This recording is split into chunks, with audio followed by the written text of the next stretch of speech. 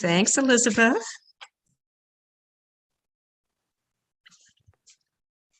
Okay, you let me know when we can start, Elizabeth. That would be great. You're ready to go. Thank you very much. Okay, welcome everybody to our planning committee meeting. It is St. Patrick's Day. You will see that some of our councillors are right in the mood for that. And it's a beautiful day here in Muskoka. So we're all set for a very productive meeting.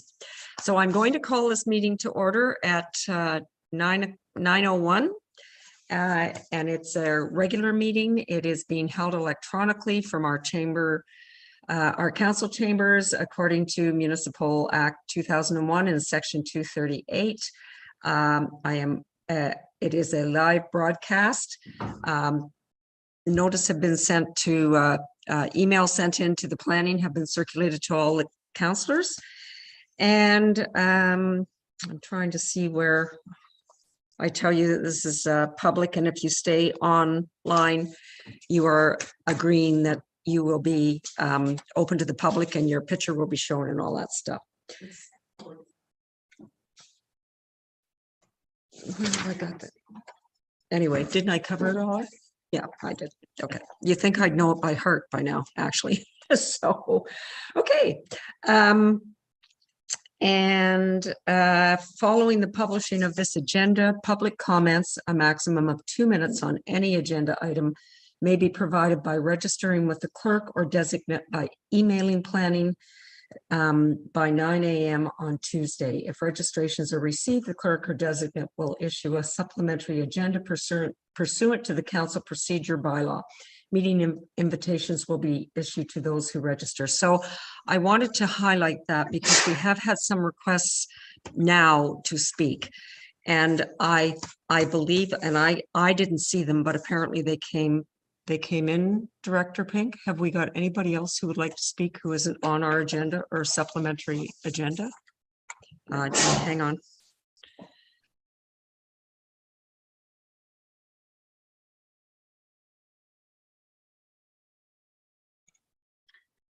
Good morning, committee. Through you, the chair.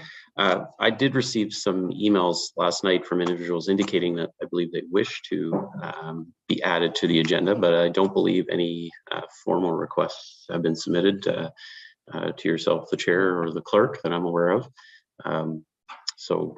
Again, I'm not sure if those people who inquired with me did fall through with that request or not. Okay, thank you. So I think we're going to leave it as it is. It is a published agenda that is noted in that agenda. And I believe a number of the people who wanted to speak are represented through their organization today. So with that in mind, I am going to recognize the supplementary agenda, which will be adding public comments from Jason Sift and Bob Clark from our Muskoka and Peter Cowan to provide input on the site alteration and tree preservation bylaw. And also Debbie Korolnek and Dawn Furness would like to speak to discretionary sewage maintenance, system maintenance inspection policy. That's item 10A. So they are also included in our agenda as of now. So with that, I am acknowledging that we've got all our senior staff here, which is great. And now I'm going to ask if there's any disclosure of pecuniary interest by anybody. Seeing none, we are going to immediately go to our first planning application then. And Ms. Walker, I believe you're up. Welcome. Thank you, Chair Bridgman, and good morning, everyone. The first application to be heard are consent applications B/131/132/21ML and zoning bylaw amendment application ZBA-56/21 bylaw 2021-180 in the name of Hare and Mershon. The subject properties are known municipally as 1034 and 1036 Kitchener Street. I would direct committee's attention to the submitted consent sketch and zoning sketches on page 22 and 23 of the agenda package. The purpose and effect of the application is summarized as follows. Consent applications and zoning bylaw amendment application have been submitted to sever lands and add them to the abutting lot and to rezone portions of the subject lands. Consent application B/131/21ML, a portion of the subject land will be severed, which is severed lot 1, and added to the abutting lot, the benefiting lot. Severed lot 1 contains a shed, the benefiting lot contains a marina, and retained lot 1 contains a single-story dwelling. In consent application B/131/21ML, a portion of the subject lands will be severed, which is severed lot 2, and added to the benefiting lot. Again, the benefiting lot contains a marina, severed lot 2 is vacant, and the retained lot contains a single-story dwelling. A zoning bylaw amendment has also been submitted to rezone portions of the subject lands. Severed lot 1 is proposed to be rezoned from community residential R1 to community commercial marina C2. Severed lot 2 is proposed to be rezoned from community residential waterfront R4 to community commercial marina C2. Retained lot 2 is proposed to be rezoned from community residential waterfront R4 to community residential R1. Notice of this public meeting under the Planning Act was circulated 21 days in advance, and 8 submissions have been received to date. Comments have been received from Nick Snyder, the Township's Chief Building Official, Tim Sopko, the Township's Public Works Technician, the District Municipality of Muskoka, the Trillium Lakeland School Board, Bell Canada, and a letter has been received from Laura Robinson, an area property owner. All of these comments were circulated to committee prior to today's meeting and can be read in full at the request of committee. After circulation, 2 additional comments were received. The first is from Eric Campbell, the Township's interim fire protection officer, and he has provided the following comments. The location in subject is located less than 1 kilometer from the nearest fire station, with a 12-minute response time with the first apparatus on location, 10 minutes for assembly, and 2 minutes to respond from station. This area has hydrants, but due to the location of the proposed lots, access to these hydrants may be challenging. It is recommended that the Ontario Building Code section 9.10.20.3 be applied to any dwellings located at this location. A comment has also been received from Hydro One advising they have no concerns at this time. I prepared a detailed planning report for committee's consideration. If committee is considering recommending approval, staff have recommended that consent application B/131/132/21ML Heron Mashon be approved subject to the following: that a registrable description / deed of the severed lots and any required rights of ways be submitted to the Secretary Treasurer along with the registered copy of the reference plan. 2, that a legal undertaking be submitted in order to confirm that the severed lots will merge on title to the lots they are being added to upon registration of the transfer / deeds. 3, that the existing driveway on retained lot 2, as shown on the attached plans, be removed as intended. And 4, that ZBA 56/21 be approved to rezone the severed lots to community C2. Staff recommend that zoning bylaw amendment application ZBA 56/21 bylaw 2021-180 Heron Mashon be approved. I have no further comments, but would be happy to assist committee with any questions. Thank you. Thank you, Ms. Walker. I don't believe there is any planner involved with this application. So I'm going to ask if there's anybody from the public who would like to speak on behalf of this application. Elizabeth, you seen anyone? I'm not seeing anyone. Okay, thank you. Anyone opposed to this application? No one, Elizabeth? Not seeing anyone. Elizabeth's working remotely today, so we can't do the hand signals today.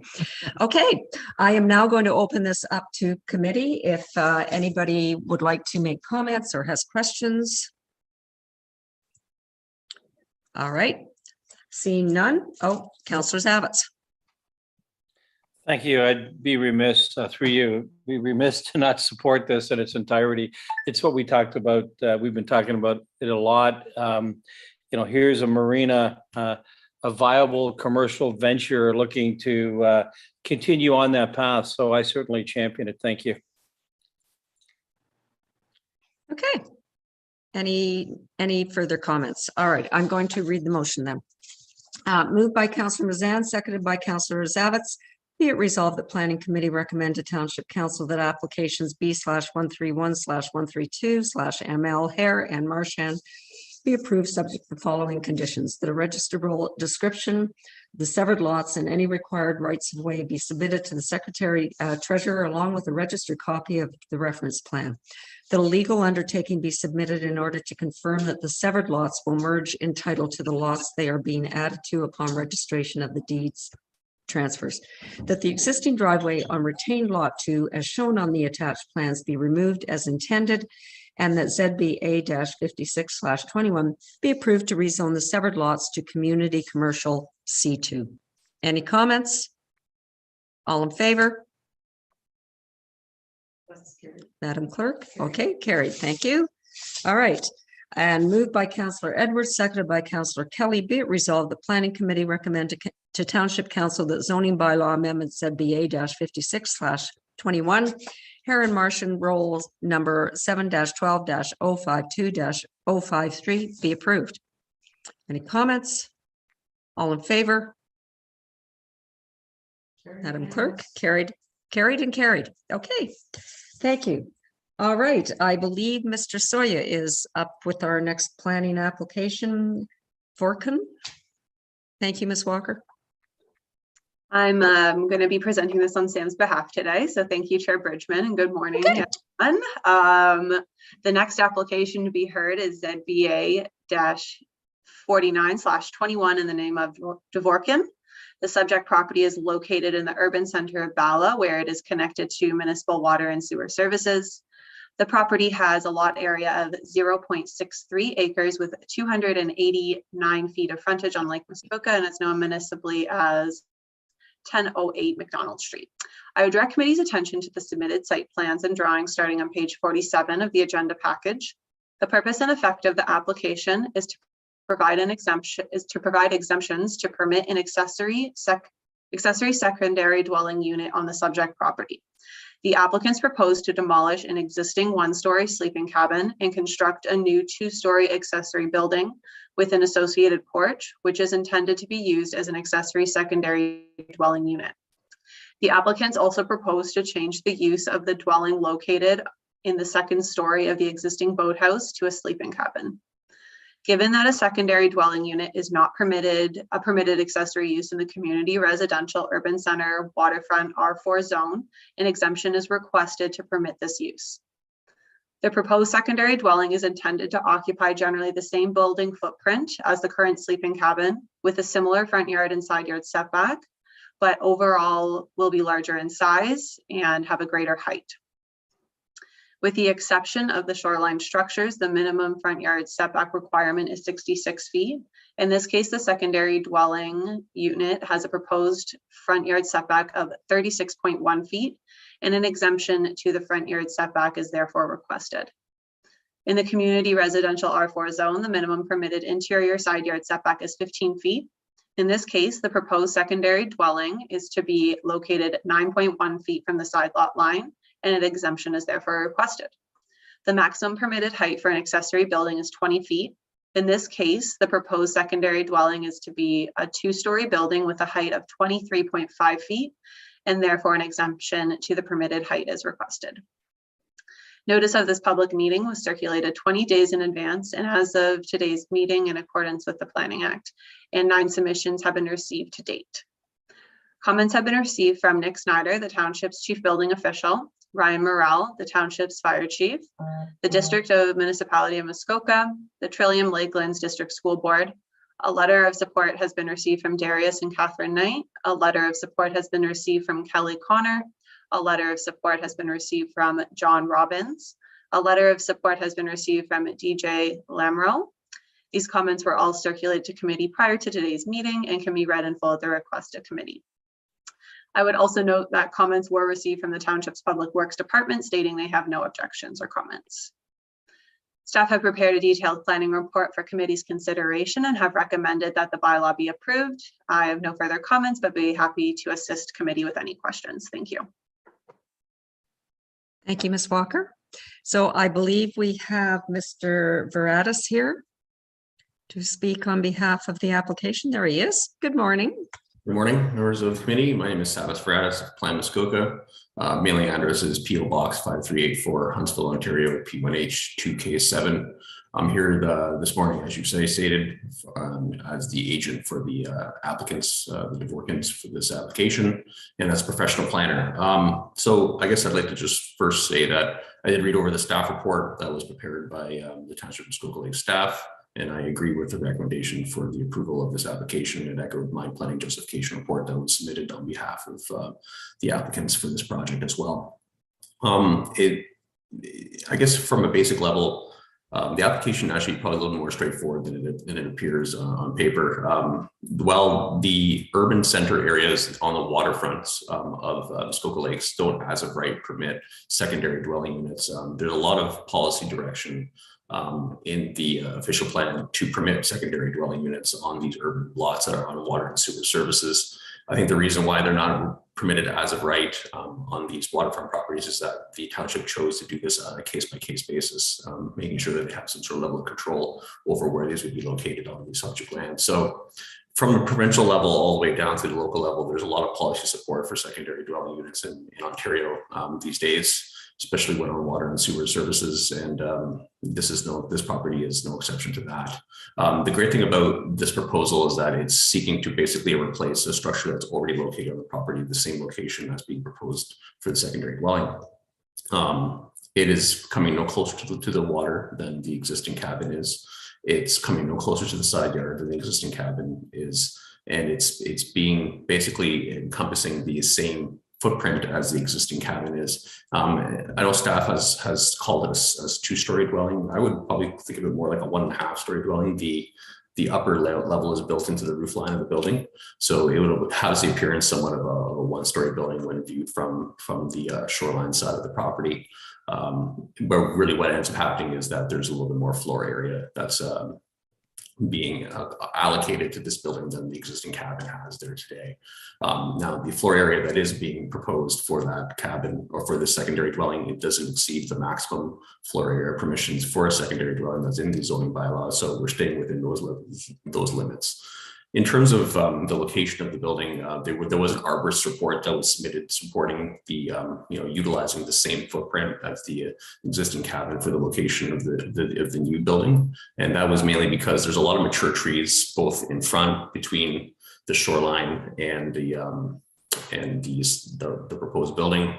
On the side yard side, where the exception is being proposed, there's a lot of mature pines that are located along that side, and there's gardens located on the other side of the building as well. So the arborist basically concluded that if you were to move that building really in any other location than where you have it right now, you would disturb the root systems of these trees and it would actually compromise them. So it was supported by the arborist that we leave the building location where encompassing the same footprint as the existing cabin. And in terms of improvements on the property, as staff noted, there is a dwelling located above the boathouse currently on the property as well. So that is being converted back to a sleeping cabin. So really what the end result will be is you'll have a primary dwelling, a secondary dwelling, and a sleeping cabin, which is more in compliance with the zoning bylaw than what the two dwelling sleeping cabin situation that you have today with the boathouse having a dwelling above it. So I think with all these, the overall policy direction of the province of Ontario, the local official plan and Muskoka official plan,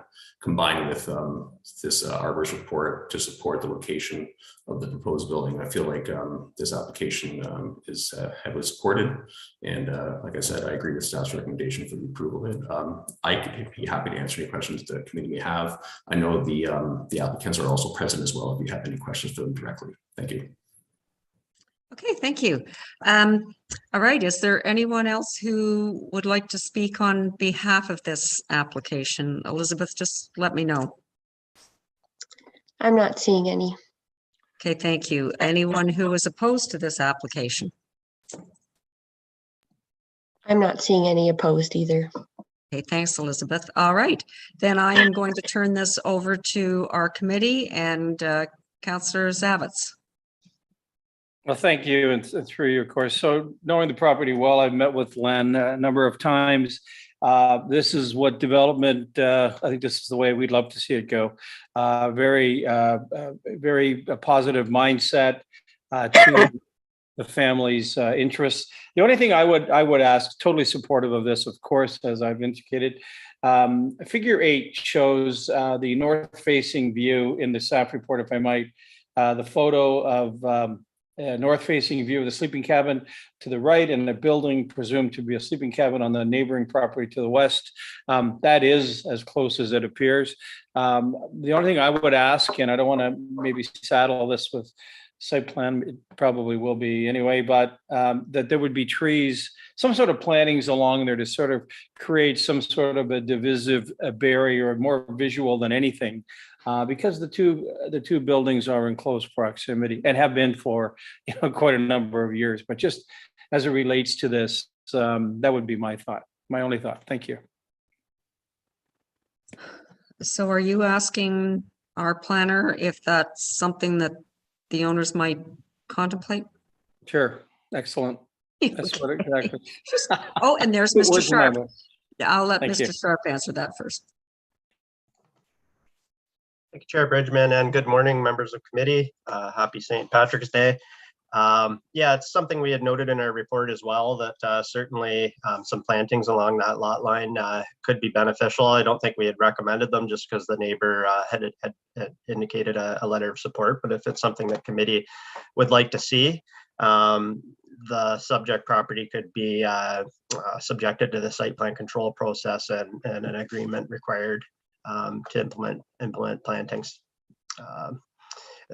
Based on the photos and the site visit, I think that plantings in that location could be undertaken fairly easily. Thank you.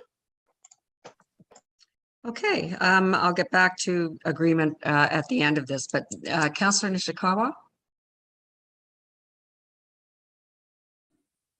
Thank you. I'm just listening to some of the words, and when we put in the bylaw to have 2 residential buildings on one lot, it was really clear that that wasn't waterfront.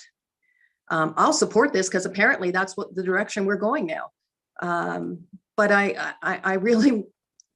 really challenged as to what we put in place and the reasons why we put in place. And this, we were both mostly did it so that we could have more housing in the township, quite frankly, and in the rural areas. It wasn't meant to be on waterfront, but I'll support this because that's apparently the way that we're going now in our township. And I think you're going to see a lot of these, especially in this area, because we've had a couple of property owners that we've had to go and investigate that are running Airbnbs and looking for more opportunities to do that. So I will be told this isn't precedent setting and blah, blah, blah, but you know what it is. But I'll support it because that's the direction this township's going. Thank you. I believe Director Pink would like to just have a comment before I carry on. Thank you, Chair. Just to clarify in response to Councillor Nishikawa's comments, yes, during when the province passed legislation requiring that municipalities actually permit secondary dwelling units, there was extensive discussion, and it was specifically noted that we did not want to permit those in the waterfront designation. However, this is not in the waterfront designation. This is in the urban center designation, and the property is on municipal water and sewer services, and current official plan policies do permit, as Mr. Varadas and Mr. Sharp both pointed out, policies do permit secondary dwelling units in those instances. So it is a rather focused area of the community, only in Vella and Port Carling, where municipal water sewer services are available. So just wanted to clarify that. Secondary dwelling units would not be permitted across the waterfront in the township of Muskoka Lakes. We do permit sleeping cabins in those locations. Thank you. Okay, thank you. Mayor Harding. Excuse me, Mayor Harding. Thank you. My initial comments were similar to that of Councillor Nishikawa. And I appreciate that we do in the urban cores, it's still 2 residents on one property, generally a waterfront property, but it also flags to me a little bit 2 things. Number one, as we continue to regulate and over-regulate what goes on inside a building, I think long-term we may want to consider, is there a bed in there? Or I don't really care if there's a bed. The full kitchens I do have issues with, which then walks down the line of, are these 2 Airbnb potential rental units, if they function as one family dwelling unit, that, you know, kids are in one, parents are in the other. I don't think there's any issues. And I think that's really what we intend to do on a single property, that it's a single family. So I think I'm supportive of this. Regarding tree planting between this property and the neighbor's property, I'm not supportive of mandating tree plantings. And the reason being, maybe these neighbors are best friends and they walk back and forth between. They like having access to one another's properties. We don't mandate fences go up between properties. We don't mandate a separation except for where it's required. So the neighbors haven't asked for it. I'm not intent on putting trees up between a property line that may not need to be there and subjecting them to site plan if we don't need to. So I think it's their choice.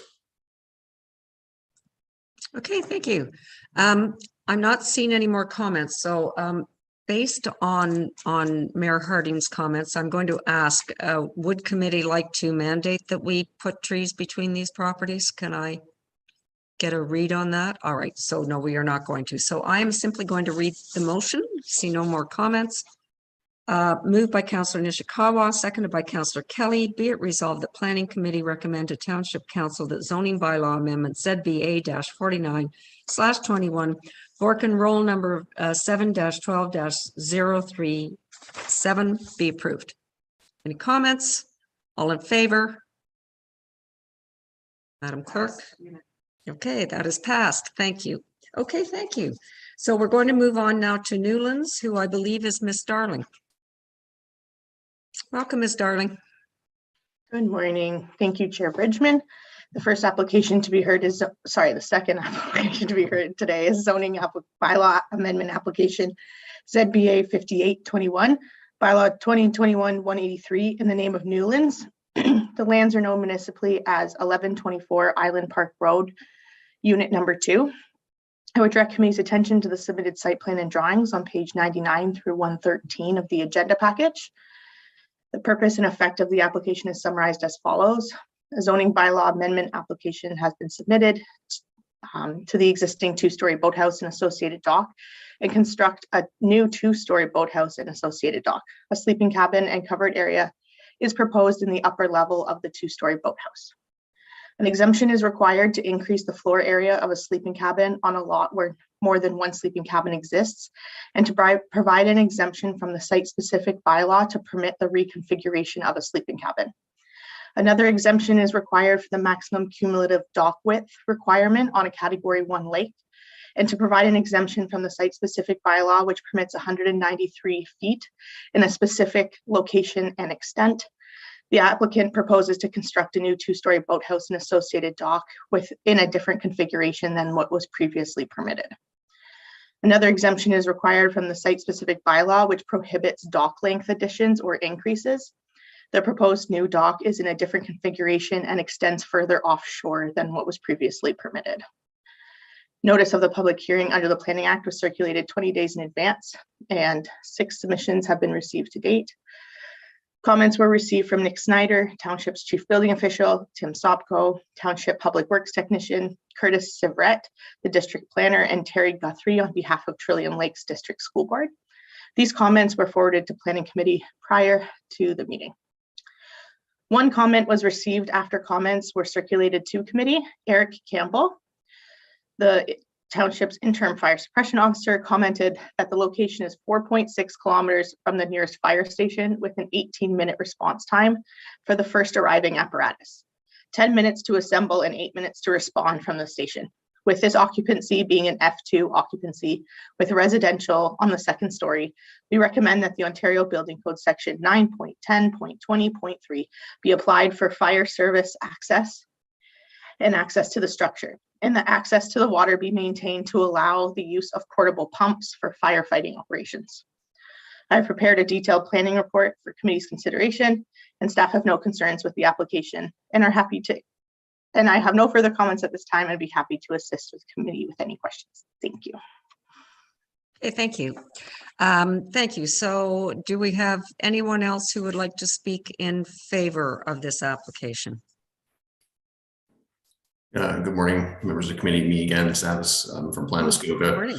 I'm here representing the Newlands as their applicant's agent for this matter as well.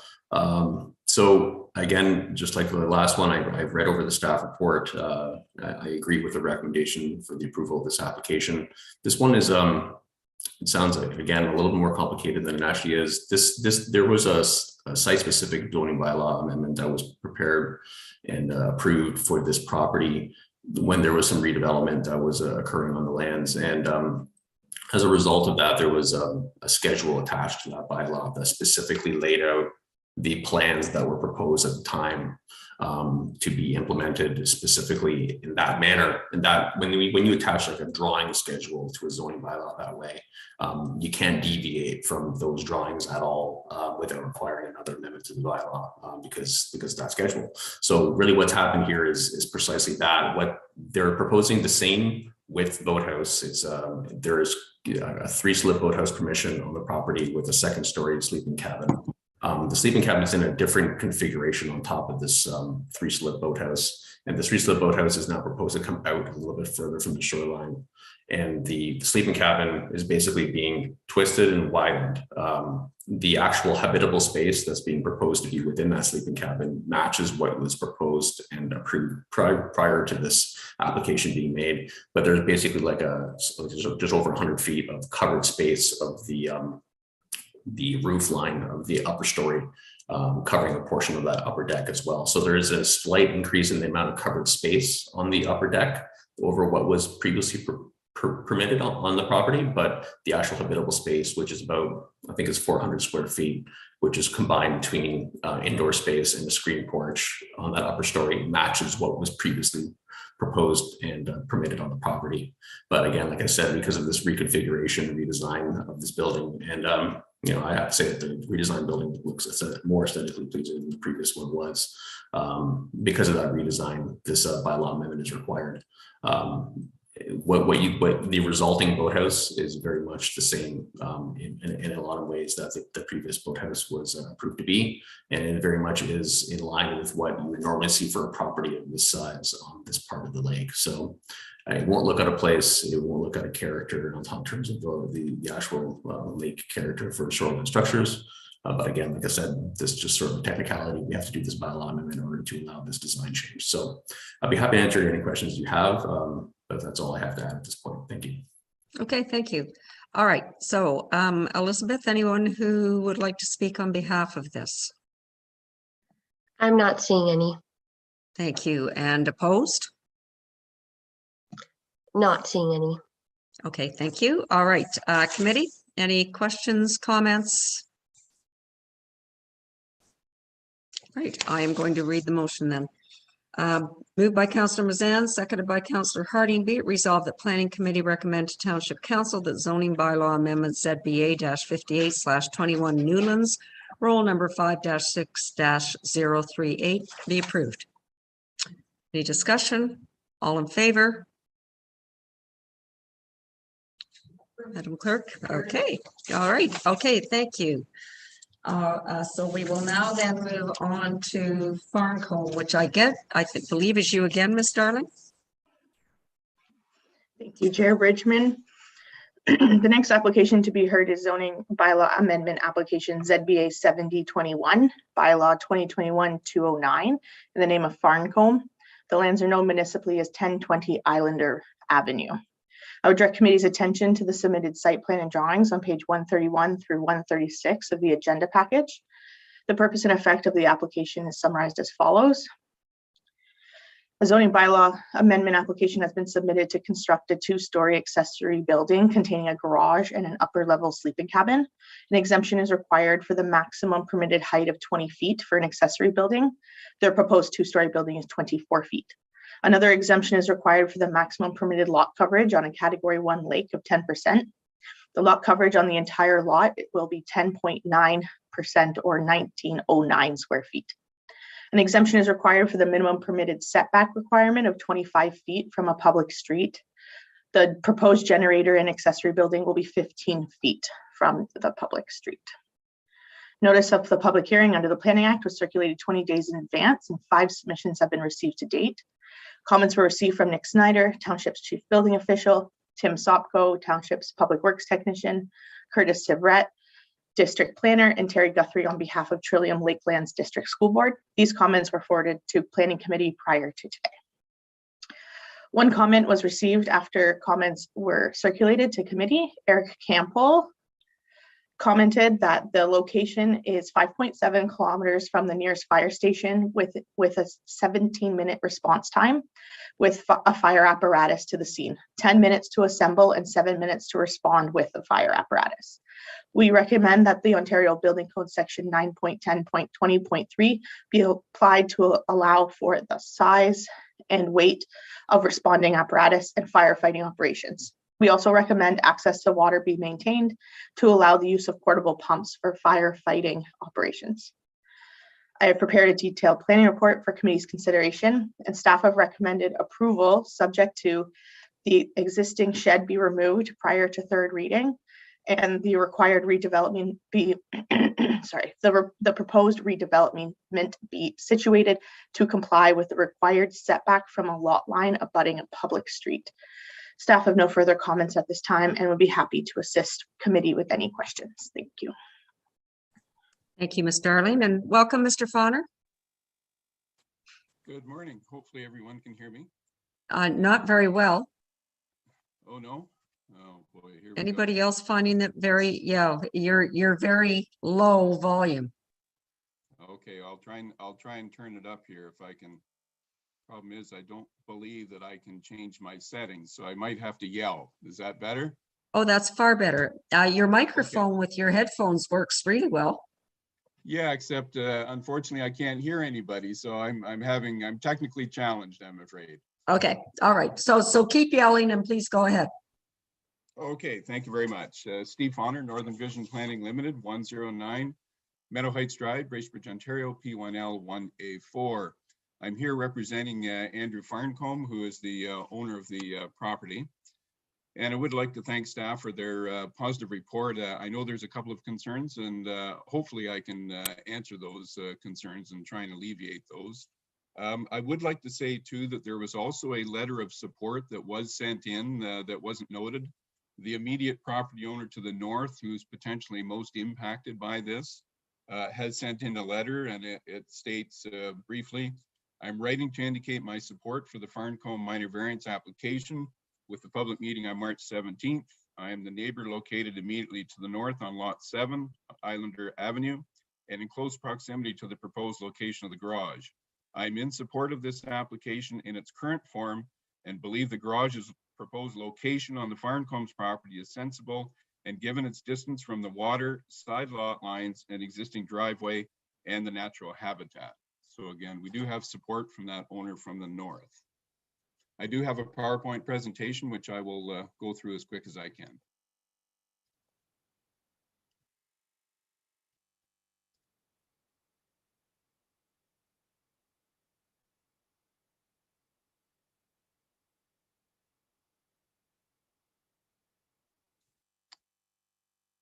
Thank you, Elizabeth. Yeah. Next. I think we're well aware of what the application is for. It's primarily building height, lot coverage, and setback. Next. This is the building location survey, and unfortunately the propane tank and generator are not shown on here, and neither was the septic, but we have located those, my client has, and I'm going to comment on that in just a moment. Next. This is the site plan here, and I would note certain locations. The generator is located farther back. You'll see that from the photos. We've got a large improvement with the propane tank. It's sitting almost on the rear lot line right at the current time. Also want to note that the driveway or entrance into the proposed garage portion is where it currently is. I know staff would like to see the building move forward towards the lake. One of the things, I think I was maybe a little naive when submitting it. I didn't think that the setback to the road was that important. The filter bed is going to be expanded, and it's going to be expanded to the east.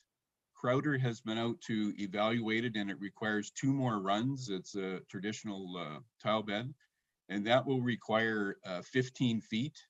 So that actually brings it within about 8 feet of the building, and that's, I guess we're really tight for that according to Crowder. So we unfortunately, with the expansion of the tile bed, we can't move it forward towards the lake, and my apologies for not having that information earlier. Next. This is just showing it a little bit more detailed, and a little bit more of a close-up of where the proposal is going to occur. Next. This is just the perspective from the waterfront. Next.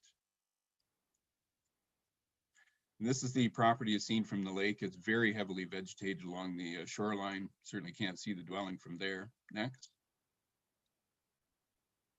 And this is taken from the dock, and you can see sort of in the middle of the picture a little bit of brown. That is the dwelling that's on the property. Next. This is the waterfront area that would be in front of the proposed garage slash sleeping cabin, and again, extremely dense vegetation. Next. This is a picture going up the path to the property. It certainly has slopes in front of the dwelling, but behind it, it's fairly level, but I'll show you pictures of that. Next. This is the existing shed, and you can see to approximately just to the left of that large tree there is a stake, and that's where the new building will be. It'll go basically from the shed a little bit to the right of the shed to just to the left of that large tree. Next. And that's showing the stake just from a slightly different angle. We're looking basically right directly into where the garage door would be. And if we move it forward to it, would require some regrading as well as additional tree removal. Next. And this shows where the tile bed is, and the tile bed needs to be extended to the right 15 feet. It's about, the edge of it is about where that large tree is. There's a stake there, but to the left of that, that's about the edge of the tile bed. It will have to go 15 feet to the right. And by the time you bring the building down to where that stake is, I can locate it. I must admit it may be hard to see, but you've got very little room left over to the proposed dwelling. And you can see the change in elevation. If we move the building towards the lake, it would require retaining walls as well. Next. And this is showing the propane tank and the generator, their current locations. And again, the propane tank is, the right edge of that is almost touching the existing lot line. And you can see the vegetation between that and the road. There's certainly some vegetation there. Next. And this is, there's a stake just by that small tree. That is the, that'll be the easterly wall of the proposed building, and you can see the stake in behind it. That's where it goes in behind. Next.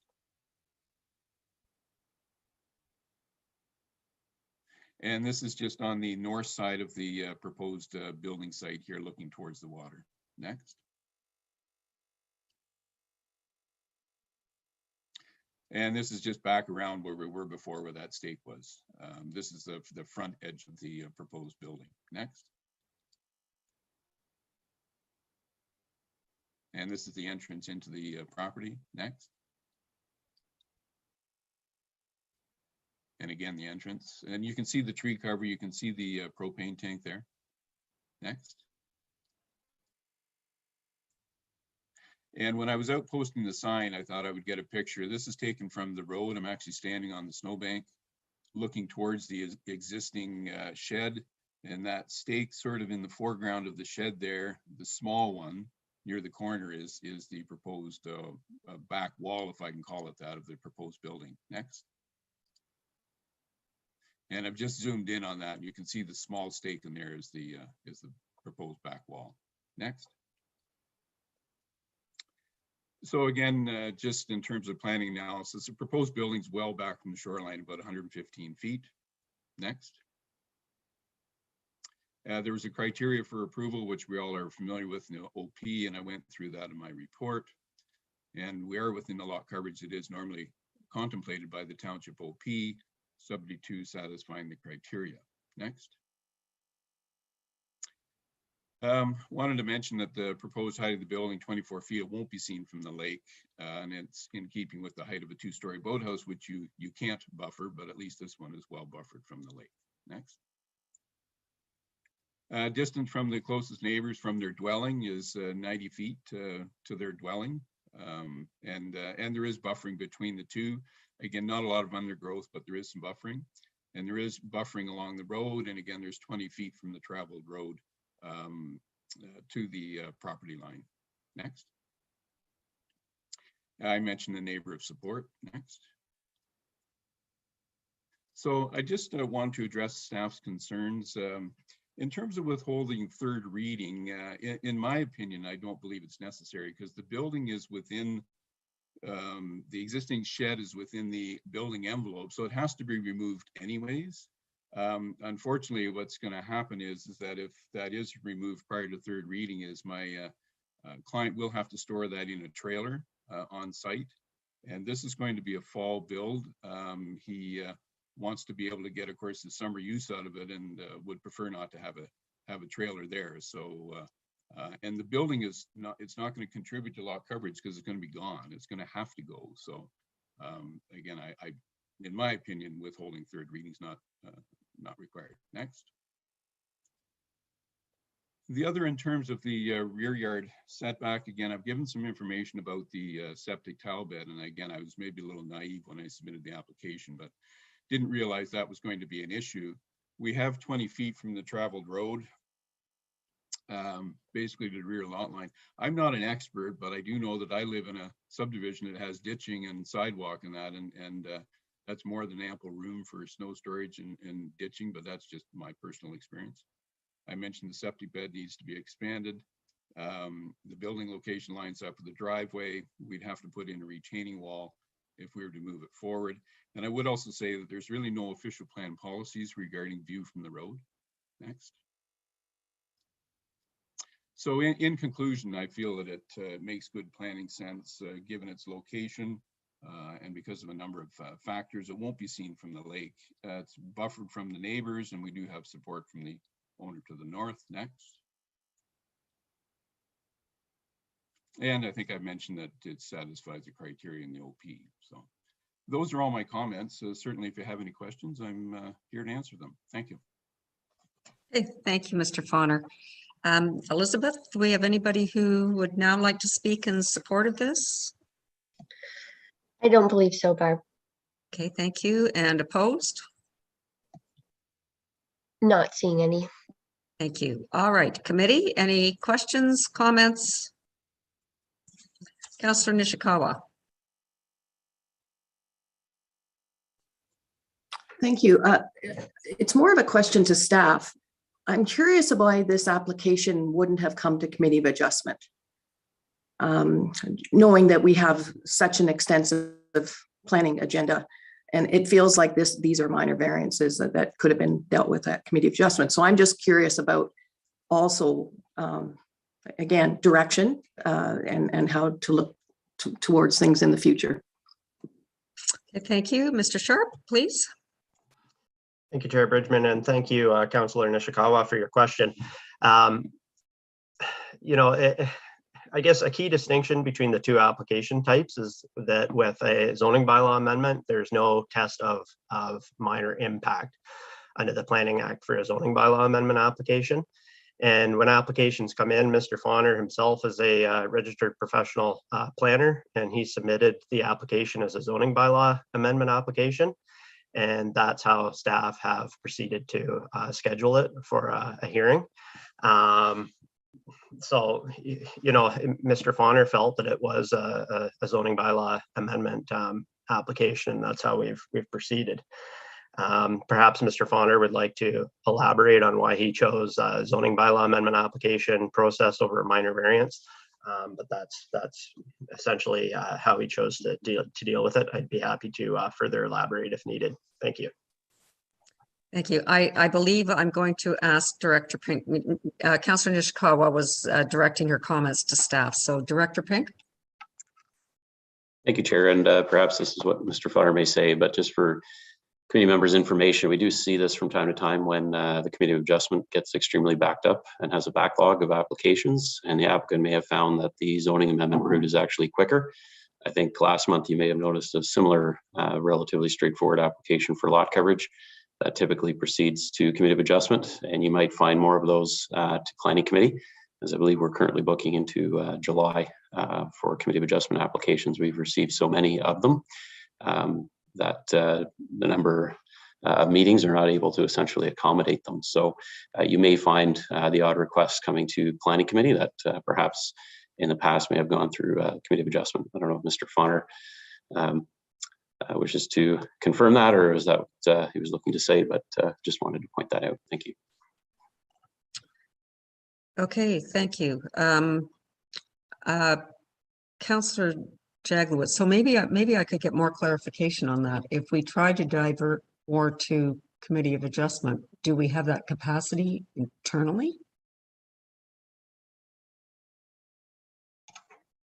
In the, thank you, and through you, in the past, it would not be entirely uncommon. Typically in spring, summertime, the number of applications does typically start to increase significantly. And what we have done in the past, typically in the fall, to alleviate that backlog, is have either 2 meetings back to back of the Committee of Adjustment, or perhaps a meeting of the Committee of Adjustment with 20 or 30 applications on it. And we may have to do that, or we certainly will have to consider that shortly to alleviate the backlog. I think the application numbers we're seeing, however, are actually considerably higher than even in the past when we were receiving a high volume of applications. So I think the additional resources that Council approved through the budget, in particular the additional planner, will assist considerably to try to help and give us the resources to try to host that additional meeting to relieve that backlog. Okay, thank you, Mr. Ping. Councillor Jaglowitz. Thank you, Chair. I have 2 questions. The first one's quite simple. I noticed on this application and on the previous one, the fire department commented on something they would like to see in it. Is that dealt with automatically? I didn't hear. I just wondered if when they make that request, is it included in what we're approving, or just a clarification on that? Okay, thank you. Who would like to answer that? Mr. Sharp, Mr. Ping, Mr. Ping. Thank you. Through you. These are relatively new comments from the Emergency Services Department. There is direct reference to their comments to the Ontario Building Code, and that is those comments are dealt with directly through that process automatically, so there's no requirement for any condition. Do intend on speaking with the fire chief and the chief building official and Mr. Sharp just to go over those new form of comments to ensure they're being addressed appropriately. Thank you. Thank you. My second question. Follow up? Go ahead, follow up. It's a second question, which is, it might be directed to Mr. Fonner. In your package, there's a prospective render of the building, the proposed garage/sleeping cabin.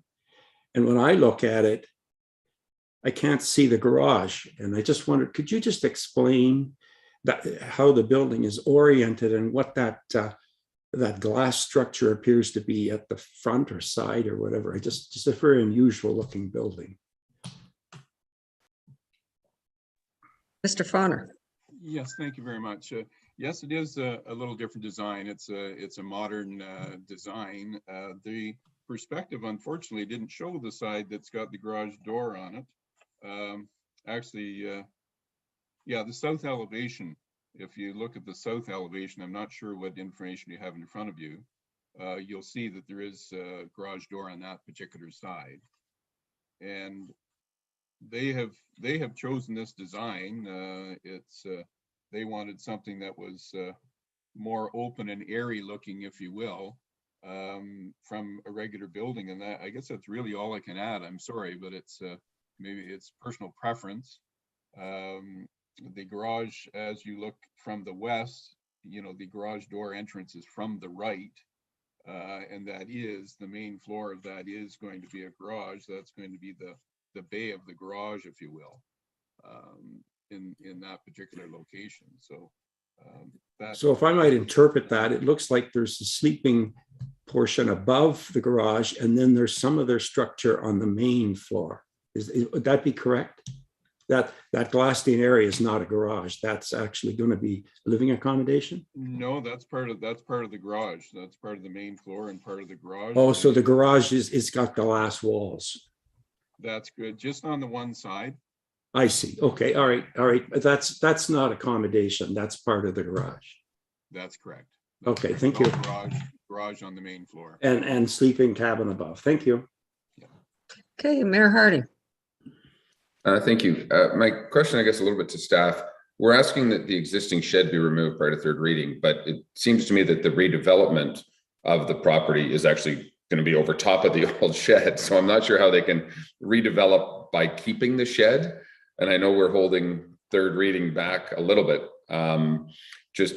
It seems that shed has to come down to build this new building. As far as the other thing that we're recommending is that we comply with the setbacks to the public street. They're asking for relief of that. So I'm assuming staff are just saying, no, we don't want to give you that. We want it, no relief to the side, to the street setback. I know from experience, recently, literally in the last 6 months, my own personal property and expanding my septic bed, I had to move my garage further back than I potentially would have liked. So I know that is I think it's a 10-foot setback between the building and the septic bed that they'll be facing. So I want clarity as to why we need to remove the shed that's going to have to be removed anyway. And then are we really going to hold tight on this side yard to the street setback? And Mr. Fauner, the other thing that your client's going to have to deal with, I know, you propose relocating the propane tank to behind the garage. You need to have a 15-foot side yard setback from that propane tank to the garage. If you are a large torpedo tank, if you do what they call 400 cylinders, they can go up against the building. Again, I know this because I've just dealt with it in the last 3 months. So the tank as it is on the property cannot go against the building. Okay, Mr. Sharp, I think I'll start with you to answer Mayor Harding's questions. Thank you, Chair Bridgman, and thank you, Mayor Harding. Staff just didn't realize that the garage is actually in the intended development envelope for the garage. It's not shown on the site plan, so there was just some confusion on our part. It doesn't need to be removed prior to third reading. The reason we had recommended it was that we thought that it was outside the envelope and there's a exemption included for lot coverage, and if the garage wasn't removed, it would count toward lot coverage and otherwise cause lot coverage to exceed the amount that's being applied for. So that was just an oversight or confusion. With respect to the setback from the lot line abutting the public street, we have received comments from the township's public works department that they would not support a reduced setback, and we've passed those comments on to committee. I would note from a planning perspective, just with respect to some comments in this regard, the garage does comply with the required rear yard setback of 15 feet, so there will be the appearance of a yard. It's just that the township's comprehensive zoning bylaw requires a 25-foot setback from a lot line abutting a public street, which happens to be the rear lot line in this instance. So those are the comments that we've received from the township's public works department, and that's why we've recommended an increased setback. But certainly, planning committee has the option to disagree and approve the proposal as it's proposed. Thank you. Supplemental, Madam Chair? Go ahead. Thank you. I guess the question is on the budding road allowance, if there is a road allowance there, and I realize we look at numbers, and I realize Public Works always want to be able to maintain 66 feet. The back part of that garage, and from a setback perspective, where the existing roadway is today, how far are we talking about from the existing edge of the road to the edge of the building and or tree line? I'm not sure if Mr. Sharp answers that or Mr. Fauner, because I know sometimes we ask for too much in the future to expand roads or to do whatever. And we're talking about a small cottage road in this particular case. Hey, Mr. Sharp, can you answer that? Thank you. I'm not sure I can provide the answer. I know that Mr. Fauner's included a plan of survey in the agenda package, and it indicates the road allowance associated with Islander Avenue, but it doesn't actually indicate the actual physical location of the road itself. And I'm not sure you know, how Public Works evaluated this particular request. They're not here to speak to it, but perhaps Mr. Fauner has some further insights he'd like to add. Mr. Fauner? Yes, thank you. In terms of the distance from the actual A little louder, Mr. Okay. Fauner, please. in terms of the distance from the actual traveled road to the proposed building is 35 feet. And I'm hoping it was shown by the photos, particularly the winter one. There's a significant amount of room there. I was standing on the snowbank, and so there's quite a bit of room there. That's really the best I can offer in that regard. And I would note that we are improving certainly that rear yard area by taking the propane tank out of there and the generator. I respect the mayor's comments regarding the propane tank. We'll have to find another location, but it'll on the property, but I will advise my clients that that has to remain outside of the side yard setback and outside of the rear yard setback. Okay, thank you. Councillor, maybe before I go to you, Councillor Roberts,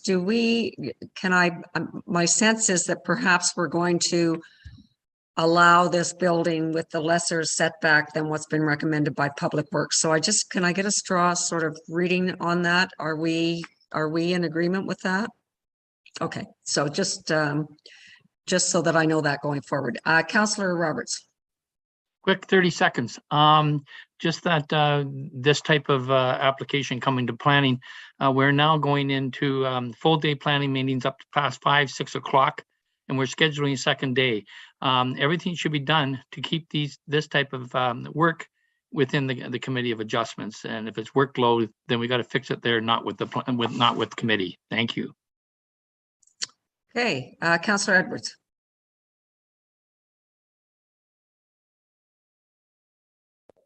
Thank you very much. I was going to say the same as Councillor Roberts, and that it comes to planning and then it has to go to council as well. So there's two meetings just taking our time up. Some of the planners should know that this could be handled by committee adjustment, and I think they should be steered that way.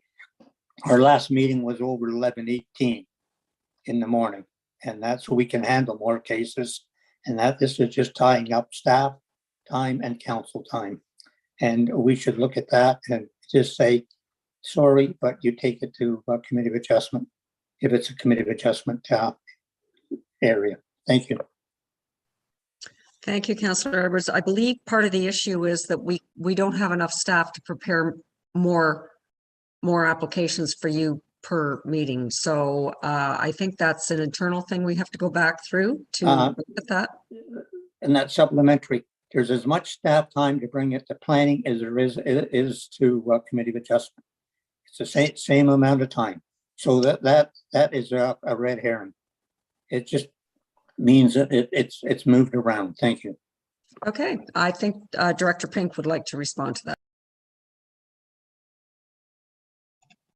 Thank you, Chair. Just to quickly comment, I don't believe staff or the municipality have the authority to refuse to accept an application. If a property owner, particularly represented by a registered professional planner, submits a zoning bylaw amendment, we can encourage or suggest that a minor variance is sufficient or appropriate. However, I don't believe we'd be able to refuse to accept it or refuse to process it. Yes, Councillor Edwards, taking an application to Committee of Adjustment or Planning Committee is the same amount of time. However, I think as much as the Committee of Adjustment meeting, the last meeting may have ended at a reasonable time, there's an extensive amount of work that occurs by staff both before and after meetings with regards to notices, signs, mailings, minutes being taken. So to simply state that we can accommodate more, and yes, we can accommodate a longer meeting to deal with more applications. There's an extensive amount of resources that go into putting that in, whether it's Planning Committee or Committee of Adjustment. But essentially when applications come in, depending on which they are, they're put into a queue and they're brought forward at the first possible meeting of either, whether that's Planning Committee or Committee of Adjustment. So the workload is there no matter which way you try to slice it or direct it. And there's an extensive amount of work, again, before and after meetings that makes it difficult to have 20, 30 application meetings.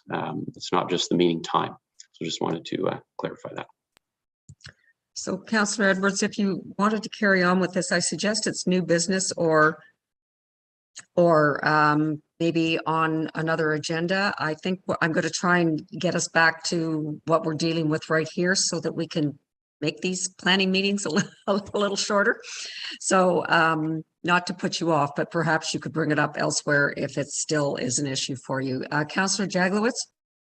Yes, very quickly, I'm going to support this, but I'd like for the council meeting when it comes forward to have more renderings of the proposed structure. I just have a concern that the structure on the lower floor, it's marked storage, but we get into trouble when there's a portion marked storage. It looks like it's not. So if there could just be some more renderings and floor plans at the upper and lower level for when it comes forward to council. Thank you. Mr. Fauner, can we do that? Certainly, I can bring those back for council, definitely. Yeah. Okay, thank you. Thank you. All right, so I am not seeing any more comments. So I think we need to adjust this so that we're not looking at the required setback from the lot abutting the public street before we put this through. Can I just cross it off? I could have done that. that part I'd be good at. Okay, just 1 second. I think the shed removal also is not required. That's right. We're crossing everything off. Okay. A short motion. Moved by Councillor Edwards, seconded by Councillor Roberts. Be it resolved that planning committee recommend to Township Council that zoning bylaw amendment ZBA-70/21 Barncombe roll number 4-17-008 be approved. Discussion? All in favor? Carried. Thank you. Okay. Okay. Thank you, everyone. And we'll do one more and then we'll take a break, which is actually the last one of our listed public meetings, and that is kitchen. And I believe, Ms. Walker, you are up again. Thank you, Chair Bridgman. The next application to be heard is zoning bylaw amendment ZBA-71/21 bylaw 2021-210 in the name of kitchen. The subject property is known municipally as 1220 Rosso Lake Road 3, Unit 4. I would direct committee's attention to the submitted site plan and drawings beginning on page 186 of the agenda package. The purpose and effect of the application is summarized as follows. The applicant proposes to demolish an existing sleeping cabin and an associated sun deck and construct a new sleeping cabin with a sun deck. The purpose of bylaw 2021-210 is to repeal sections 2 and 3 of bylaw 1989-167, which permitted a sleeping cabin to be 775 square feet in size and to be set back 20 feet from the front lot line. It has been determined that the existing sleeping cabin has a floor area of 829 square feet and a front yard setback of 11 feet. Bylaw 2021-210 will also provide an exemption from the maximum floor area of 650 square feet for a sleeping cabin. The proposed sleeping cabin will have a floor area of 829 square feet. Bylaw 2021-210 will provide an exemption from the minimum front yard setback requirement of 66 feet. The proposed sleeping cabin is to be located 13 feet from the high water mark. In summary, bylaw 2021-210 will have the effect of repealing parts of bylaw 1989-167 of permitting a sleeping cabin with a larger floor area than permitted, and of permitting a sleeping cabin with a lesser setback from the high water mark than permitted. Notice of this public meeting under the Planning Act was circulated 21 days in advance, and 6 submissions have been received to date.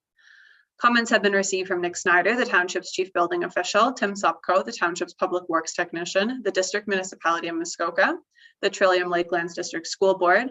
A letter of support from David and Kathy Kitchen, the neighboring property owners, has also been received. These comments were circulated to committee prior to today's meeting and can be read in full at the request of committee. After comments were circulated, a submission was received from Eric Campbell, the Township's interim fire protection officer. The submission is as follows. This location is located 6.7 kilometers from the nearest fire station as part of a mutual aid agreement with a response time of 19 minutes for first apparatus on location, 10 minutes to assemble, and 9 minutes to location from the hall. We recommend that the Ontario Building Code Section 9.10.20.3 be applied to accommodate firefighting apparatus access to this structure.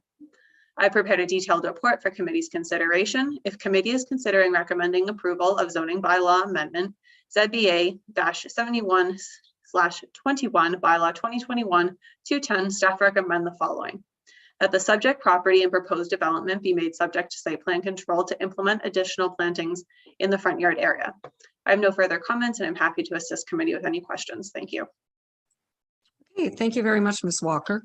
I see Ms. Poirier is the agent for this, but I don't think I see her, Elizabeth. Oh, that's why I don't see her. Okay, Ms. Sharp, welcome. Thank you. Yes, I'm Stephanie Sharp, a planner for Marie Poirier Planning and Associates. We are located at 44A King William Street, Huntsville, Ontario, P1H1G3, and the authorized agent for John Kitchen, the owner of the property located at 4-1220 Rosso Lake Road 3. Thank you, Ms. Walker, for your presentation and for working with us on this application. And thank you, committee, for taking the time to hear this application today. The purpose of this application is to replace the existing sleeping cabin with a cabin of the same floor area and an increased shoreline setback. The site-specific bylaw implemented in 1989 was to permit the construction of the current existing dwelling by recognizing the previous dwelling as a sleeping cabin. Bylaw 89-167 permits the area of the sleeping cabin to be 775 square feet and for the cabin to be located 20 feet from the shoreline. The actual existing footprint of the sleeping cabin is 829 square feet as shown on the site plan sketch provided. In discussion with municipal staff in both the planning and building departments, it was determined that it was likely an error in information provided at the time the bylaw was created. The property has been in the ownership of our client since 1983, as shown on the title documents provided, to which they have confirmed that there have been no additions or alterations to the cabin that would be the cause for the discrepancy in area or setback. Considering the above information, our professional opinion is that it is fair to assume the intention of the site-specific bylaw was to recognize the existing footprint and location of the cabin as it currently exists. Specifically, this application is to permit the reconstruction of the existing legal non-complying sleeping cabin within the same floor area as the existing. The shoreline setback is 11 feet at the closest and 21 feet at the furthest. Currently, the proposed is to slightly increase this setback with the result where the resulting is 13 feet 2 inches at the closest and 27 feet 5 inches at the furthest. We concur with the analysis as provided by planning staff in their report and agree that this application represents good planning. In terms of providing additional justification, I substantiate the following as outlined in our planning justification report. The use of the property together with the structures thereon is permitted within both the township official plan and zoning bylaw. The maximum lot coverage on the subject property is permitted to be 10%, where the proposed and existing is 1.26%. The mature trees along the shoreline, together with the increased setback, are an improvement to the overall visual impact. Additionally, the proposed plantings will ensure that there is a net improvement to the vegetation buffer along the entire property. There is no increase in size from the existing sleeping cabin, and the new design is more aesthetically pleasing than the existing. The proposed development and amendments constitute desirable development for the property and maintain the character of the surrounding lands. The proposed application represents good planning. Given the justification provided, we respectfully request approval of this application as recommended by staff, and I am happy to answer any questions you may have. Thank you. Thank you, Ms. Sharp. Elizabeth, anyone who wants to speak on behalf of this application? I'm not seeing anyone. Okay, thank you. And against? I'm not seeing anyone against either. Thank you. All right, committee, any comments, questions? All right, seeing none, I am going to read the motion. Moved by Councillor Hayes, seconded by Councillor Edwards, be it resolved, the Planning Committee recommend to Township Council that ZBA-71/21 kitchen, roll number 1-3-048 be approved, subject to the following: that the subject property and proposed development be made subject to site plan control to implement additional plantings in the front yard area. Any discussion? All in favor? Madam Clerk? Okay, thank you. Thank you, Ms. Sharp.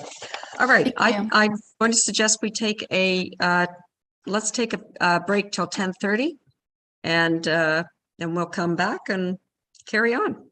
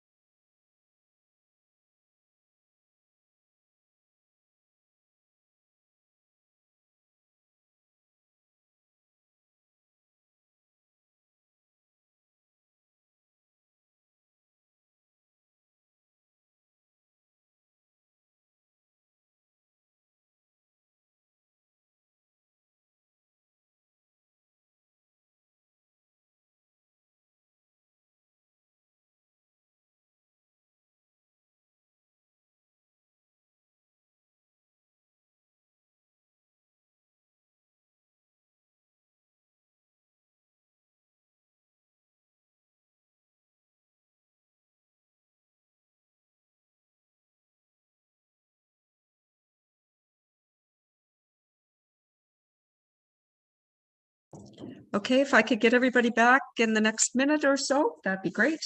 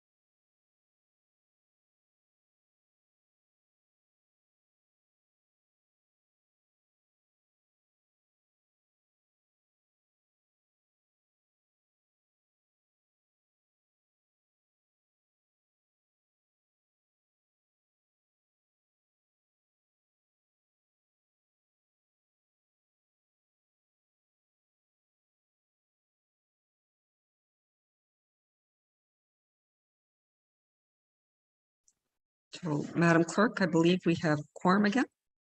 Let's go. All right, Elizabeth, are we good? We're live. We're good to start again? Ready to go. Okay, thank you very much. Okay, committee, we are now going to move on to long-range planning, number 8 on our agenda. And the first is a report from Director Pink regarding 1-ton capacity trucks in residential zones. Please, Mr. Pink.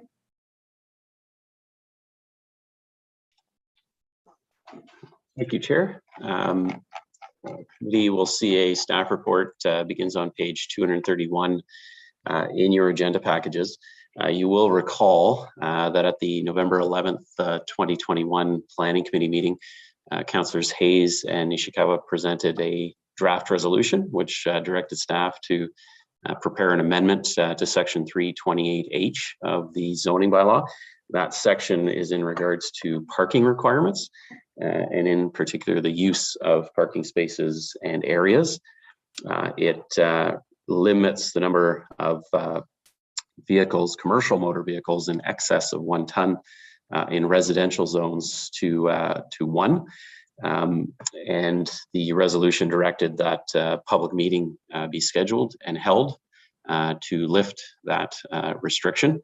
At the November meeting, there was extensive discussion and committee opted instead for a staff report on the matter prior to considering scheduling of a public meeting. So that staff report is in your agenda packages. As you can see from the analysis, staff is not supportive of amending the provision. It has been in place since zoning bylaw 8787 was passed in the late 80s. Staff is not aware of any issues with it and has concerns if all residential properties were allowed more commercial motor vehicles. Really feel it has the potential to change the character of an area or result in compatibility issues with neighboring property owners. Lends itself to properties potentially being used in a more commercial nature than the residential zoning that they're subject to. And staff has suggested that those property owners, if they have concerns with those restrictions, do have the right to apply for a minor variance or a zoning bylaw amendment for relief from that section. And then it can be reviewed on a site-specific basis.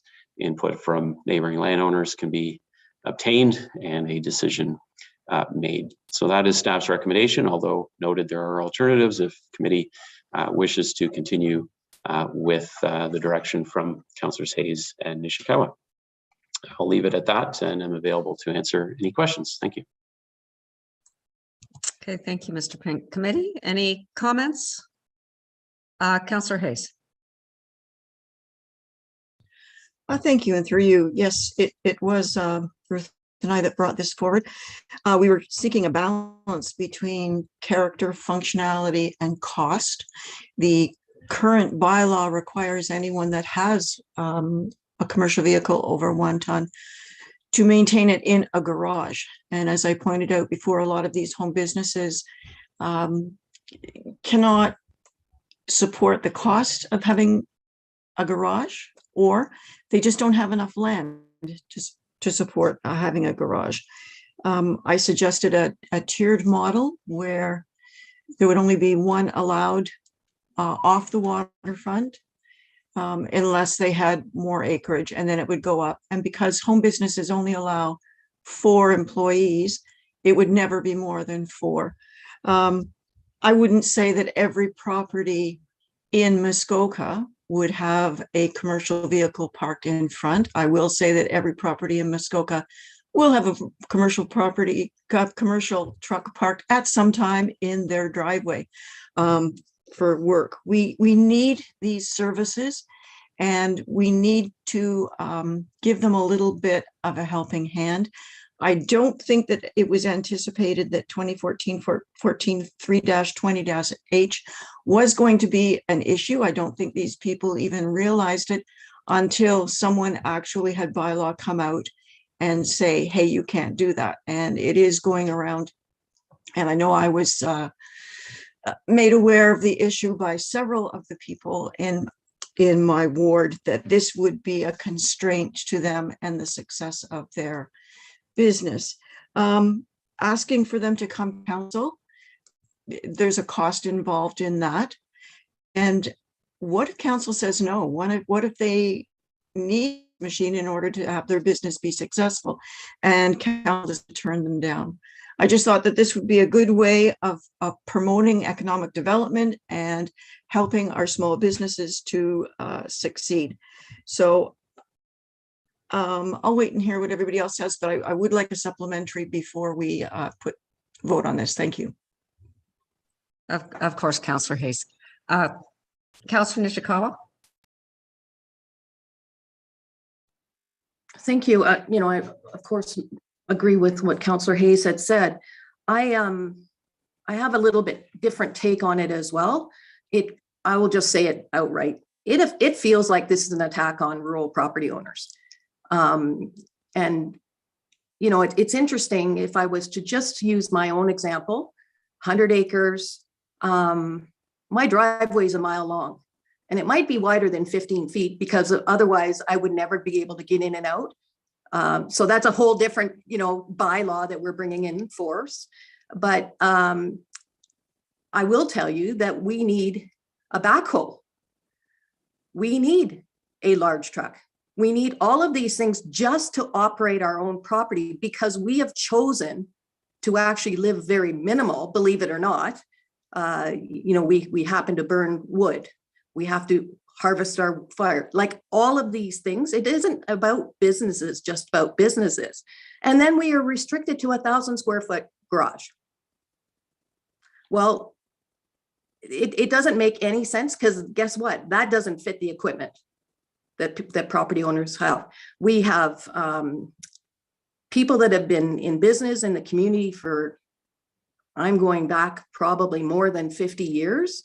In particular, some of our septic haulers, for instance, and things that have never had complaints before, but now they're noticing this bylaw, like others in the public. Geez, I really don't like that. That doesn't suit my waterfront situation. We were putting bylaws in place to protect the waterfront, but now it feels like a genuine attack on rural property owners. And we've heard that this hasn't been a problem, but now it's becoming a problem because we're highlighting it to bylaw that, and more people as they come forward. I don't know where this town, I'm really baffled where this township is going because we have to remember that, and it's interesting to say, oh, they can always apply. They can always apply. You know what? Maybe those people can't afford it. Maybe they have been here their whole lives and have lived very marginally because quite frankly, they would never be able to afford waterfront and all of those things now today, but we're just trying to squeeze them out. That's what it feels like. And I don't understand. I mean, if this bylaw was so specific to, for instance, our core commercial, like Vella, Port Carling, residential areas. I understand in Vella we have a commercial component down 169, but that's not who we're attacking here. That's not who we're attacking. And I will tell you that a 1-ton truck can be bigger than, or can look like a pickup truck. Got one in the yard. And again, the reason for these things, you need, I don't know, if you want to live just that same city life, that's not how many people that have moved to Muskoka and bought rural property want to live. That's a whole different topic, but I'm just really concerned that, our answers are always, well, you can always apply. I think Glenn now knows how expensive it is to apply for anything at our township, a building permit and everything else. We're just making it a hardship for others, and that shouldn't be happening, in my opinion. Thank you. I believe Director Pink would like to say a few words. Thank you, Chair. Just to clarify a few matters.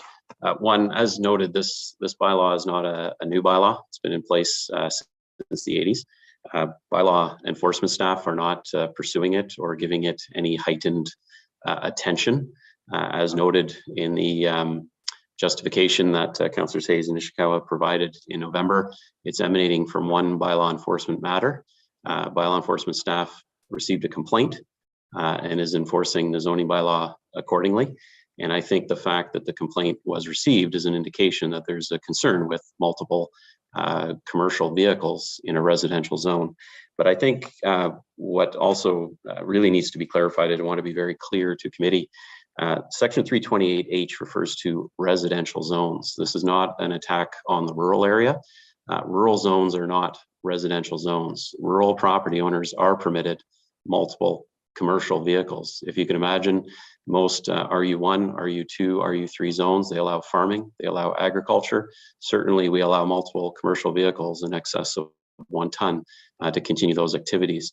What this provision restricts is in residential zones. There are a small number of rural residential zones. Those are small sort of clusters or hamlets or more built up areas in the rural area, but they are relatively uncommon.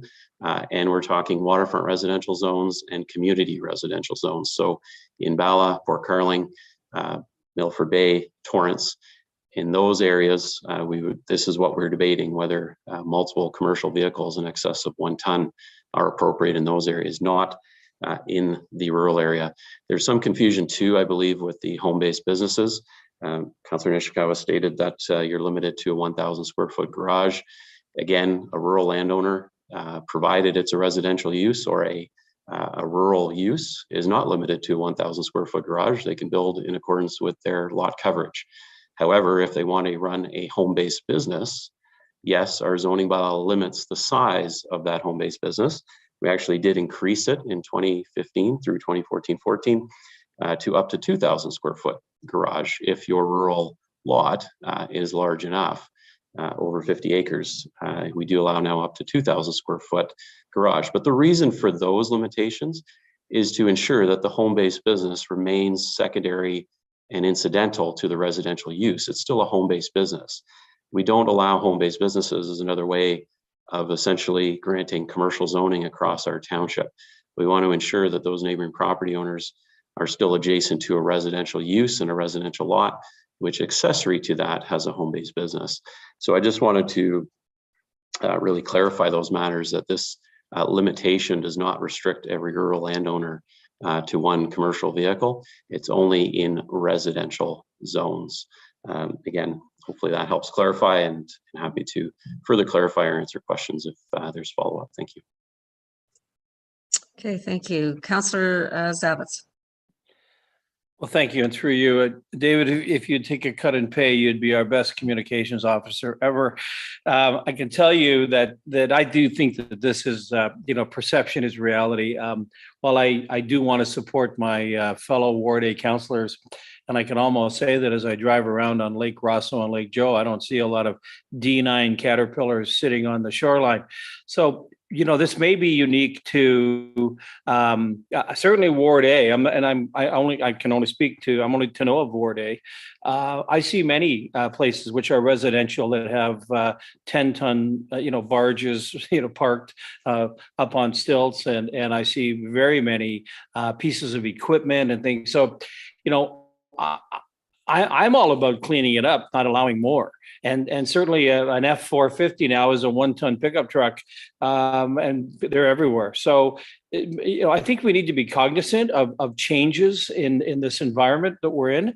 But I really do worry that we, by changing a bylaw that is as old, David, as you say it is, that people are going to be concerned, and there seems to be perceptions even today as I read the myriad of emails that we've been getting over the last 24 hours. I got to be quite honest, it upsets me greatly because there's such a lack of information. There's the perception of what we as these scoundrels are doing versus what is the reality of this place. I think is getting lost. And I think that's where, clearly I'm going to need to run again just to try to help clear that up. And I haven't been successful in the first 3 years of doing so. So the perception that we should just allow 3, I don't care what size they are. I use the words mechanically operational. That's important. Some of this stuff gets parked and never gets moved again. And the guy gets a new one, and now he's got a D8 beside the D7 and this is what happens. And this is Torrance, and I can tell you it's the main drag of Torrance.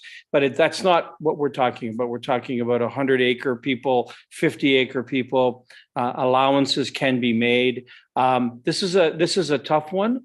I heard what David you said. We are not. We have a bylaw for this. Here it is in front of us. We're not enforcing it. I'd actually like to see enforcement. I'm all about enforcement. I think that we need to take care of this business, and I'm not suggesting it's just a Ward A thing, but many residential areas have 2 and 3 and 4 and 5. They have 2 containers, 3 old tractors, 7 old seed. So to me, this is a bigger issue, and if that's a bigger issue we're going to talk about, then let's make it that. Otherwise, I simply can't support Gary having one D9 on a trailer that he pulls a dump truck with in his front yard. I mean, if that's what this is, and that's what it's going to be, that's why this bylaw is in place and has been for 8 years. And I'd prefer to keep it in place and, in fact, enforce it. Thank you. Thank you, Councillor Zavitz. And I think to your point, enforcement is complaint driven. So I think what Mr. Pink was trying to say is we've had very few complaints so far, as in one. Well, a few anyway. Councillor Nishikawa. I just wanted to point out again,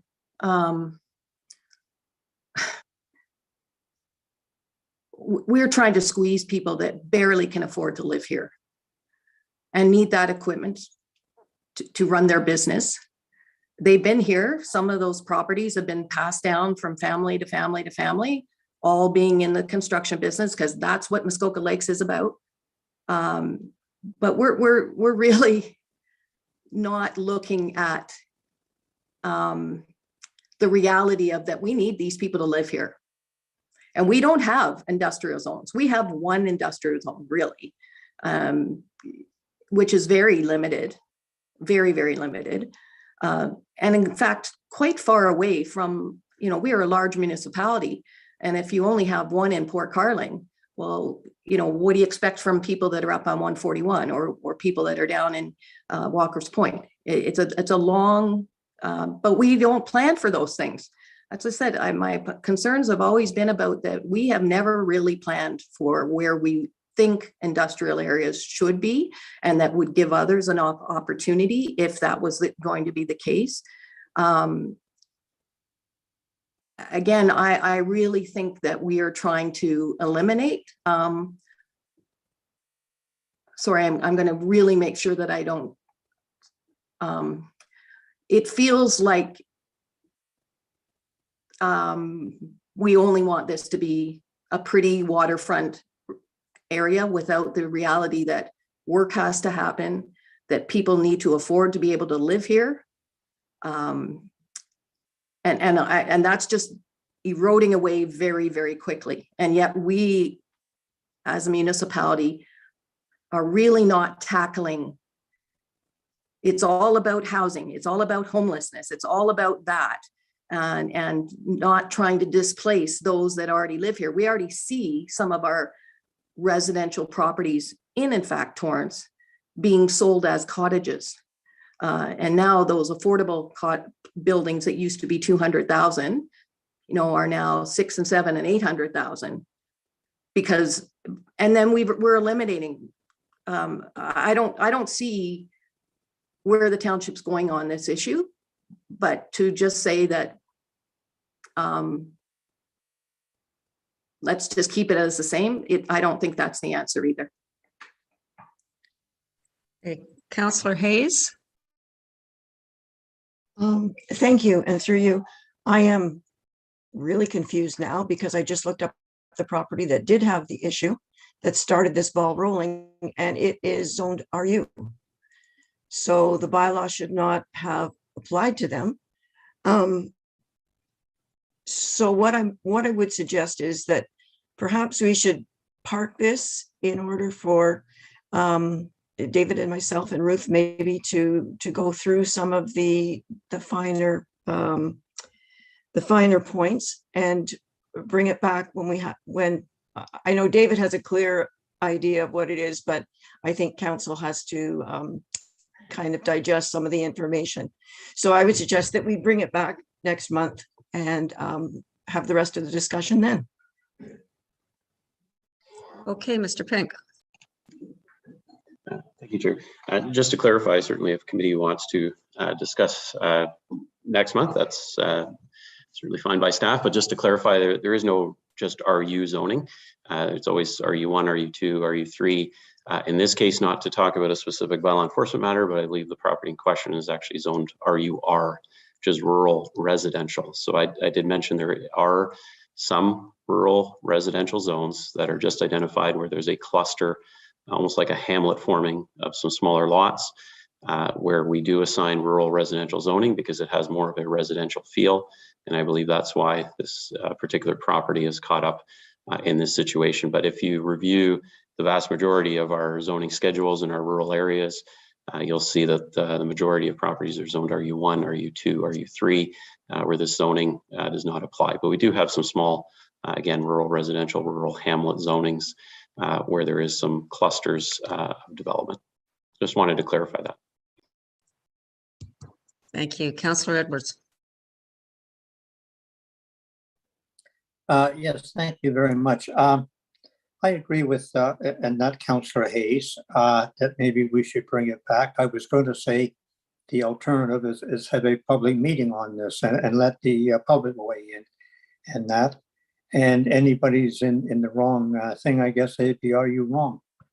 So I think that we should be looking at this and that closely, because some of these small businesses are just hanging on, especially with everything. There's people who do snow plowing and everything else like that maybe need it, and I don't think they should have to put the vehicle in a garage. Thank you. Councillor Roberts. I am also supportive of the deferral to get, with Donalda and Ruth with David and staff to understand this more. And I'm very supportive these little businesses that someone like Alan just brought up a good one, doing snow plowing. Well, they would have to have a 3/4 ton truck to do that. So, and there has been an increase in the number of 3/4 ton trucks that are to pull skidoos, to pull boats, except in residential areas. So to cut it off at 1 ton may not be the right thing to do. It may be, it should be I fully support the idea they should not be multiple vehicles in a residential zone. And I fully support they shouldn't be big dump trucks or big tandem axles, but there's got to be something that we can do to help some of these small businesses that are just holding on and rather use the big hammer. Now, I understand this has been in since for 8 years. And so this is, we're not, the township has directed for 8 years, this rule. So it just recently has come forward. So I support deferral and get a little more clarification. Thank you. Thank you, Councillor Robertson. It seems to me that if we decide to defer and come back again, we need to understand exactly which zones and et cetera, because there's confusion here. And I believe Director Pink would like to speak again. Sorry, no, I didn't wish to speak other than just to clarify. I think staff's fully aware of the zone. It was confirmed when we received the bylaw complaint. It was thoroughly investigated. We wouldn't have pursued the matter with the owner unless we were confident that it was offside of the zoning. I meant the councillors were confused, not the staff. Sorry, Mayor Hardy. Thank you very much. I'm not sure we need to defer this. I mean, the idea was not actually amending the bylaw anyway, so we're leaving things status quo. And if we want to make some changes, I'd be interested. And again, I'm unaware of the specific property, but and maybe that particular property wants to go through a zoning bylaw amendment to allow an individual property to have more because of that particular home-based business or some people. I think we might want to deal with these on a one-off basis. You know, the comment about we only worry about waterfront. The flip side of this is, you know, home-based businesses. There are many general contractors who may want to get into a barging business, and they happen to have a waterfront cottage, and now all of a sudden they're keeping barges at their cottage, and now it's 2 or 3 barges at their cottage. That and I know of some properties that I believe in bylaw issues with, where it's a residential property, but they're using it as a commercial operation now to park their barges because they can't afford to have another place to park their barges. So the issues are common, I think, across all of our zonings, if you will, and it's not just rural people and it's not just residential people. So I think we need to look at these as site specific and see whether or not we can find some accommodation to help them so that we treat everybody fairly and equally. So, but I don't think we have to defer anything today. We're just not making any changes. So anyway. Okay, thank you. Councillors. Thank you. And just to, not to put a fine point on it, but as I read and as listening to David, the way the bylaw is written, there's no storage of any commercial vehicle in excess of 1 ton capacity. It is not permitted, save for one such vehicle in a private garage. Now, I would certainly be willing, just to inverse to what I said earlier, I would certainly be willing to amend it, to the mayor's point, to amend this bylaw so that it does not force someone to hide a 1 ton plus vehicle in a garage. I would be fine with that, because quite honestly, the reality is it's happening all over. If I put you in my car and take you around, would be done in 20 minutes of what I could show you.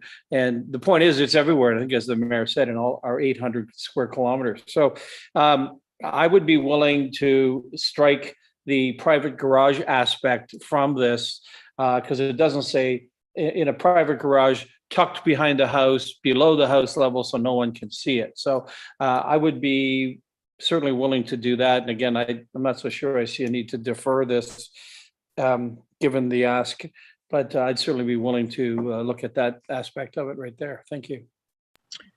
Thank you. Councillor Roberts.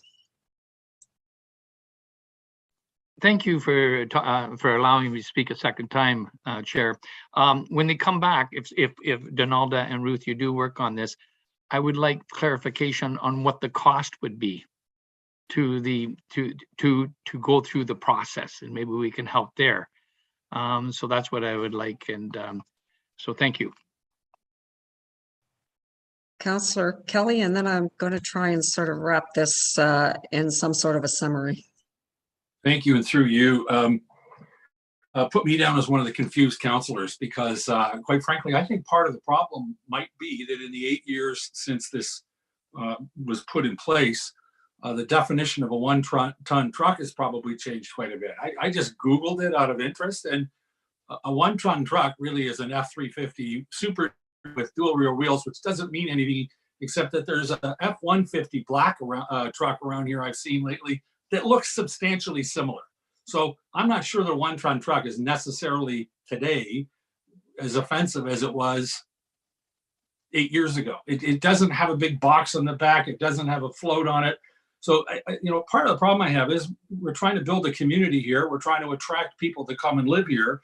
If they need the use of something like that and access to it and to park it at their house in order to stay employed, I'm a little leery of trying to deny them that right. Okay, so you're welcome. So I think they're already allowed to have one, so there may be some tweaking with that, but what we're looking at right now is allowing more vehicles per property, which is what has been asked in this motion. So I'm going to ask if who would like this. I mean, we can just say, no, we're not going to change it for that ask, and then go back and have a look at one truck, 1 ton. Try that again, Barb. 1 ton reasonable, whatever. We can play with that part of it, because that's what I think I'm hearing. But what's in front of us right now is, are we going to allow more vehicles on a property? And that's what we are dealing with today. So Councillor Nishikawa, I'm going to allow you your last comment, and then I'm going to see if we're going to defer or just basically not agree to move this forward, and something new could come forward. Councillor Nishikawa? I would like to go to a public meeting. I don't believe that this council has an understanding, and I don't believe our staff report have indicated the variations of equipment that are required. Snow blowers, for instance. There's all kinds of situations that we should be making note of. And I really, truly believe that the public should be involved at this point. Okay, so I'm going to ask committee, because my response to that is, until I'm completely clear on what I'm dealing with, I can't support going to a public meeting. Mayor Harding?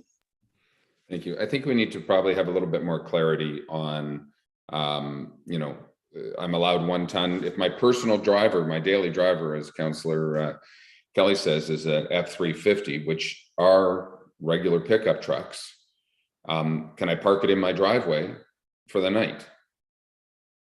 That technically is a 1 ton truck. So the issue I think we face is somebody storing the loader, the F-450, storing several vehicles on their property and not what I'll call their daily driver. There are plow contractors who drive their plow trucks every day, and it is their regular vehicle that they put a plow on in the wintertime. I don't think we're looking and targeting those kind of people.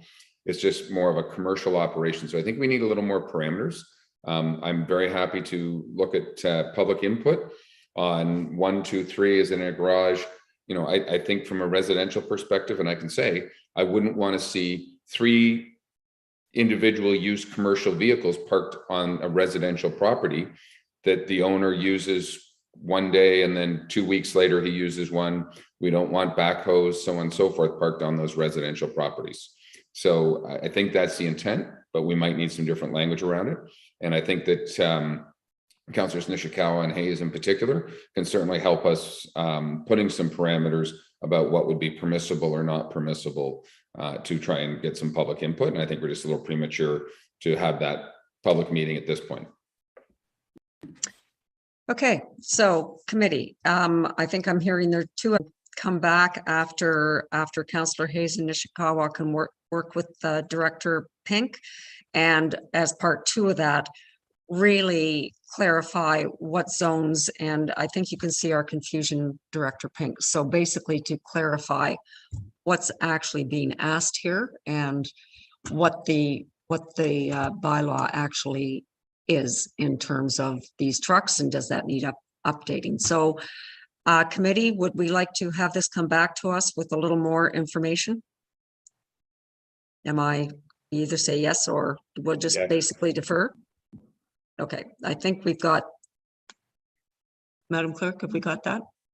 All right, so Councillor Hayes and Councillor Nishikawa, if you could work with Director Pink on this, and I personally would just like a little more clarification on these zones. I know it's in writing, but I know it's there in the bylaw, but just in terms of what we're dealing with. So, okay, thank you, everyone. Then we are not going to So we are now going to, I'm going to stop 8A now. At 11 o'clock, we have invited delegations to deal with our site alteration and tree preservation bylaws. So I would like to move to that now. And we do have invited delegations, and then we have a couple more that are on our supplementary agenda. So I believe our first ones are Ms. Eplett and Mr. Pearce from the Muskoka Lakes Association. I don't know if they're here. I understand Mr. Pearce is in transit, so he'll be using his technology from wherever he might be. So Muskoka Lakes Association, I'm going to guess that's Ms. Eplett. Elizabeth, if we could bring her in.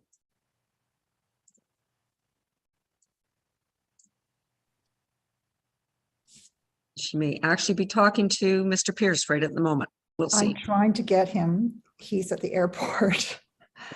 So I don't know if he's going to be able to delegate.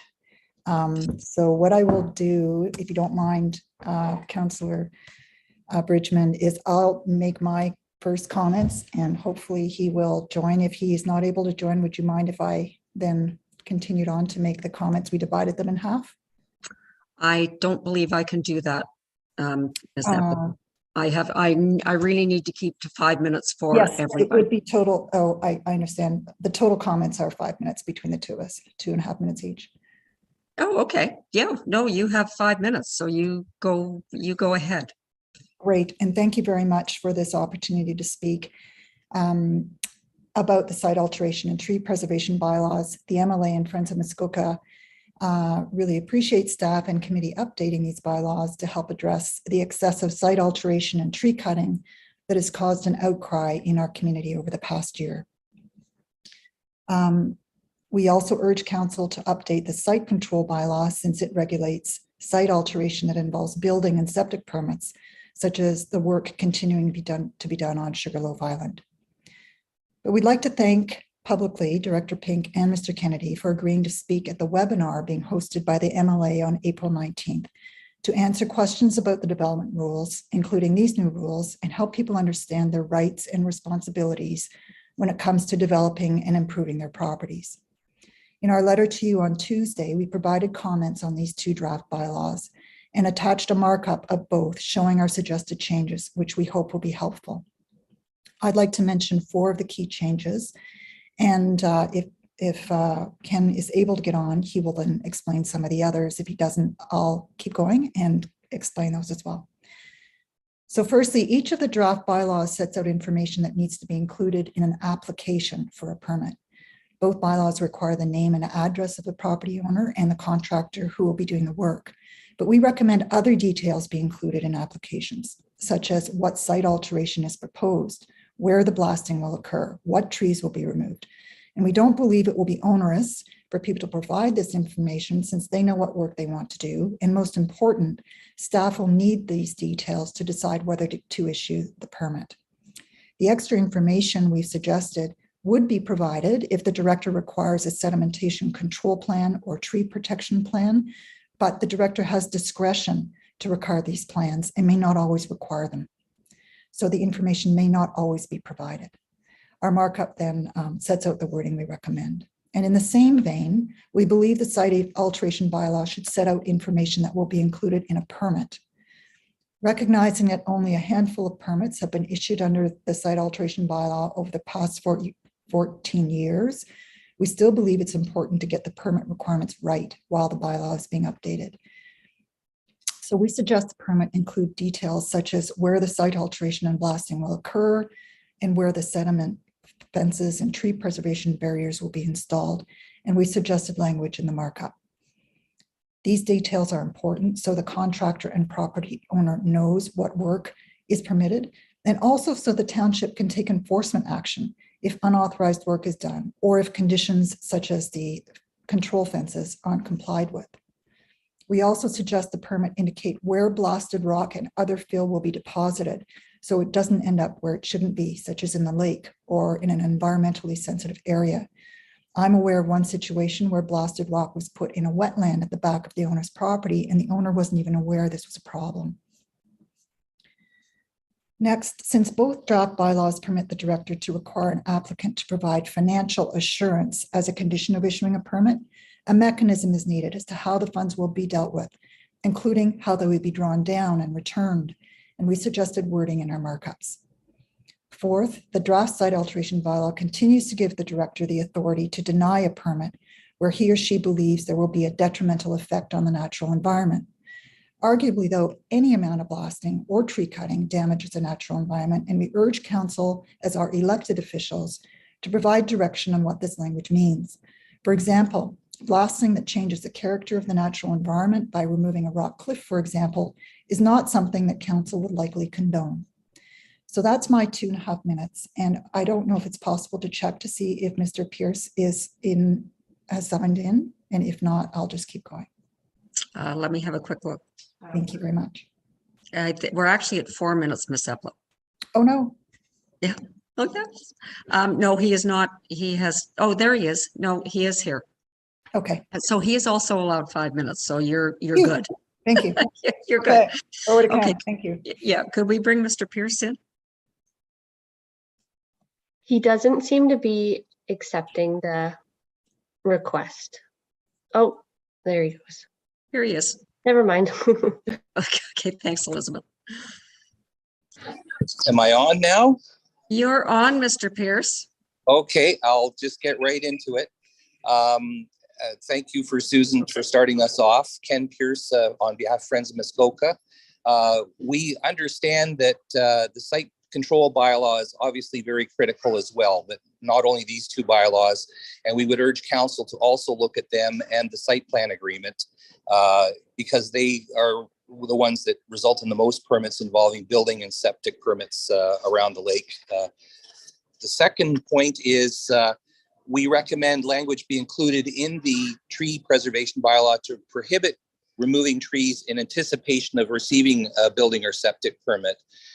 This will help address the problem of pre-clearing. I know that a lot of times it turns out the permit is granted, but in those cases, if the trees are all gone already and the site is blasted, and it turns out that site was not appropriate, then we don't think that that is something that really should be condoned. The next point is it was clear that respondents and staff also noted that there appears to be too much overlimbing of trees. Our markup suggests a new provision to prohibit overlimbing in an excessive manner and what people are now calling Muskoka palms, and you know the little tufts at the top of the tree are all that's left. The next item is section 8.1b continues the existing language, but it allows for major damage to other trees. You might receive a permit to cut down some trees, but it sounds like there's extensive damage permitted to the rest of the property, and we're just a little bit puzzled by that. So we would invite you and staff to maybe take a look at that and see. We would maybe recommend that rather than that, simply a statement added that residual damage to other trees will be minimized. We think that would be of great help. The next point is the draft tree preservation bylaw is missing the item that was included in the site alteration bylaw that extends to protecting entire islands other than the 5 named large ones. I think this was an oversight, and we've added some language to pick this back up in the draft bylaw. The last point is the 2 bylaws point out a number of words that have been defined and not been used in a capitalized way throughout the document. An example is the temporary access road. It's with a capital T and a capital A and capital R in the definition. But in the balance of the document, wherever it's used lowercase, and that will be problematic. So we've given a lot of minor comments like that, and we would invite you and staff, maybe have Rob Kennedy just take a look at some of those. We think that would be very helpful as well. Thank you very much. Okay, thank you, Mr. Pearce.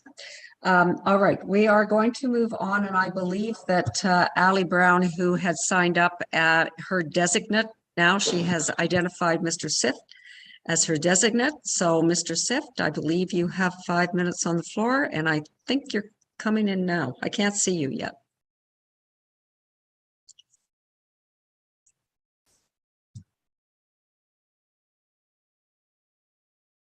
Hello. Hi, Jason, you're in, Mr. Sift. I'm glad you could organize this so you can have your 5 minutes. And Thank you please, for putting up with me, Barb and David. so please go ahead. Good morning, everyone. My name is Jason Sift, and I'd like to thank council for the opportunity to voice my concerns today and for staff efforts to put all this together. I not only represent myself, but I represent others in our community, both businesses and individuals.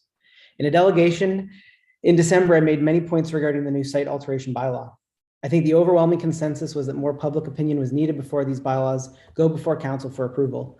We still have these concerns. There seems to be a continuous motion to push bylaw alterations and revisions without fully considering the input of the public in an open forum. We have expressed these concerns with shortened deadlines, insufficient review periods, and inadequate opportunities to raise concerns and educate those unable to keep up with this momentum.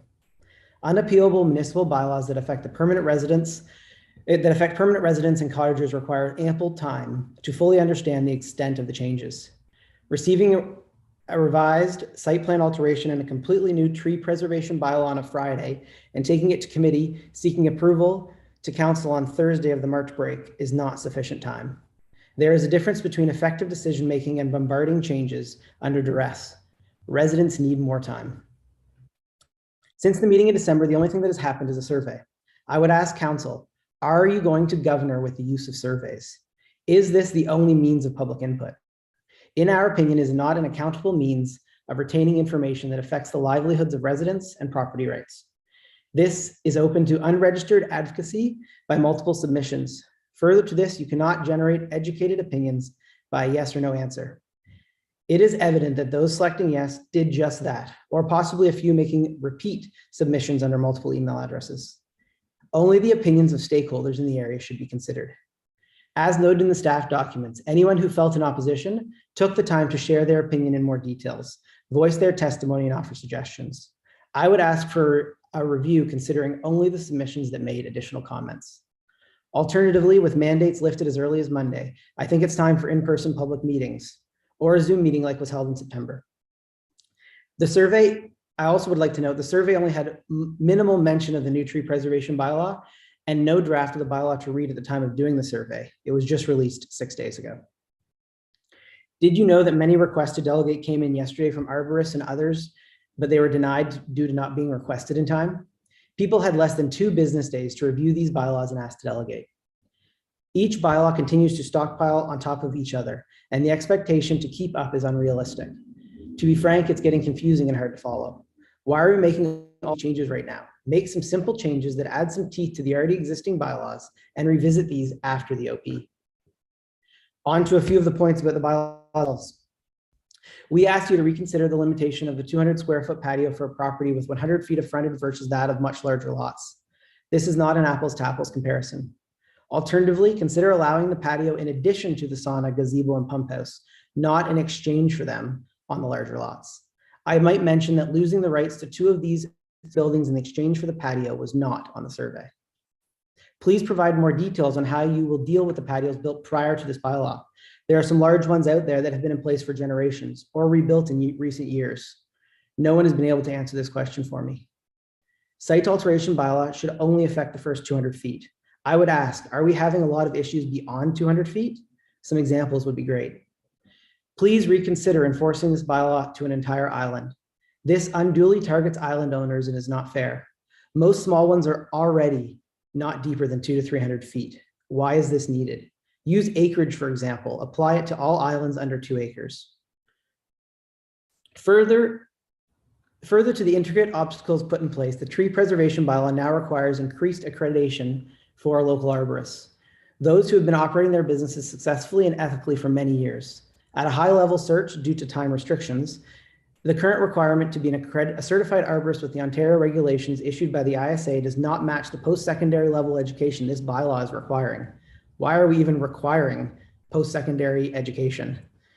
This bylaw will be causing direct implications to our locally owned business who operate in this trade. Have arborists been asked about this new bylaw? Did anybody meet with them for input or ideas? Was the ISA consulted on the requirements? Both the site alteration bylaw and the tree preservation bylaw are going to require studies and reports. Who will do these? Who in the town will process them? Look how much red tape is being created. We already struggle to enforce the rules or process applications in a timely manner. I ask how all of this demonstrates effective procedural planning. When you are making it harder for local businesses to operate, you're making it harder for local residents to complete the tasks, and you're making it harder for people to be involved in the democracy of this council. Some of these changes do have good intentions.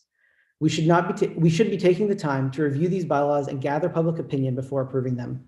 Consulting with professionals in the trades that have been operating in Muskoka for generations should be considered. Maybe an advisory board of local trades should be started and consulted on new bylaws. This group could be a wealth of knowledge for councillors and staff. Thank you for your time today. I'm here to answer any questions or concerns. Okay, thank you very much, Mr. Sift. I believe we have Mr. Clark, who is on our supplementary agenda. He's here, Elizabeth. We can bring him in. Mr. Clark is not here. Okay, well, then we won't bring him in.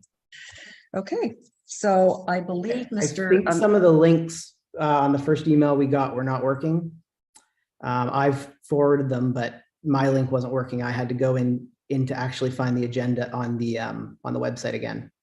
So, thank and you. Lauren knows that because she resent me the links. So if Bob does sign in the next few minutes, I would request that you guys let him in. Oh, no, we will for sure. We will for sure. I'll try to track him down for us. Okay, because we also have Peter Cowan who would like to speak. We bring Mr. Cowan in.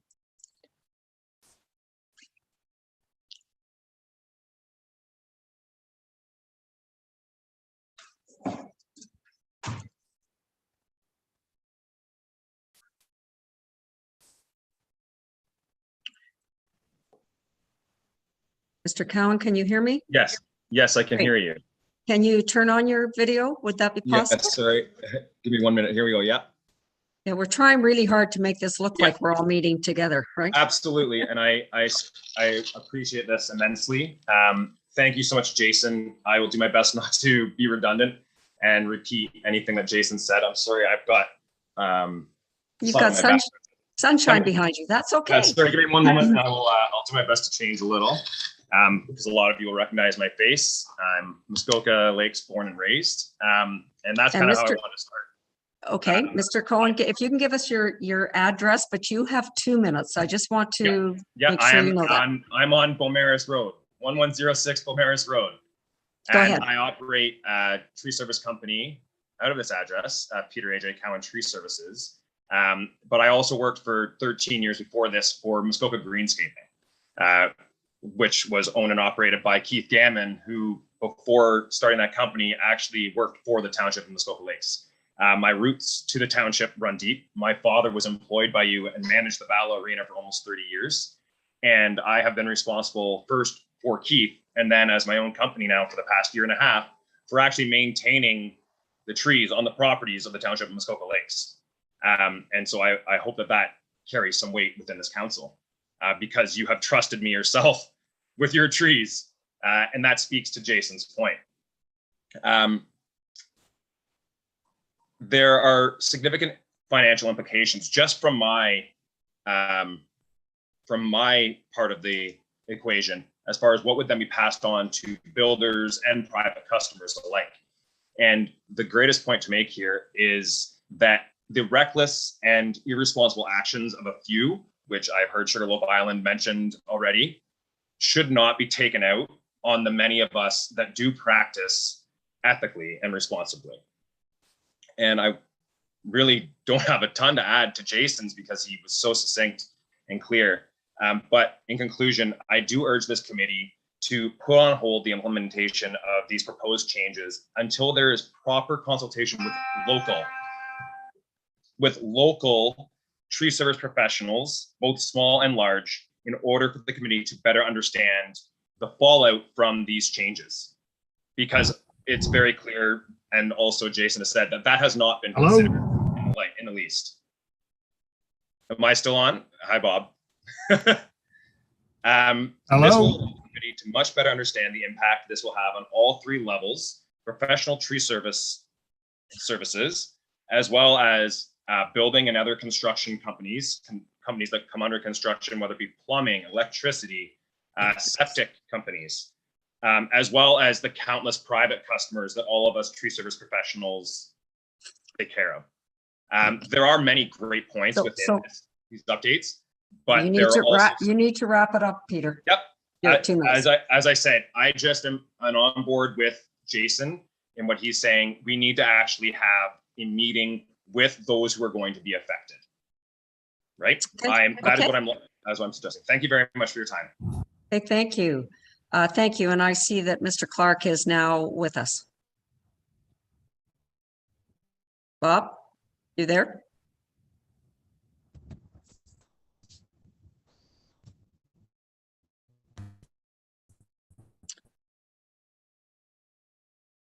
So I can see your name, but we can't hear you.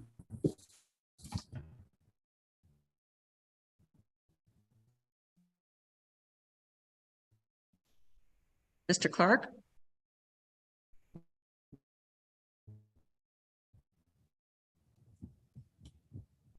Looks like it could be a technical issue here.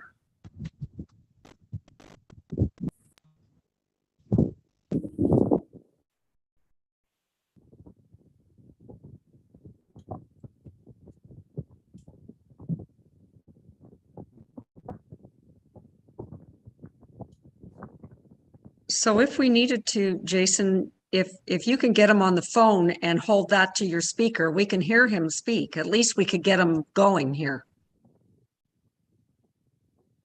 And you're on mute. I guess you know that.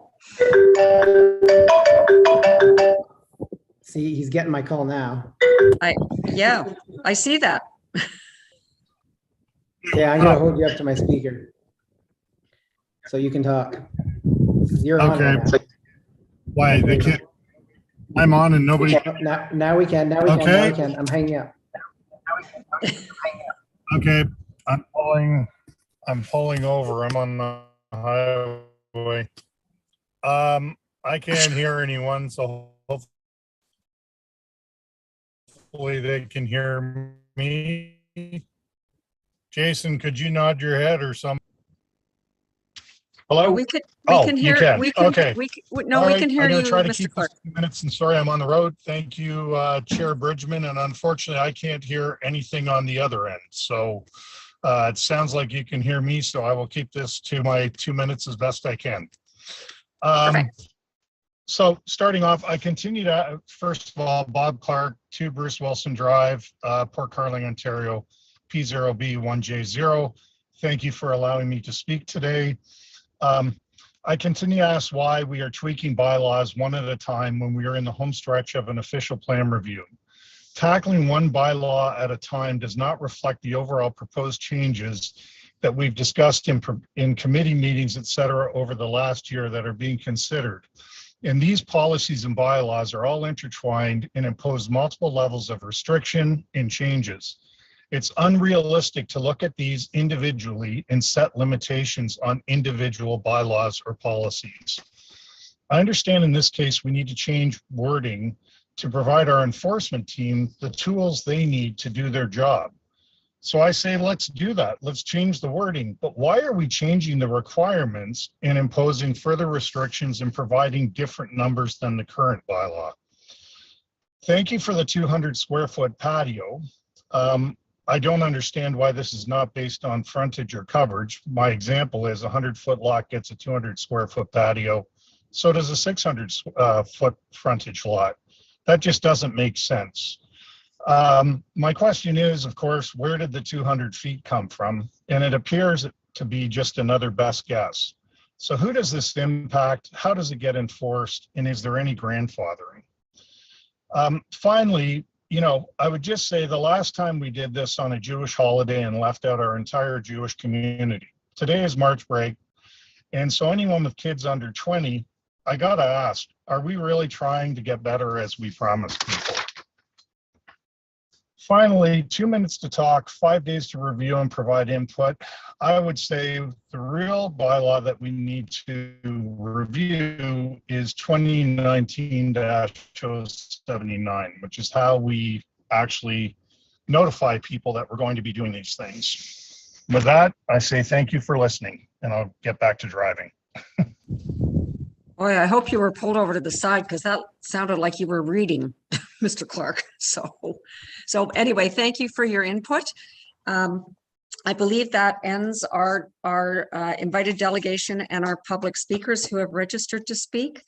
So I am going to turn it back over to committee in a minute, and obviously we can ask questions or whatever. I do want to mention though, and Ms. Eplett mentioned it from the MLA, that education is a huge part of what we're doing here with our bylaws and trying to get the word out. And both the MLA, who she did mention the date has been set up, we've been working with Mr. Pink and Mr. Kennedy, who are more than happy to work with our groups to get that information out. We have a date set up with the MLA, April the 19th. They are going to record that. We're going to be able to put it on the website. And hopefully other organizations can use that as a tool to get information out. And in our Muskoka, verbally, they have been agreed and been happy to do the same educational seminar. It will be more to their group, and we haven't got dates yet. It hasn't been formalized, but I myself am delighted that we're all working together to get the word out on what our current bylaws are. I know we're discussing changing them, but we're starting that educational process, and we're starting it with our partners. So I just wanted to put that preamble in before we get into discussion. So I will now turn this over to Mayor Harding. Mayor Harding. Thank you very much, and thanks to all the delegates for their comments today. We are talking about some significant changes, obviously, to site alteration and tree preservation bylaw.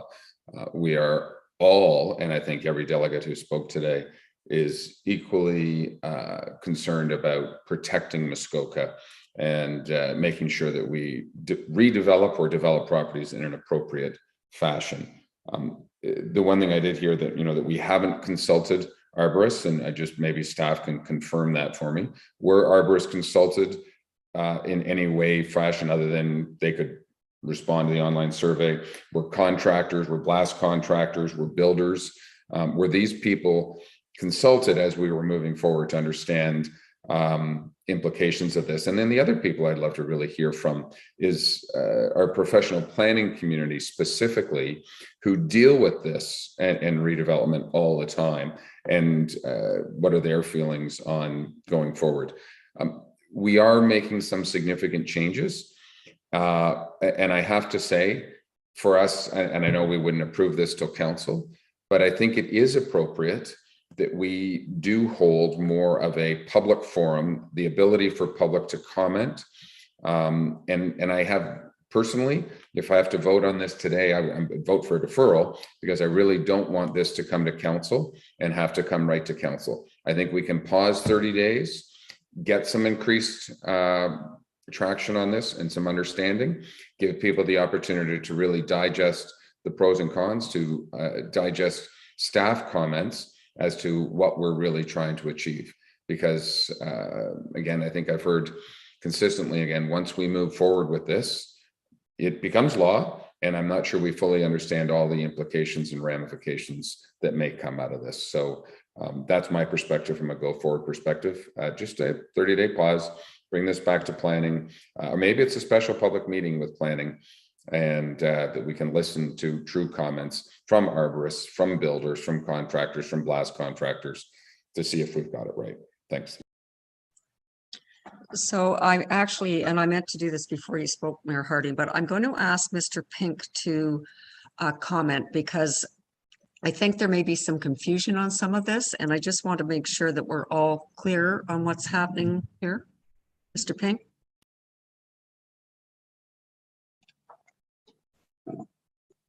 Thank you, Chair, and through you, just specifically in response to the Mayor's question, staff did not specifically target any organization or corporation or any group. It was just a broad circulation to all individuals and associations to comment. I did just, if it's maybe of assistance to the further comments, I thought it might be helpful just to quickly give some staff comments on the changes, because I think respectfully, I think there's quite a bit of confusion on the bylaws and the changes that are made. And I guess I would preface those comments that I'm not certainly not opposed in any way, shape, or form for a deferral if more time is needed in the community to digest and review. Staff certainly has no concerns with that. But just to touch on a few things, I think both Mr. Clark and Mr. Siff both commented they recognize why aren't we making just a few small tweaks or to help with enforcement of the bylaw. And respectfully, I think that's exactly what we are doing. I think, again, there's an extensive amount of misunderstanding or confusion as to the changes that are being made. With respect to, for example, the limit to one patio, keep in mind that limit is only when you want to construct that patio in the shoreline buffer at the water's edge. Staff's not restricting any patios or sun decks elsewhere on the property. If you meet your setbacks for a sun deck 50 feet back from the water, you can construct a stone patio as most normally do. This is a limit to allow, because we do recognize staff has seen numerous smaller patios, fire pits down by the water. This is to allow them. The 200 square feet is coming from a combination of things. It's coming from the current permission to have a 200 square foot gazebo as of right down by the water. So we recognize that permission that's been long-standing for many, many years. And also a number of EISs and water quality studies that have been done over the years that permit such small accessory structures. If council wishes to consider more patios down by the water based on frontage, staff can certainly go back and craft wording to that effect, but we felt that one in the buffer was sufficient to recognize in order to still protect that shoreline buffer as best possible. When it comes to dealing with existing patios, it's no different than whenever we make any changes to our bylaws. We cannot be retroactive. If someone has an existing buffer that's been legally put on their property for many years, the bylaw will not change that. Staff will have no ability to require its removal or any changes. This was only impacting new development or new works or activities going forward. With respect to the limitation of or the increase in area from 200 feet to 300 feet and all of islands, I would say this wasn't staff's recommendation. This was a direction from council to make those changes. To be honest, I can see both sides. I don't really feel, from council's perspective, it's really going to achieve too much. We rarely see issues or complaints beyond 200 feet. The issues are down by the water typically, and that's the area we're most concerned with, that shoreline buffer. However, with that said, I really scratch my head as to the great concern in the community from doing so. We're not imposing any added restrictions or rules. We're just subjecting more of the township to the bylaw. It's akin to saying we're abiding by a speed limit, but don't make the whole road subject to that speed limit. I guess I would ask, is there a great concern or intention to clear cut beyond 200 feet? If there's not, I'm not quite sure what the concern is of subjecting the bylaw to a greater area. There's been a lot of concerns about the arborist's credentials and certification. I think I do want to make this point abundantly clear.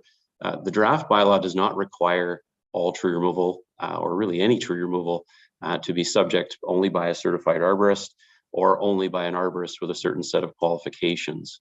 What staff put in the bylaw, because we see this as a common loophole, after we inspect properties, sometimes property owners will claim that a clear cut occurred because all the trees were diseased. What we've put in the bylaw is a requirement that should an owner claim that the trees were diseased and therefore legally allowed to be removed, a qualified arborist should only be able to make that determination. Not a property owner, not a general contractor, but someone qualified to actually have the professional opinion that those trees were in fact diseased. There's no need to make an application. There's no need for staff review. It is simply if we get a complaint and there is tree removal and those trees were removed outside of building footprints, outside of driveways, septics, etc., and the claim is that they were diseased, we should have some substantiation that they were in fact diseased, because there's no ability for staff currently to confirm that once the trees are gone. I'm happy to look into the qualifications that we put in for arborists, but the link that was provided late last night to the ISA, my quick review of it, it seems like you can become certified if you're an expert in tree removal. and the skills in requiring the ability to remove trees. I think that's exactly what we're trying to avoid. We want someone who's qualified in arboriculture and the health of trees to identify that trees were in fact diseased, but it will only impact those areas. So again, from a very high level, keep in mind that if a property owner obtains a building permit, if a property owner obtains site plan approval, which most do, and they follow those limitations and they only clear trees and they only alter grade to install those buildings and to implement those site plan approvals, these changes that are before you in both bylaws will not impact them in any way. They will continue to be allowed to do that work. They will not have to make application. They will not have to get a permit. They are permitted as a right to do that work. They don't have to hire an arborist. They don't have to make an application to the municipality.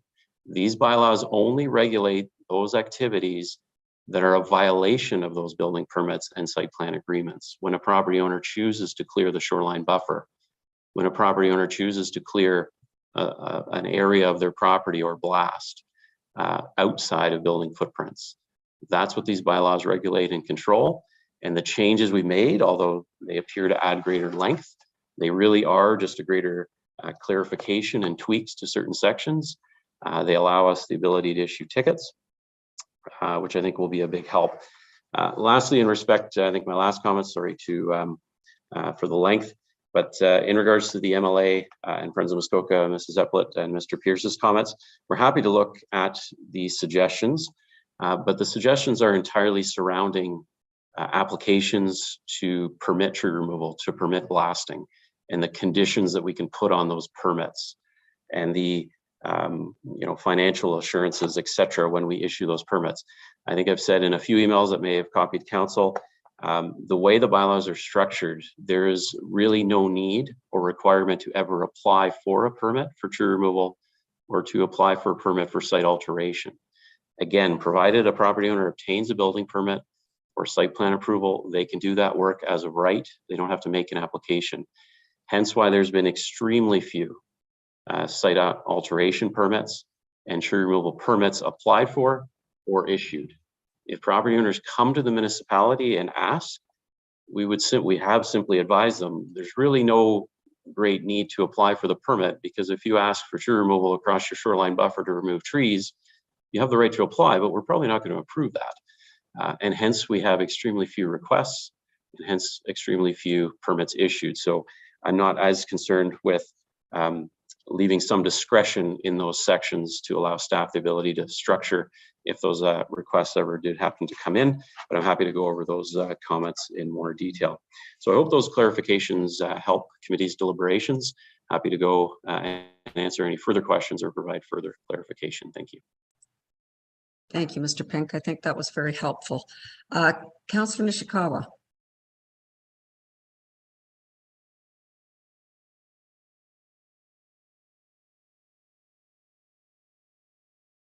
Sorry, through you, I'm not sure. I really appreciate the speakers today. What I find is that everything affects everything. So this bylaw that we're going to put in place or change or do whatever, that's going to affect many other bylaws. And in fact, when you go through our current bylaws, you got to jump to another page and another page to put the full picture together. I would suggest that councillors may want to take an opportunity to go through a permit process with a neighboring property owner or something like that, because you would find that it's a little more complicated than we seem to put out there, that it's like, well, this is going to be fine. Well, in fact, it isn't. That's why we keep looking at this stuff. We were talking about 200 feet, 300 feet. And again, sometimes in the same conversation. So it's actually very difficult to follow the dots, like putting all the lines together. Okay, this is going to affect this, but this isn't going to affect this. I just feel that I feel very strongly that we are approaching things because of some bad apples.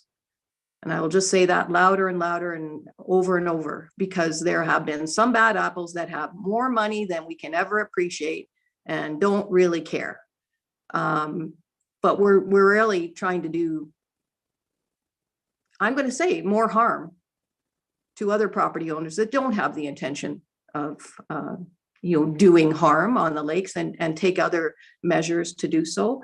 And I'm still trying to figure out the science behind so much of it, because when I sat on Watershed Council, and I still sit in meetings with Norman Yang, and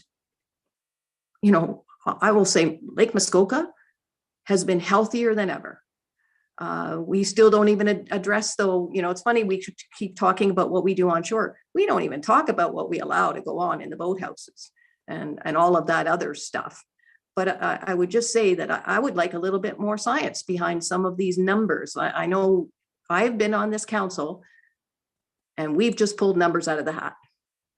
And again, it doesn't make sense for many of our properties. Again, we are unique Muskoka, but it just feels like, again, unless you have $50,000 to throw at a lot of permits, because that's the way that we're going. Just saying. Thank you.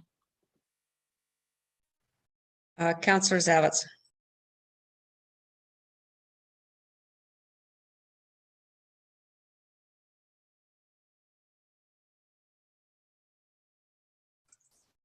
I think Councillor Zavitz is frozen. So how about we go to... Thank you, and through you. Yeah, I think I was a little frozen there. It must be the Canada geese that are arriving from Florida. Oh no, it's back. Listen, I just want to say this once, and then I'm going to beg off. I did hear what the mayor said. We are making some significant changes. I think we should be saying that we are considering some significant changes, because that's, here we are in this dialogue right here and now. I did appreciate David's Cole's notes, and in fact, would beg of David to create in writing the dissertation that he just delivered to us in all that clarity and intelligence, and we should post it as a township on a social media. I will not be supporting this, anything moving forward today. I would, though, ask that in our deliberations on the official plan next week, that the topic of these bylaws, these suggested changes come forward at that meeting. And I'm sure that David's going to go out of his mind when I say that. But I do wonder, we do work for the public. They pay the bills. And they're putting up their hands and saying, wait a minute, we want you to talk about this more. So I certainly want to accommodate that request, and would wonder how we can clear up what are obvious misconceptions. To hear David speak of it, this is a rather benign act, and yet my emails are lighting up and have been for days. So this is a big deal. So I would suggest we don't do anything with it today, and I would certainly ask that we review and look at this more. Again, in terms of the discussion about the official plan, we have the public saying to us, why are you, and I know we've had our own discussions about why we're looking at these individually, but perhaps we should be looking at this in aggregate and taking some time. There is no time urgency here, as far as I'm aware. If there is, somebody hasn't told me that. And I'm concerned that the public's concerned, and I do want to address that issue. Thank you. I'm going to let Mr. Pink step in here. Thank you, Chair. Through you, I think in response to both Councillor Zavitz and Nishikawa, you both make similar type comments in the intertwined nature in the broader picture, and I think those are certainly excellent points. Certainly all the bylaws and policies, yes, are interconnected and intertwined and can be confusing, but I want to make clear that changes before you or this current bylaws are the last step of the process. They're the sort of the fine tuning around the regulations of tree removal and site alteration. So the changes before you, as Councillor Nishikawa pointed, would not necessitate further changes to other documents. However, at the onset of this review, staff did suggest that this be considered as part of the broader picture in the official plan review process, because through that process, there can be more substantial or impactful type changes that could be considered. Those changes in the official plan would trickle down. So just directly to Councillor Zavitz, on the agenda next week is not a specific tree preservation site alteration bylaw debate per se, but there are policy directions that deal with what is an appropriate amount of alteration on our waterfront properties. And depending on the outcome of those discussions, they would necessitate further changes to this bylaw. So you would be considering them now. You could either defer and wait, as staff suggested previously, or you could do it twice, depending on the outcome of that official plan review. So hopefully that helps clarify. Okay, thank you. Councillor Roberts. Thank you, Madam Chair, and through you. First of all, I'd like to praise the submissions from the groups that came in today. They were very good. And I would really like to praise Director Pink's summary of some of the misconceptions and exactly what is fact. That really helps. What I've been looking for 3 years now are simple documents. And I think David actually summarized some of that simple information. So coming forward, and I agree, we're going to postpone. We need to postpone this. We need a simple document. And for 40 years in business, the executives that I worked with wanted simple information, but they wanted concise information. And that was built on a chart or a table on, first of all, by the managers of that, 17 by 11.5 in size. And the mayor kind of indicated this. On that document would be the issue to be discussed. Every one of them raised issues. Beside that would be the pros and cons of that suggestion. And then the final one would be the township's or staff's position on it. And it'd make it much simpler, because we get lost with all of these presentations. Heck, I thought that the Friends of Muskoka, the MLA, Mr. Swift, it was excellent. But I'd like to now take those points and have them in simple talk. So that's what I'm asking, and I agree that we need to postpone any decision on this. Thank you. Councillor Kelly. Thank you, and through you, I'm going to go back to the first comment from Mayor Harding and suggest that we in fact do need to defer on this for a slightly different reason. I appreciate and understand the comments from the constituents who suggest that they haven't had enough time and it's not a good time to look at this. But the reason that I'm concerned is, quite frankly, I don't think we've had enough time, and this has not been a great week for us to work through these things and get comfortable enough knowing that we're ready to put our hand up and that we know what we're approving if in fact we approve it. I spent a considerable amount of time last night and into this morning, particularly on the tree preservation bylaw. There were some helpful edits proposed by, I think it was MLA. I can tell you that the 90% of them that I worked through look right. There's 10% there that I just frankly was too tired to get comfortable with.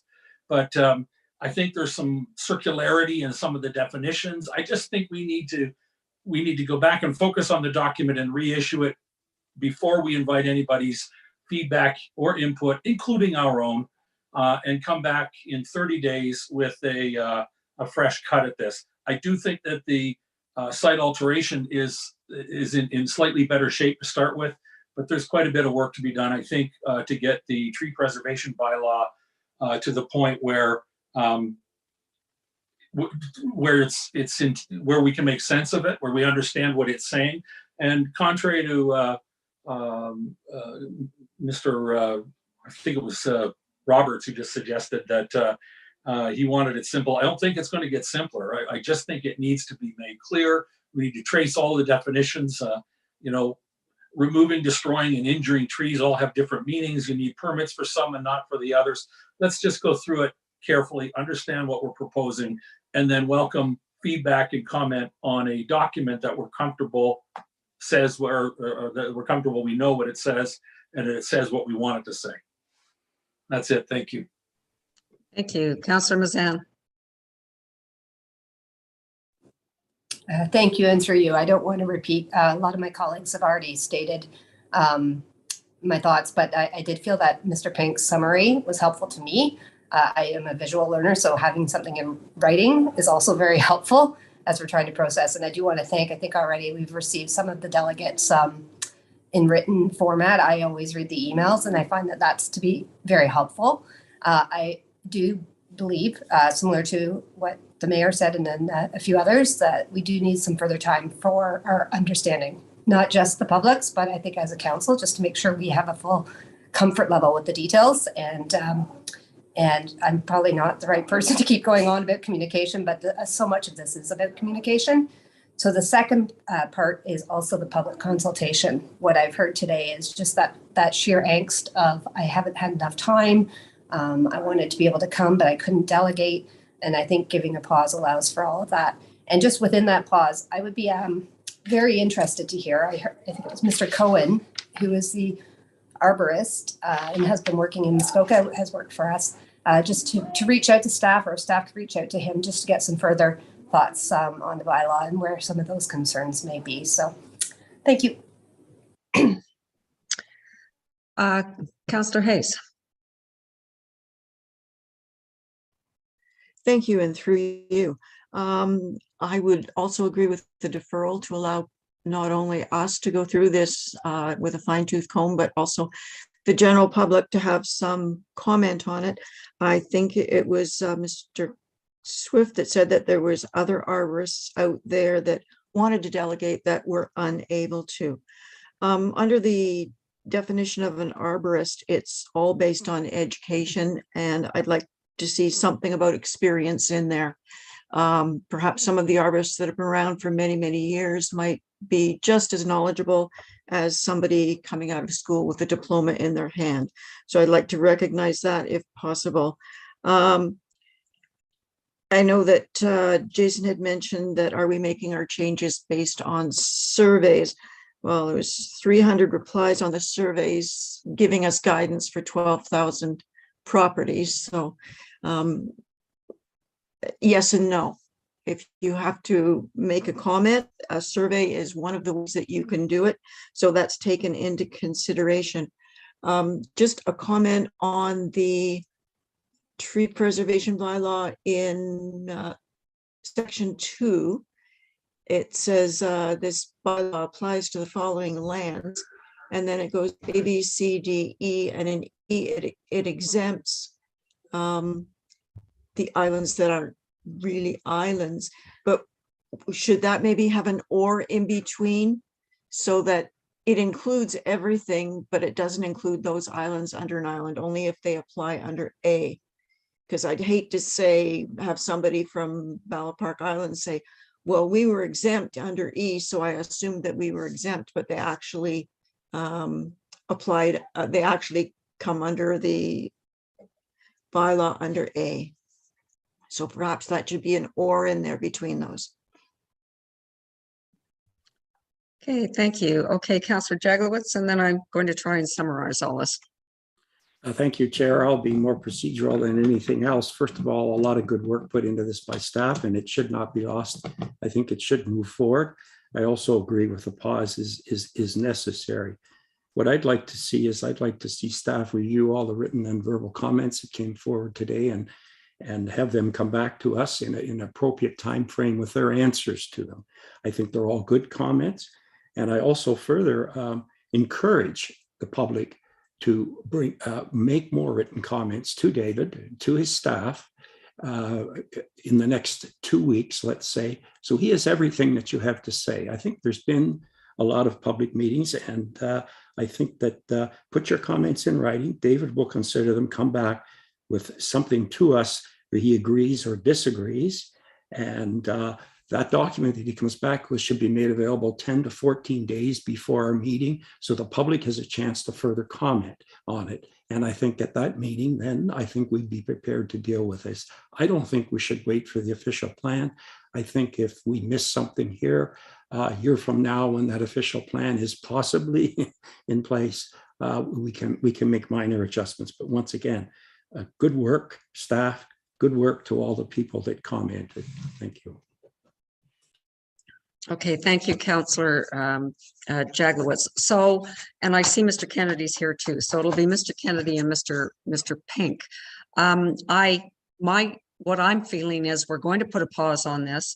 I had already summarized all of the comments that were coming in through through our emails and through our organizations. I think that's part of my job, actually, that we were going to try and discuss each one today, but I don't think that's appropriate for today. I think we put a pause on this, and certainly, David, if we could ask that you reiterate what you said on paper. And I believe it needs to be posted on Engage Muskoka, because that we're trying to really promote that as our communication, just so that we do understand that this isn't about people who are within the bylaws, it's about what's outside of the bylaws. But my summary is the number of points. If we could get a document back, and I don't think I want to put 30 days on this either, because we do, to Councillor Jaglowitz's point, want to make sure that we can get something out there with maybe 2 weeks that the public could look at it, with that summary and staff's response to it. And certainly some of the editing, to Councillor Kelly's point, lots of good points about definitions and the actual document itself. So I think what I'm trying to say is, let's put a pause on this. I don't want to restrict our staff to 30 days. I think it deserves more than that. But let's have staff, and that again would be Mr. Kennedy and Mr. Pink, come back with what was raised today, answers to that, and clarification on what obviously is confusion on a lot of our part. So anybody for feedback on that? Are we good with that? We're good with that. Councillor Mazan? Thank you, and through you. I froze there for a second.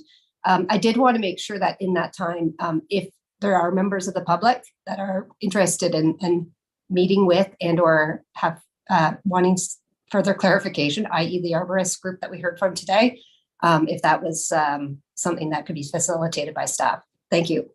And perhaps yourself, Chair Bertrand. I'm not sure how that is best done, and as opposed to all of us wanting to meet and trying to seek to understand. I think there's probably an efficient method. Did you say that already? And I apologize if you did. No, I didn't, but thank you for the segue. Yes. Yeah, thank you. So yes, and to your point, you could contact me, or you can contact Mr. Kennedy or Mr. Pink. Always happy to talk with you. And if we have a number of arborists who would like to meet, then I would be happy to do that. And I know that Mr. Kennedy and Mr. Pink are always open to talking with our constituents. So, so thank you for that, Councillor Mazan. All right, so if that's good with everybody, that's how we will leave this at this point, and we'll come back to it when efficiently through our staff, but give them enough time to do what we're asking them to do. So, okay, thank you. All right, so we are now going to have lunch for an hour until 1 o'clock. We let everybody and our staff have their real lunch today. So we're going to pause now, and we will be back at 1 o'clock. Thank you, and thank you, everybody.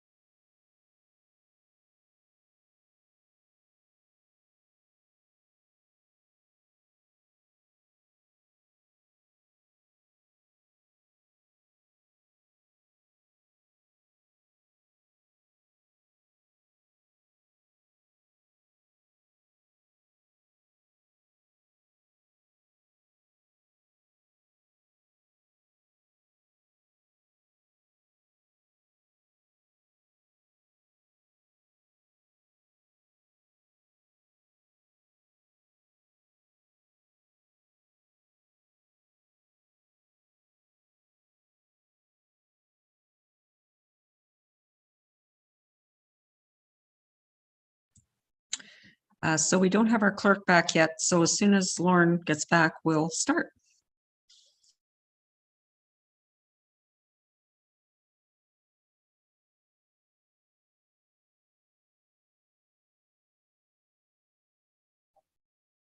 Madam Chair, she's on her way. Yeah, okay. I wasn't worried. I didn't think she'd gone too far.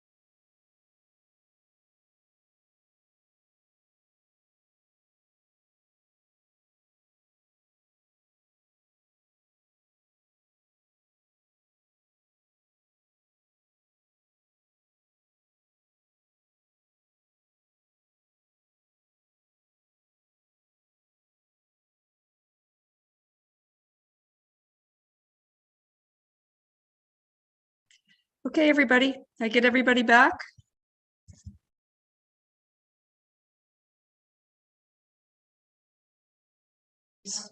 Okay. Okay, hope everybody had a nice lunch break, and we are now going to we'll come back to our reports, but we're going to move to our unfinished business now, which is 12. And dare I jinx the rest of our delegations, but we're dead on time for when we told them to show up. So it doesn't happen very often in planning. All right, so we're going to do 12A right now, which is Myers, which is unfinished business. And I believe, Ms. Darling, you're actually up for both of these. So please go ahead. So this application is zoning bylaw application ZBA 5721, bylaw 2021-181 in the name of Myers. The subject property has no municipal address yet.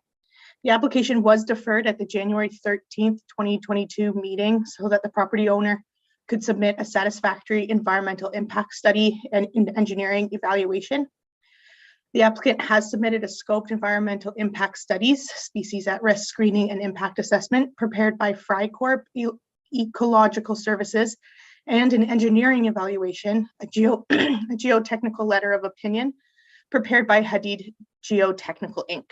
The site plan can be found on page 363 through 369 of the agenda package. No changes have been made to the requested exemption. Staff have prepared a detailed report for committee's consideration and have no concerns.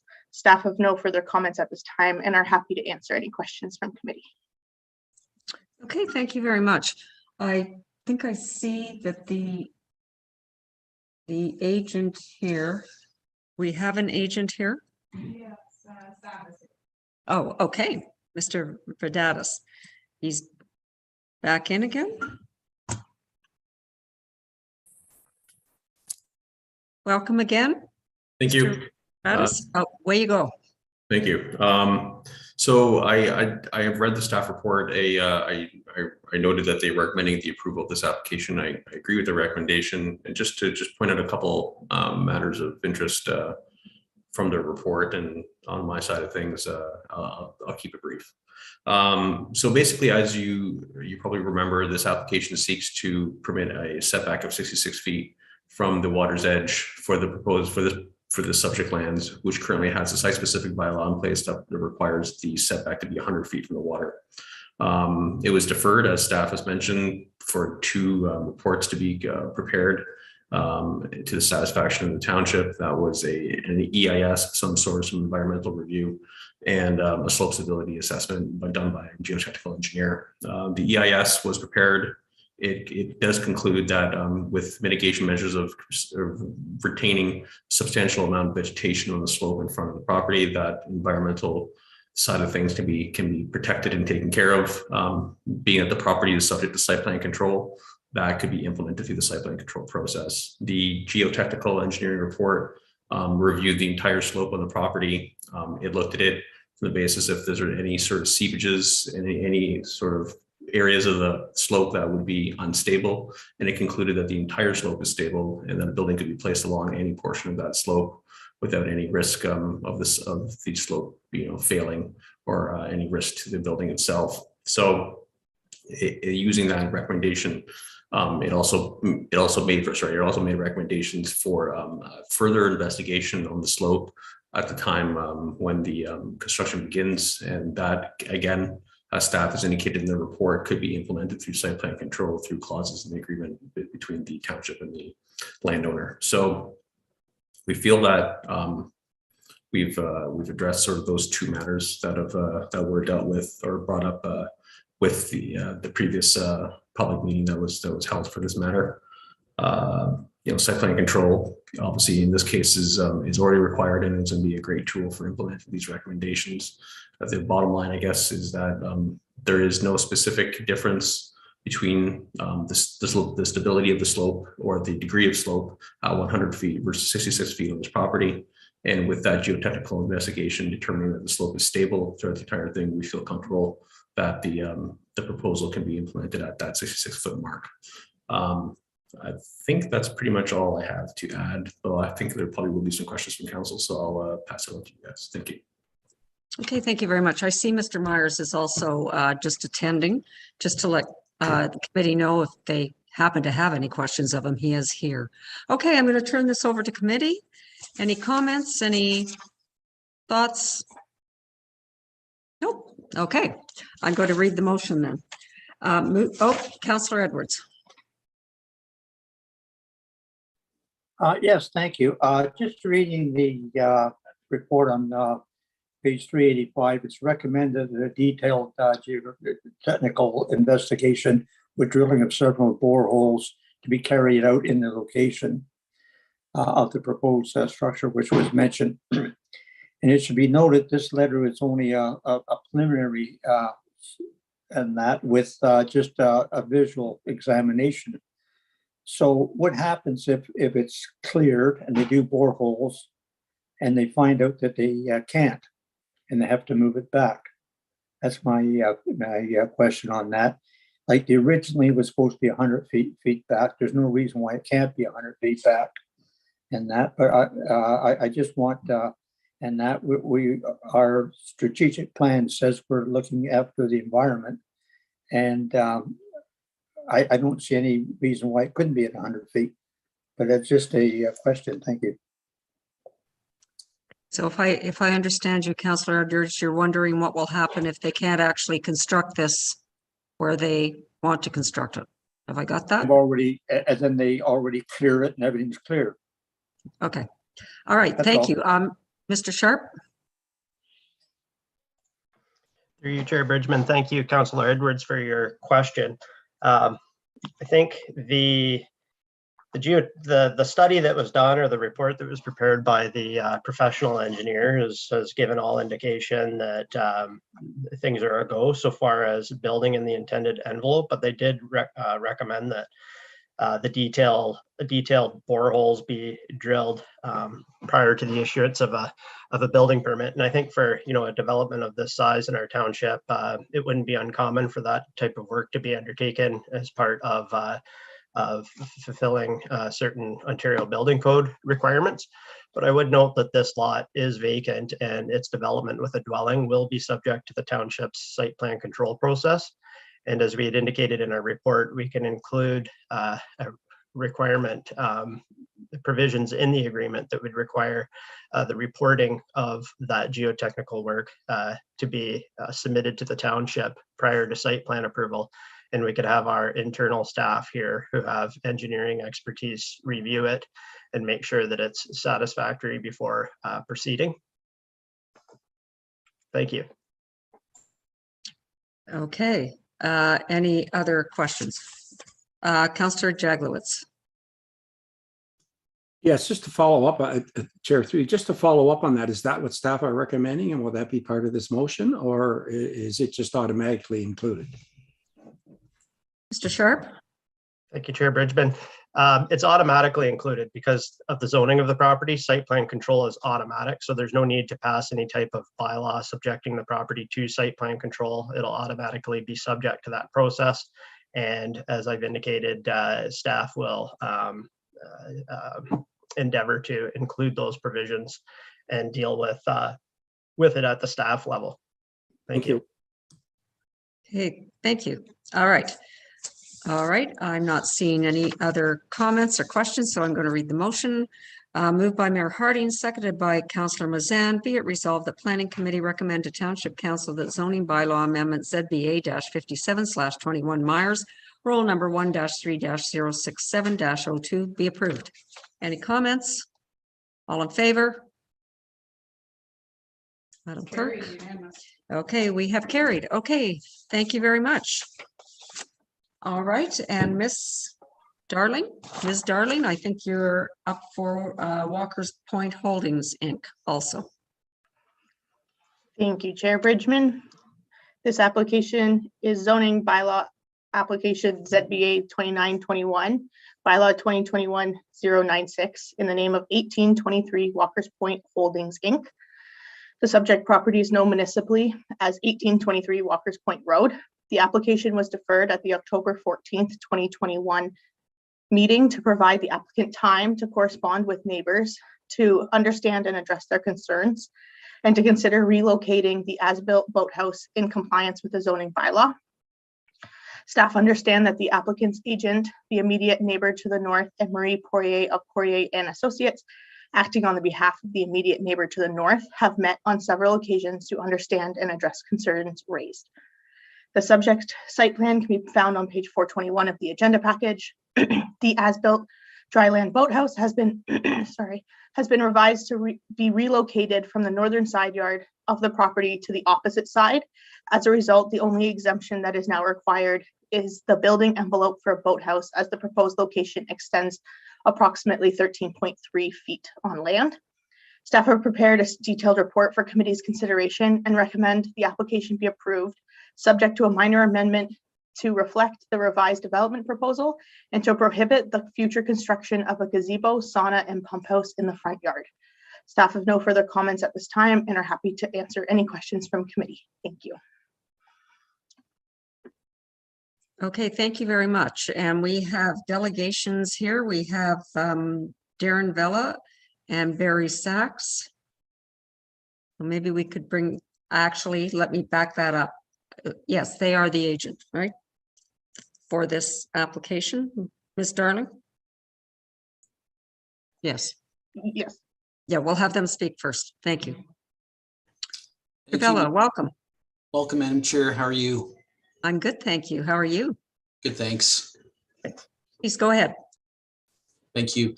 Just like to start off by thanking committee for giving us the opportunity to reconsider the application. You did vote to defer the matter, and we have had several meetings with the abutting neighbor. As the committee is aware, the abutting neighbor was objecting to the original proposal, and there was some conflict between both neighbors. What we've done through relooking at the application and the site, I've got a few, I can't share my screen, but that's okay. So what we've done is we've relocated the proposed dryland boathouse to the opposite side of the property.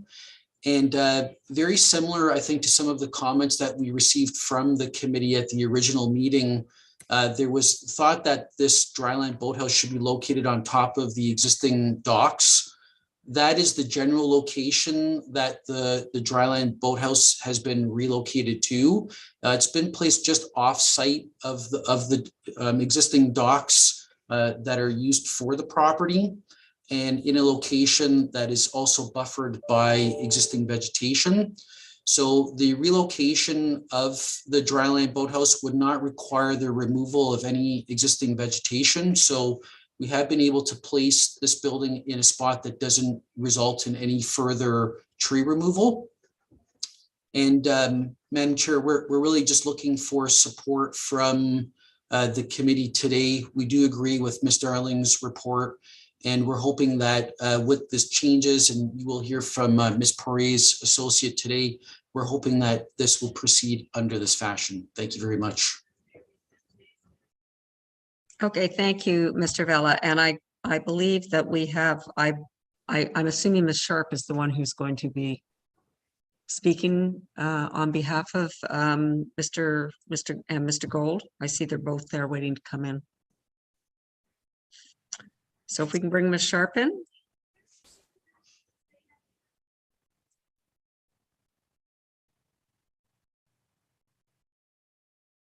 Well, welcome again, Ms. Sharp. Thank you, Madam Chair.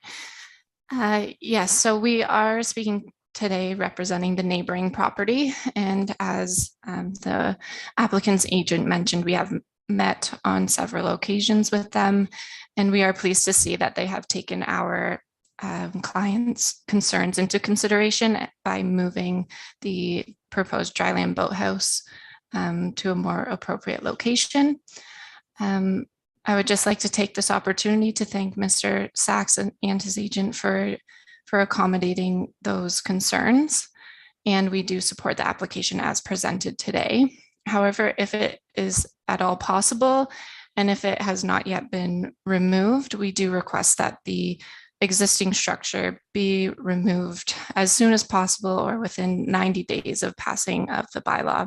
We're not sure if that's possible to tie it to the bylaw, but if there is any way we can ensure that that structure is going to be moved, that would be greatly appreciated. Overall, we do support the application and we don't have any additional concerns. Thank you. Okay, thank you. Mr. Vella, would you like to respond to that sort of request?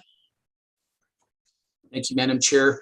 I think from my client's perspective, we would like to also move the building as quickly as possible.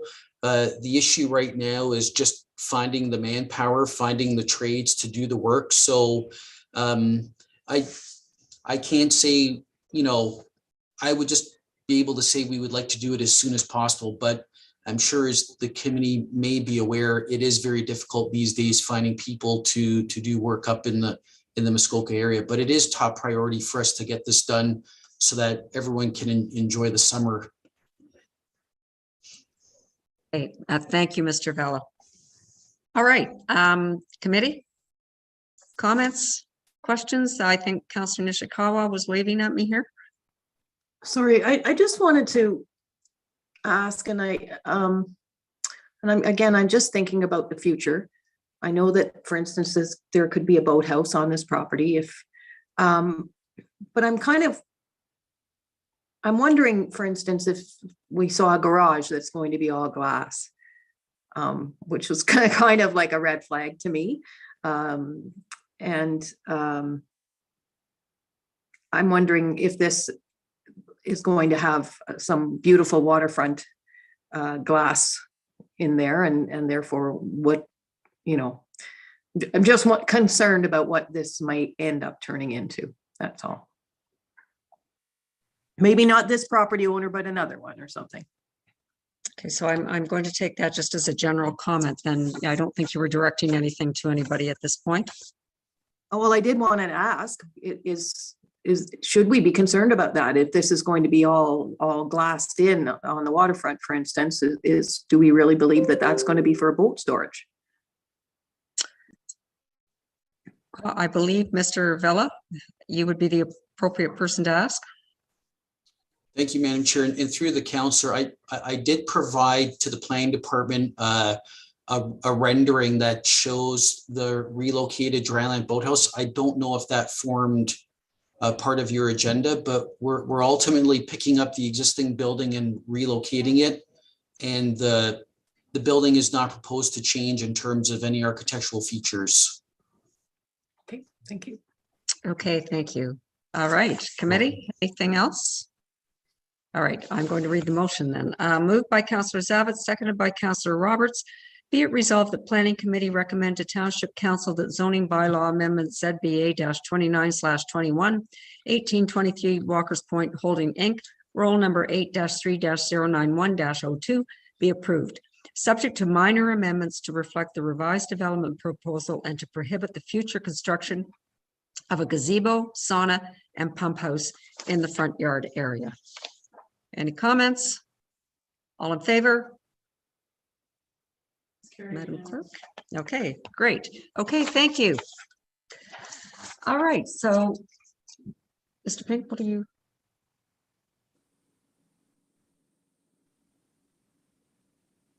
Okay, all right, so I'm just, we are now going to jump to number, where are we?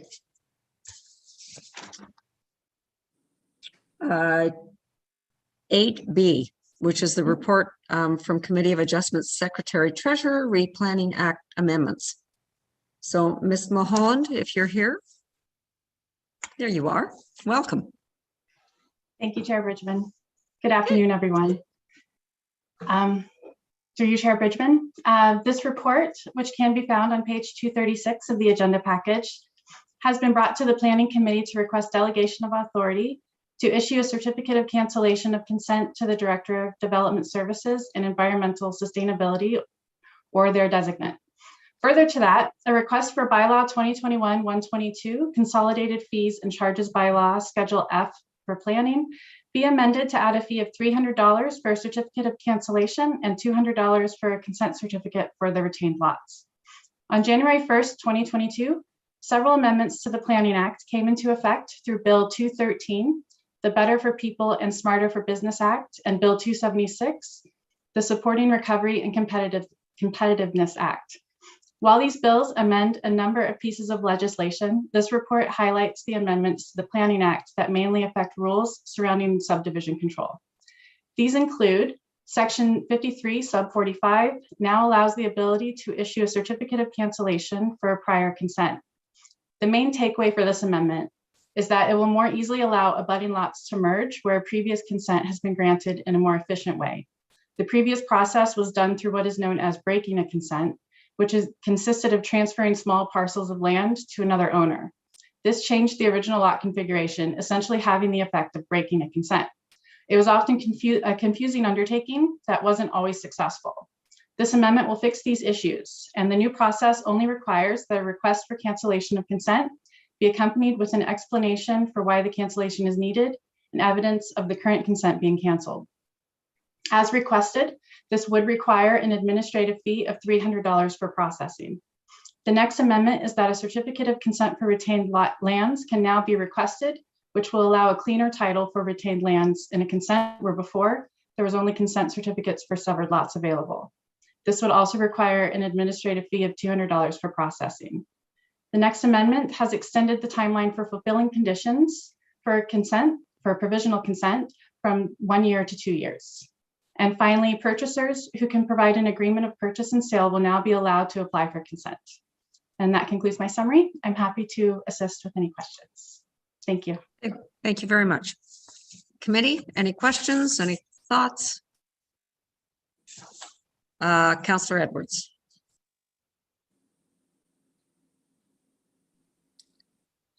Thank you, Chairperson. On the consent for retained lands, will that be automatic now with new severances, or should we just add $200 to the fee and then everyone that severs gets it automatically? So it saves them coming back in the future. That's question number one. And question number two is with the consents cancellation, there's no notice given whatsoever to the neighboring property owners to know what's going on.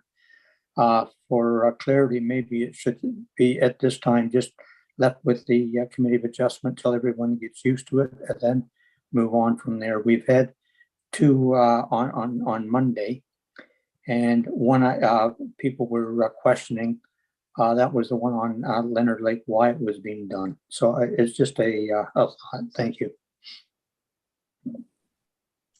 Okay, Ms. Mulholland, you'd like to speak to that? Sure, I can speak to the first question for the certificate of consent for retained lands. That will be by request. So it would have to be a separate administrative fee because not everybody will request it.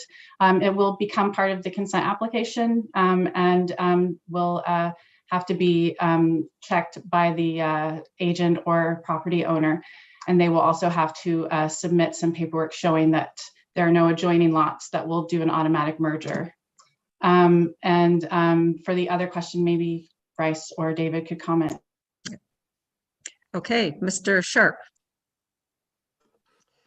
Thank you, Chair Bridgman, and thank you, Councillor Edwards, for your question. This is all very new, so if I'm missing anything, I would look to Mr. Pink to correct me or back me up. But I do not believe that there are any public notice requirements for the cancellation of a consent. So there would be no need under the Planning Act to circulate a public notice.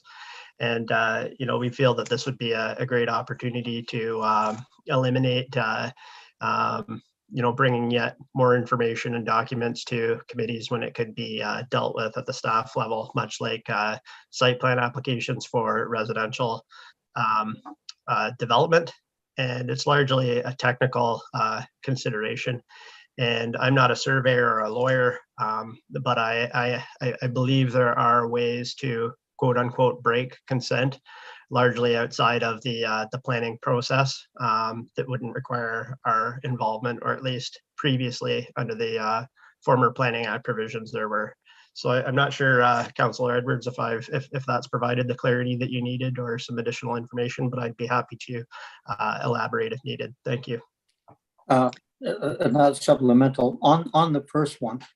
Unless somebody asks for it with the consent for retained lands, maybe what we should be doing, because this is new, is when people come in for a severance, offer it, and for $100, say, they could have that added on rather than coming back for $200 later on. It just makes sense to issue something at the same time, and it would stop all the paperwork later on. Just a suggestion. Thank you. Okay, thank you. Any comments on that? All right, then I am going to read the motion. Sorry, Chair Bridgman, can I just Certainly. make one comment to that? So I just want to just for informational purposes on that question. Thank you, Chair or Councillor Edwards. The Planning Act does state that they prefer it to be on the application and for the agent or property owner to submit the request then at the time of the application. Okay, that is helpful. Thank you. Mr. Sharp disappeared again, so I guess he doesn't need to speak. All right, I'm going to read this motion then. Moved by Councillor Hayes, seconded by Councillor Nishikawa. Be it resolved that Planning Committee recommend to Township Council that Council delegate the authority to issue a certificate of cancellation of consent to the Director of Development Services and Environmental Sustainability or their designate, and that bylaw 2021-122 consolidated fees and charges bylaw Schedule F planning be amended to add a fee of $300 for a certificate of cancellation and $200 for a consent certificate for a retained lot. Any comments? All in favor? Yeah. Okay, we're good. Okay. Thank you very much. All right, and then where are we timing wise? Sorry. Perfect timing. Have we got Mr. Furness here, and we have Ms. What about Debbie? Debbie's here. Debbie's here. Well, let's bring her in then. I haven't signed that yet. Sorry. We have a very efficient clerk here. Okay, so we are now going to go to 10A, which is our discretionary sewage system maintenance inspection policy.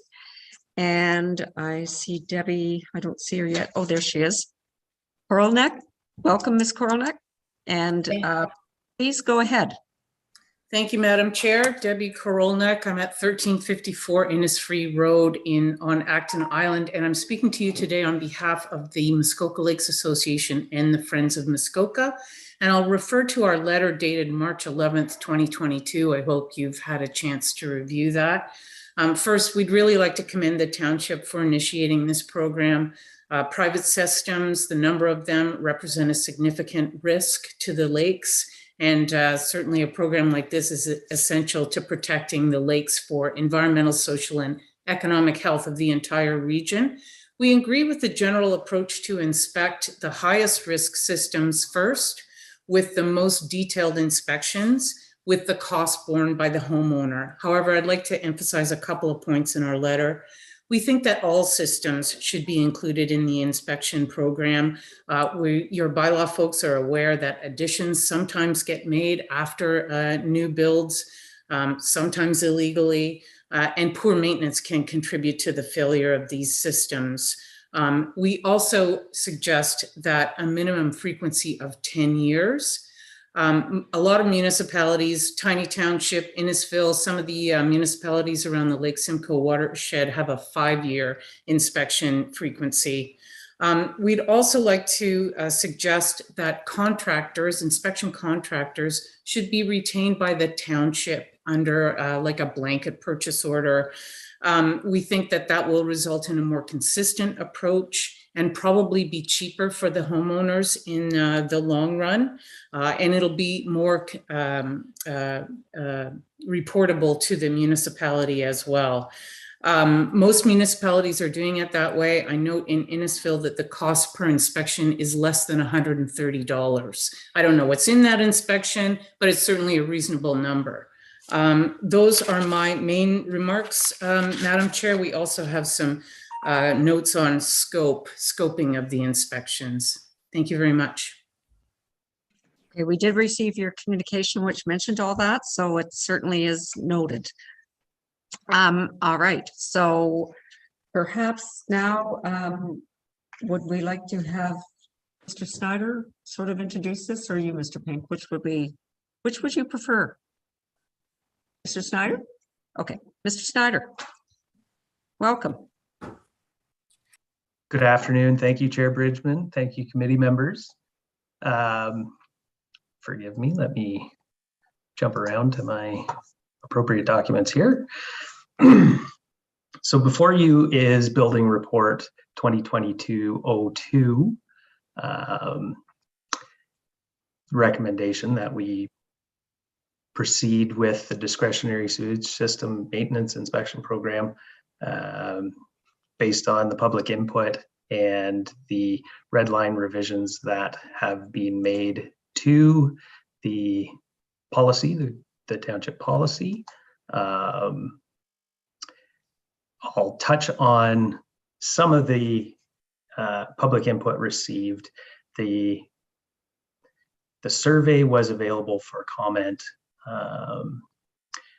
from January 10th to February 17th. We received a total of 216 responses to that survey, primarily in support of the program and the initiatives that the township is putting forth.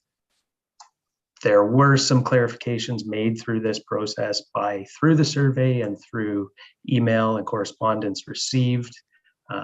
Those are identified and clearly laid out in the red line revision of the policy. And at this point, I think committee has had the opportunity to review the report, the survey, the analysis. So I stand for questions. Okay, thank you. I understand that Mr. Furness is here now. So let's bring him in, please, if he would like to speak.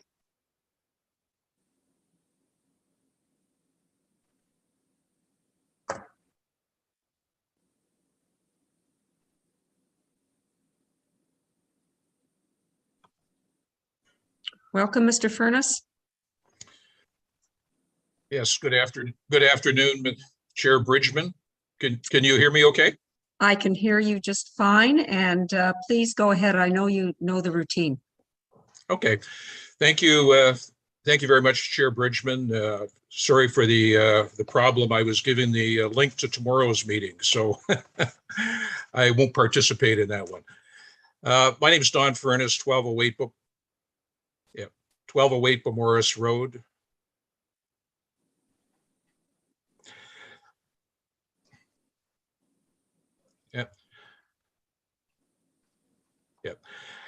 Postal codes P1L0M8. My comments today are my personal opinions and observations. Number one, I'd recommend that when you would send up future surveys for Engage Muskoka Lakes, I would appreciate if you would put a listing of exactly what the problem is at the start of it, and what you're trying to correct and the solutions you're trying to implement. Fortunately for the township of Muskoka Lakes, the high-risk summer septic system inspection program over the years has revealed very few problem systems. A good metric would be to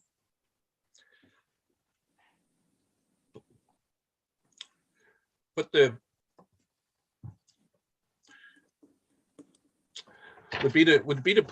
standard systems, the number of systems that you've inspected, and the number that indicated that they have poor problems. I think you'll find it's going to be a very low percentage. Certainly the MLA testing and the district testing show very few issues that can be attributed to septic systems. And with the new septics that are being installed, there's better technologies, practices, and they're only improving the township's septic infrastructure. So in my opinion, the proposed inspection program is going to really be a pyrrhic regulation, where the time, the cost, and the efforts expended are going to far outweigh any actual concrete benefits to the municipality. The vast majority of septic systems in the township are underutilized seasonal systems, and the short-term problems are usually related to excessive usage during parties or family gatherings, which this bylaw really doesn't or cannot address. Has this committee really looked at other municipalities such as the Lake Simcoe watershed and the shortcomings of some of the systems that they've put in place in that watershed, which has substantially different soils, demographics, and geographic character than Muskoka? Your proposed inspection system has only 3 components: age, navigable waterways, and lakes with identifiable water quality issues.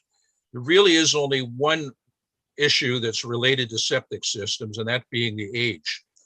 The township doesn't consider anything with regards to soil types, distance from water bodies, including streams and ponds, slopes of lands, or the need for pump chambers, which also have a greater impact on percolate quality than age does.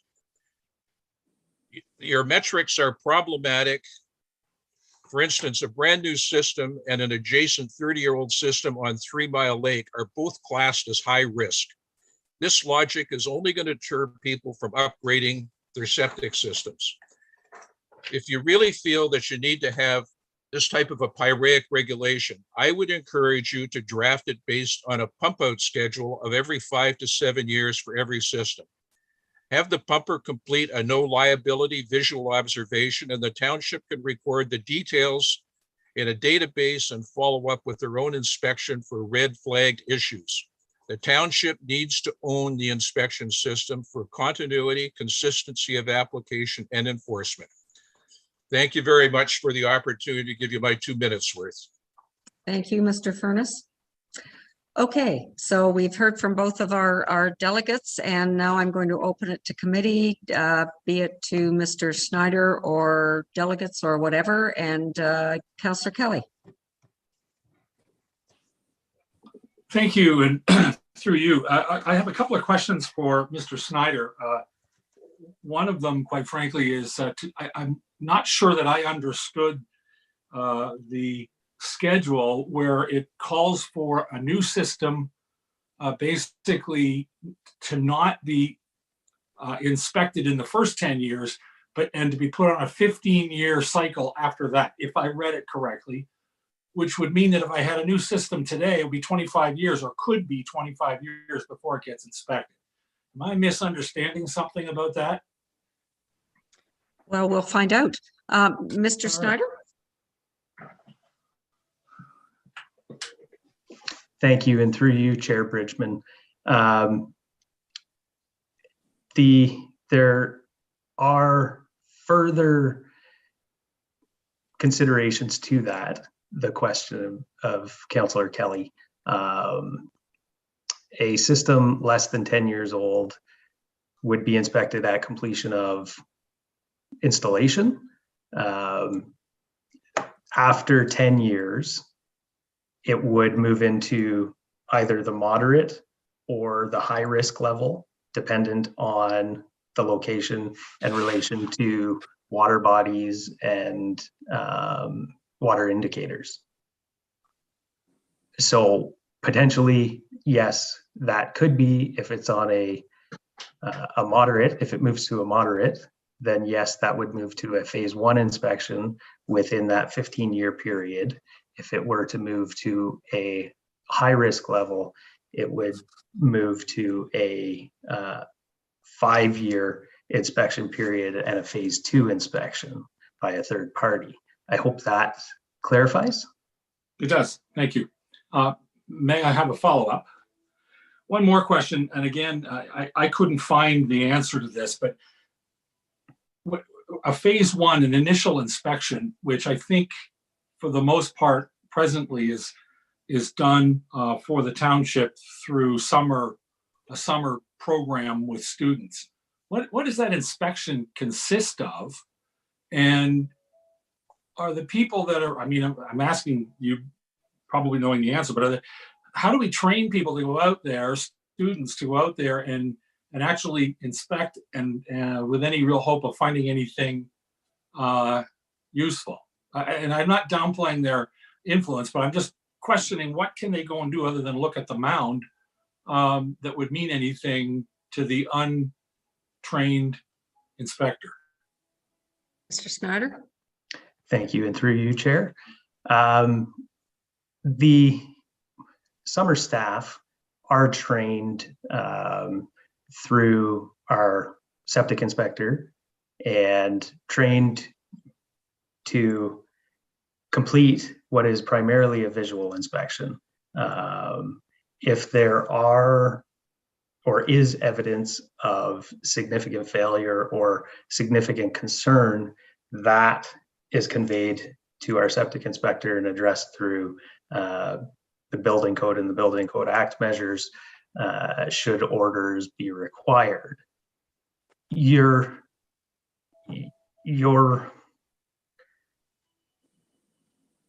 consideration is correct in that those inspections are primarily visual. A phase one inspection, by its nature, as identified or laid out by the Ministry of Municipal Affairs and Housing, is primarily visual, not invasive, and just an evaluation of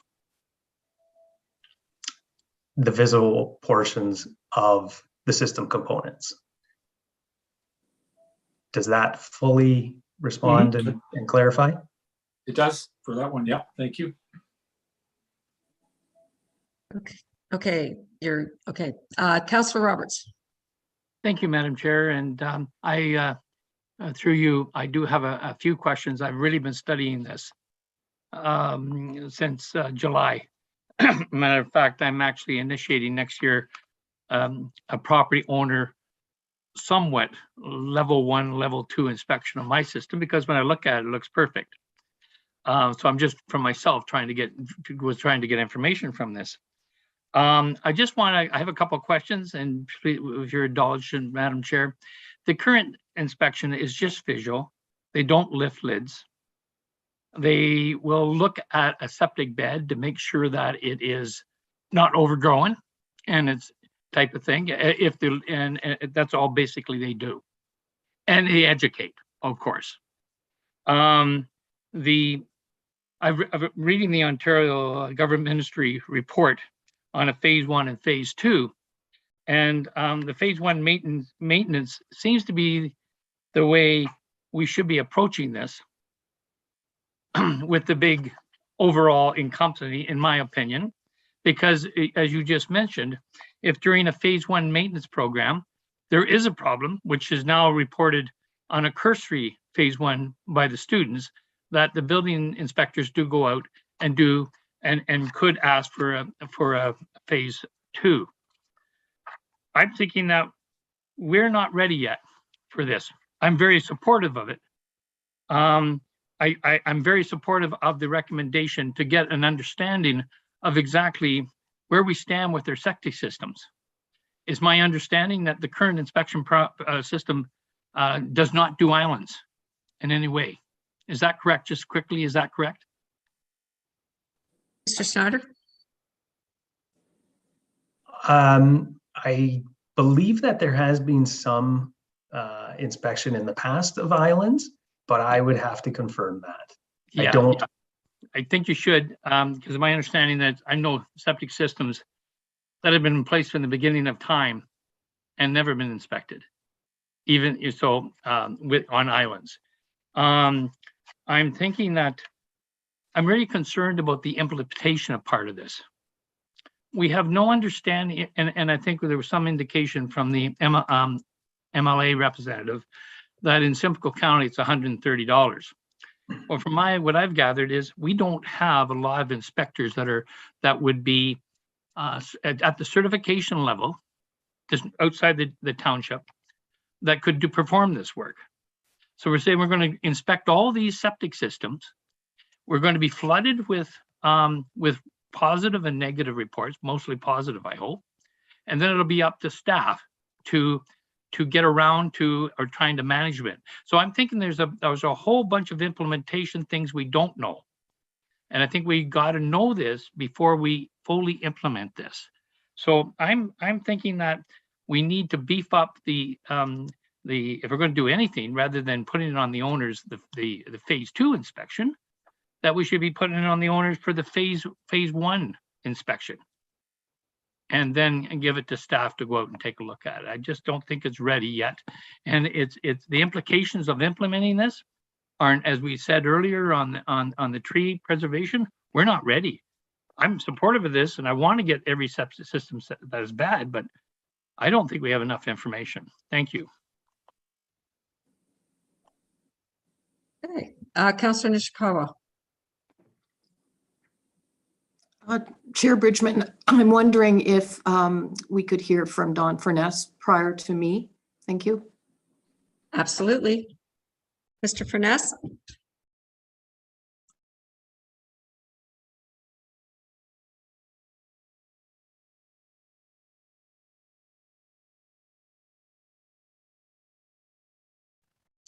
Thinking he's having some IT problems, but that's just my guess. Mr. Furness, are you there?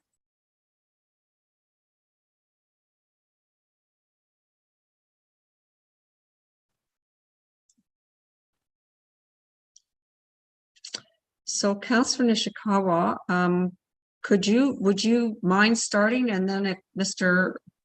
Furness can come in and chat, we'll certainly let him do that. Yes, thank you. My concern.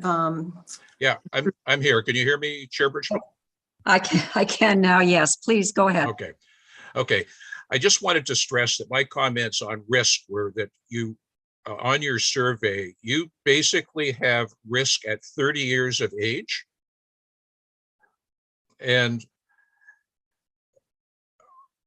so if it's 30 years old, or you say if it is installed on a property abutting the water body with a water quality indicator. So it's, one or the other. So they both classified as high risk. So I can't see that you would have different inspections with their both a risk category that's the same. It just doesn't make any sense to me. Okay. So that's my comment on risk. It's not on inspection periods, but okay, I duly noted. Thank you for that clarification. Okay. Okay, Councillor Nishikawa. Thank you. This is another one that I'm really concerned that, in fact, there hasn't been. We've been doing these inspections, and I will say that, and perhaps Mr. Schneider wouldn't have seen this, being kind of tender young, but not so young in the department. But in fact, there used to be, we were really looking for steel tanks was the big efforts back in the early 2000s. And in fact, they did identify them, and they carried around big pokey sticks and things like that. And so I don't want to undermine at all what the students are providing. And in fact, more and more that I learn about kids coming out of school, they're way smarter than I will ever be. They are more in tuned to the environment, and I think we need to respect that. But I really have a concern about a couple of comments that have been made, maybe not this morning, but in the past, that we're going to put some responsibilities on the pumpers. It really needs to be understood that pumpers are drivers. They don't install the systems. They just pump it out and try not to get as dirty along the way. I happen to have many properties that we've been involved with for many years. I have a good relationship with that pumping company, and we're on a schedule. And I would say a lot of the people that I know that deal with that company, they're on a schedule, and generally it's a 5-year schedule, but we'll also, and again, we've raised some concerns that a property owner who spent a busy summer felt that their septic system had to be pumped just because we had a busy summer. But the fact was his system was pumped the year before and still needs stuff in it to operate properly. So there's an education piece that came along with that, with the pumper provided. But I just wanted to say, I don't believe that we should be trying to put any workload on the pumpers. It's hard enough for them to find a place, depending on the district sites of the day, because often people may not know that our lagoons are shut down, for instance, and so those pumpers have to travel quite a distance. you know, again, it's a different business, but I keep hearing about, again, we have so many problems, but I don't see the science. I just keep hearing that our lakes are getting cleaner. Where I am concerned, and we've seen it, we saw it in Vella for a number of years, where people were on a septic system. They weren't hooked up to the sewer and water that was available in town. And, you know, that 2-bedroom cottage had 15 people staying there weeks after weeks after weeks. And there was nothing that we could do about it except, well, there was something. We could direct it towards the overuse of the septic system. Eventually that property was sold, and I believe that they actually got on to the town sewer and water. But I can tell you that we have that exact same situation. I can drive you up 169 today, where there was a 2-bedroom cottage sold on Long Lake. And I counted 8 cars last night on a Wednesday night, 8 cars. So I'm assuming there's 2 people per car. It's a 2-bedroom house. It's a 2-bedroom system. Those are the things that we should be putting some energy and effort in. But I don't see the problems. And most people, truly, most people that I know are very conscious about their septic systems. And I think we're getting very onerous on our demands. Again, I have to really suggest that if we could point out some of these locations that are problematic, you know, so the interesting thing is we just saw a report from Watershed Council about phosphorus. Now we're going back 40 years of what damage the farms did way back then. How does that affect? Is that what we're responding to? Like, is that what we're trying to respond to? Because again, what's the correlation? And I believe that most property owners are respectful and responsible for their septic system. There's nothing that they want for neighbors or for family members to come visit and smell their septic. So the reality is I think we should think higher of our property owners and not the direction that we're going in now. Thank you. Madam Chair, for your information, Councillor Edwards called me and he is having difficulties with his connection, just so you're aware. He's Okay. on it. All right. Thank you. Councillor Edwards, can you hear us right now? Apparently not. So Councillor Roberts, could you let him know he may have to phone you, and we'll use your speaker if he wants to make any comments? I will. Thank you. Councillor Hayes. Thank you. I'm just going to summarize my views and I hope I can be quick. I think education is paramount. If you live in Muskoka, chances are you will have a septic. You should learn how to take care of it. I don't think that we should be putting extra work onto the septic pumpers, as Councillor Nishikawa said. Their job is to go in there and to pump the septic. It's not to inspect it. They are not qualified to do that. Some of them may be, but not everybody is. Short-term rentals are something that should be addressed, but they don't have to be addressed here. But when we do address short-term rentals, a septic inspection would be something that I would add to the short-term rentals.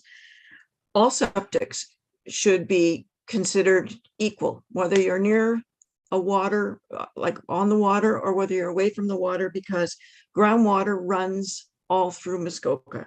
So if someone has a bad septic, it's going to go wherever the water flows. And the summer students are doing excellent work.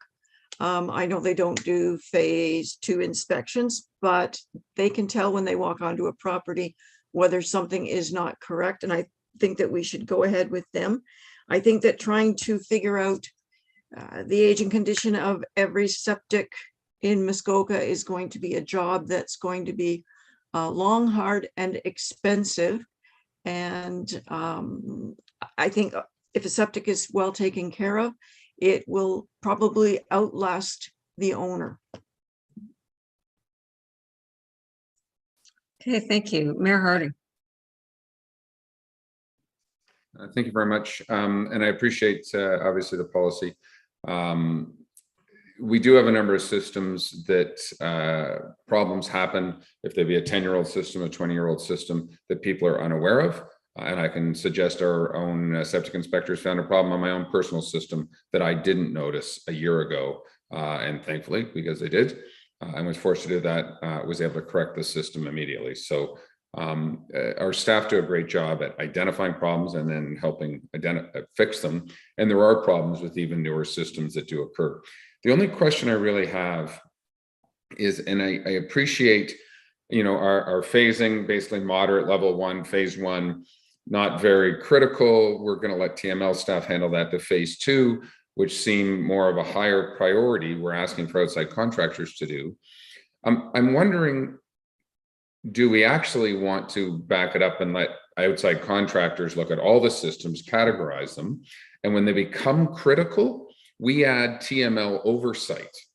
In other words, our senior inspectors go out and make sure that the job is being done right, and we totally don't wash our hands of it. I'm not sure we would. I mean, it's probably a lot more work for Mr. Boss, but and our summer students probably are not qualified to be that extensive. But I'm just wondering whether or not we want to you know, add greater oversight to the problematic ones versus the just during the general inspections, and basically get contractors to give us a baseline where everybody's at, and then we can add our particular oversight going forward. Could you help me with that, Mayor Harding? Is this beyond all of our documentation? This is part of the documentation? Well, it's part of the documentation, I guess, to Mr. Snyder in particular, or Mr. Boss, who's taking his mask off. Just trying to understand, do we want to have contractors do everything and then have TML oversight on phase 1 and phase 2?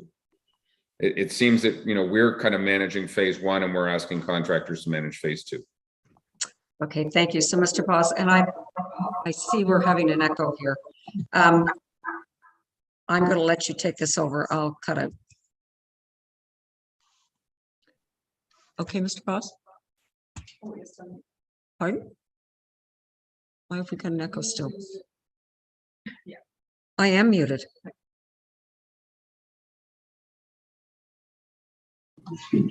Okay. I'm unmuted. Now you're unmuted. You should be. Go ahead. Did somebody ask a question? Because I can't hear very well, sorry. Maybe Nick, who did hear the question, maybe Nick can answer the question in particular. Sure. Go ahead, Nick. He's also turned on his computer. Thank you, and through you, Chair. So I'd just like to address a couple things. First, there have been some comments about adding workload to pumpers and the expectations of pumpers. I'd like to identify that pumpers are not qualified to perform the phase 2 inspections. So there's no added workload to them. We're not looking, the policy doesn't suggest that they'll be responsible for this. The parties who could be responsible for these phase 2 inspections are limited to BCIN qualified sewage designers, maintenance providers, architects, and engineers. So just to address that off the hop. I think the second comment Mayor Harding had was, or question perhaps, was that should this be directed to a township, directed to a third party contracted inspector to perform phase 2s and potentially phase 1 inspections as well. That's not been the direction provided to date. So that's not been the direction that's been reviewed. The previous meetings, our direction was to revisit the reinspection program and ensure that the owners had ability and flexibility, and that it was owner dependent and driven, to provide the township with that information. If there is a suggested change, certainly that's something we can entertain and discuss and bring back further information on. Supplemental, if I will, I guess, and maybe Mr. Pink can answer in again. I'm not sure our council gave direction to staff to say, phase 1 should be staff or 2 or whatever. I mean, we've looked to staff to create a policy and draft a policy. I'm just asking the question at this particular time before we implement said policy. Does it make sense to just let both phase 1 and phase 2 be handled by a contractor and oversight be provided by township staff? And Mr. Pink, do you want to? Thank you. Well, Sandy, I think you want to mute. Yeah, I don't mind. I can answer it if you want to mute. I would just add, the policy was approved. I think it's Sandy. So the policy was approved by planning committee before it was circulated or endorsed by planning committee to get public input. I believe if I recall correctly, the direction was for a hybrid approach of some municipal led and some township led. But as Mr. Snyder pointed out, staff is happy to entertain and investigate a change. What I just wish to add was that and Mr. Snyder and Mr. Boss can correct me if I'm wrong, but when we reviewed all the comments from the community, it seemed the majority really actually preferred to put more of the onus on the municipality. They actually were hoping the phase 2 inspections could be done by the municipality and added to their tax bill by way of additional staff or a contractor hired and that cost relayed on. So I think if council wants to explore that change, that all the inspections would be put on to the onus of the property owner.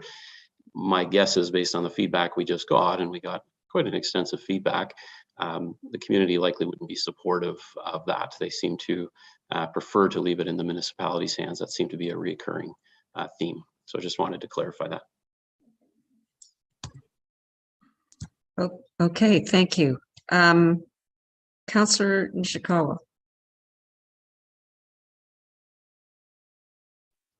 Thank you. I just wanted to highlight again that, and I didn't do that last time, that I do believe we have a problem on our islands.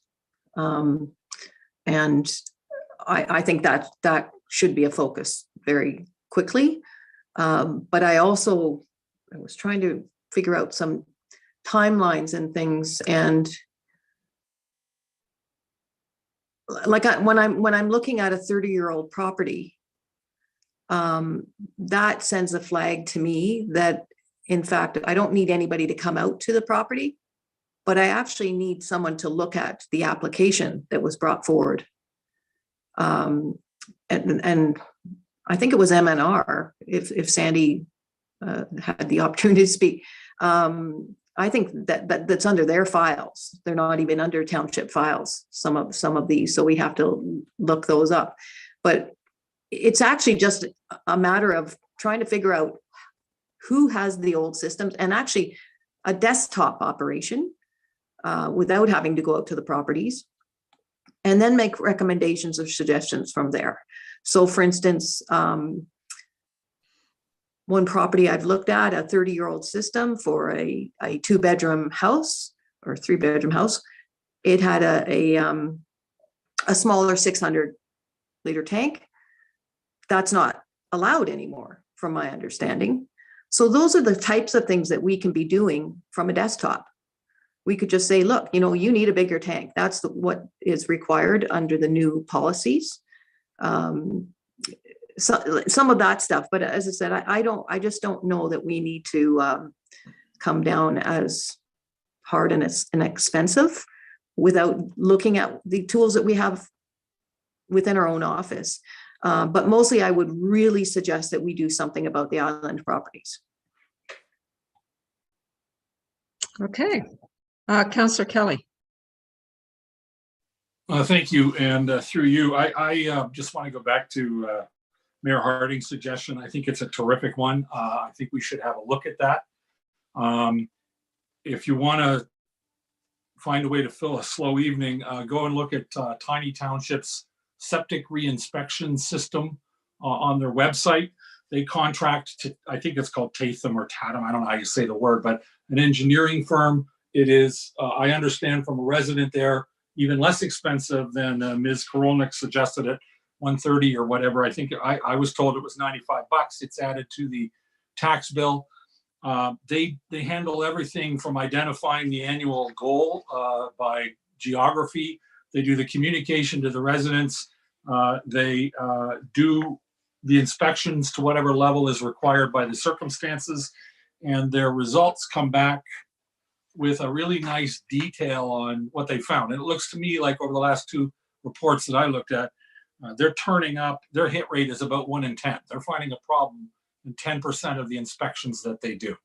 And they document literally what the type of thing is. I think it's worth looking at before we walk away from that idea, because, and I am assuming, as Nick suggested, I'm assuming they have whatever accreditation they need to do the job, but I don't know that directly. Anyhow, I think it's worth looking at. Thank you. Okay, thank you. Councillor Mazan. Thank you, and through you.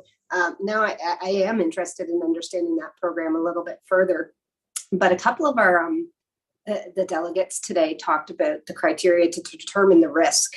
And so as I've been listening today, I wanted to, I don't know if Ms. Kopp, I'm not sure how to say her name, from the MLA, if she was still here, because I think she touched upon it. If she might be, like Mr. Furness brought up a couple of other criteria, like soil and other, excuse me, elements. And I just wanted to know if she had some further comments that she may be able to share. Like, as we're now re-looking at this, are we actually using the right set of criteria? Certainly we can bring her back in, bring Debbie back in.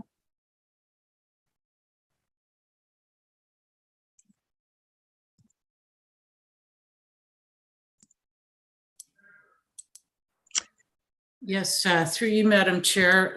Thank you, Councillor Mazan. So I do have a bit of experience in this regard. I'm a professional engineer, and earlier in my career, I designed and constructed several of these systems, mostly for municipal clients, larger systems, but they're all the same. I would say that probably the biggest indicator of risk is age. Because, back in the good old days, people did things like install metal tanks that tend to rust out. Also, over time, tile runs can settle, and that results in breakout. And poor maintenance as well is also a factor. But all of those things can be captured by age. So I'd say that's probably the biggest criteria of risk, and your proposed policy does capture that. Proximity to the water is another one, but as somebody else has pointed out, groundwater is everywhere. With regard to soil conditions, I mean, Muskoka, it's all rock. So there's a big risk factor there. For runoff and breakout directly into water courses. I have a little bit of knowledge of Tiny Township from my experience in Simcoe County, and there the soils are very sandy, and they're smaller lots, and there are metal tanks, a lot of metal holding tanks installed that have corroded out. So they had a particular ip there. But their program is very comprehensive, and I think, as somebody else has pointed out, might be a good example for the township to look at. I hope that helps, Madam Chair. Thank you. That was very, very helpful. Okay, Councillor Savas. Thank you, and through you, certainly Debbie, before you'd said the words, I did have written down my piece of paper, risk equals age. No question of that. I want to ask Sandy if I could. Sandy's right there. Give him his 2 minutes in the sun.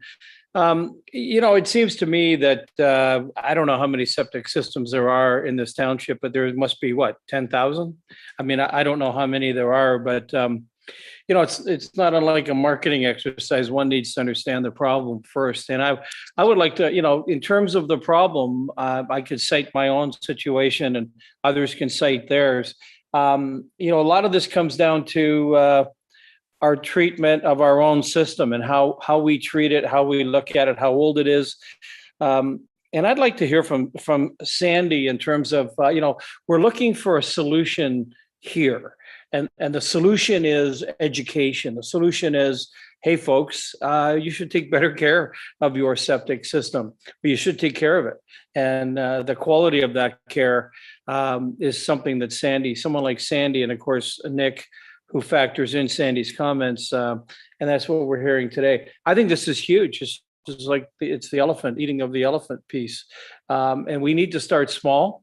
Or if we're going to start large, I mean, this is no different than Airbnb and other issues that we're not facing because they're huge and we need 36 more people in a department to handle them. So I find it incredible that we would think that somebody in engineering could come to my house and for less than $100, look at my septic when Gravenhurst Plumbing charges $110 to come to my place, and they have 2 guys in the truck. And that's based on 1 hour. So a septic system inspection would be $250 out in the marketplace. I can't even imagine what it would cost. So I think we need to deal with some realities here. And I'd ask Sandy that. Can you speak to that reality, Sandy, in terms of how big you see this? Not everyone's system is bad. Not everyone's system needs to be looked at, updated, replaced. Can you just share some general thoughts on that? Certainly. My experience, as many of you know, dates way back to 1984 when I worked for the Ministry of Environment doing the reinspection program, and where we did all the lakes, and it was basically the same idea where we were just a visual looking for steel tanks with a probe bar and just looking for outward signs of deterioration of either the tank or the bed area itself. And your point about education, I think, is the big thing. And I think that's something our phase ones has really focused on. And just for everybody's information, what our students have been working on is not only that visual inspection, but educating the homeowner or renter, whoever it may be, on the use of a sewage system, what can be flushed and what can't be flushed, and just providing that type of education that I think is our primary goal in this program. And I think our municipality carrying out the phase ones as we have, perhaps taking more part in meetings, whether it be whenever a association has a general meeting of some sort, that we participate in those.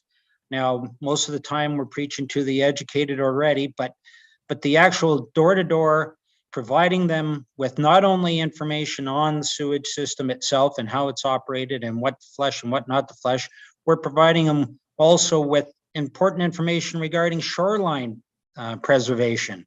So those are the kind of things we're teaching our students when they come. Those are the big issues that I think all of us feel are really important. Now that people are renting their places out more often than they ever used to, that us getting right to those people is important. And if we go to a stage where we end up hiring somebody to do that, well, they're just going door to door as quickly as they can and collecting our $100 or whatever it might be per inspection.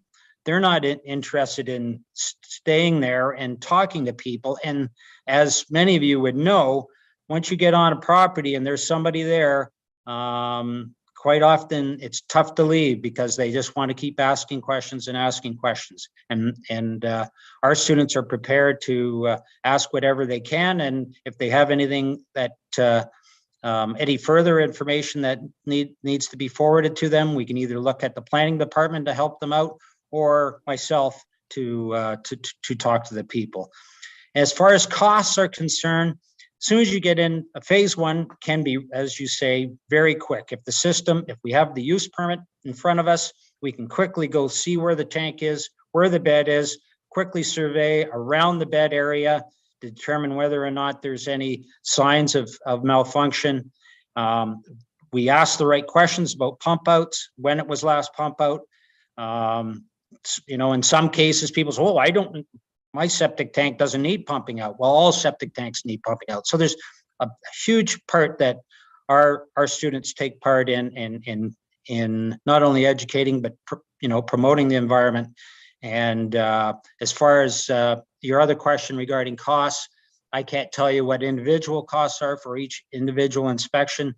But the fact is, and as somebody had brought up earlier, a lot of the work is done inside. We pull up the use permits, we pull up what building permits there are in place, whether they've got bunkies, whether they don't have bunkies. If we go to the property and find that they have a sleeping cabin and our use permit doesn't show one, well, then that can come back to us, and we can deal with a unauthorized construction of a building through the Building Code Act. So those are my points, and I hope I've answered most of what you had there. If I might, Chair? Yeah, Councillor Savas, please. Yep. Thank you so much. And that, my friends, is 40 years of experience right there. Thank you, Sandy. And I certainly fall back to you. We just finished our budget, and we're proud of our budget. There was no place in our budget for additional septic inspections, summer inspection. Can you speak to that in terms of, do you feel that you have enough horsepower? I know we're contemplating an enhanced, revised new bylaw, if you will, but just where you are status quo, do you have enough horsepower? Are we fueling the septic need that is clearly apparent here? Or do you need 2 more people, 4 more people?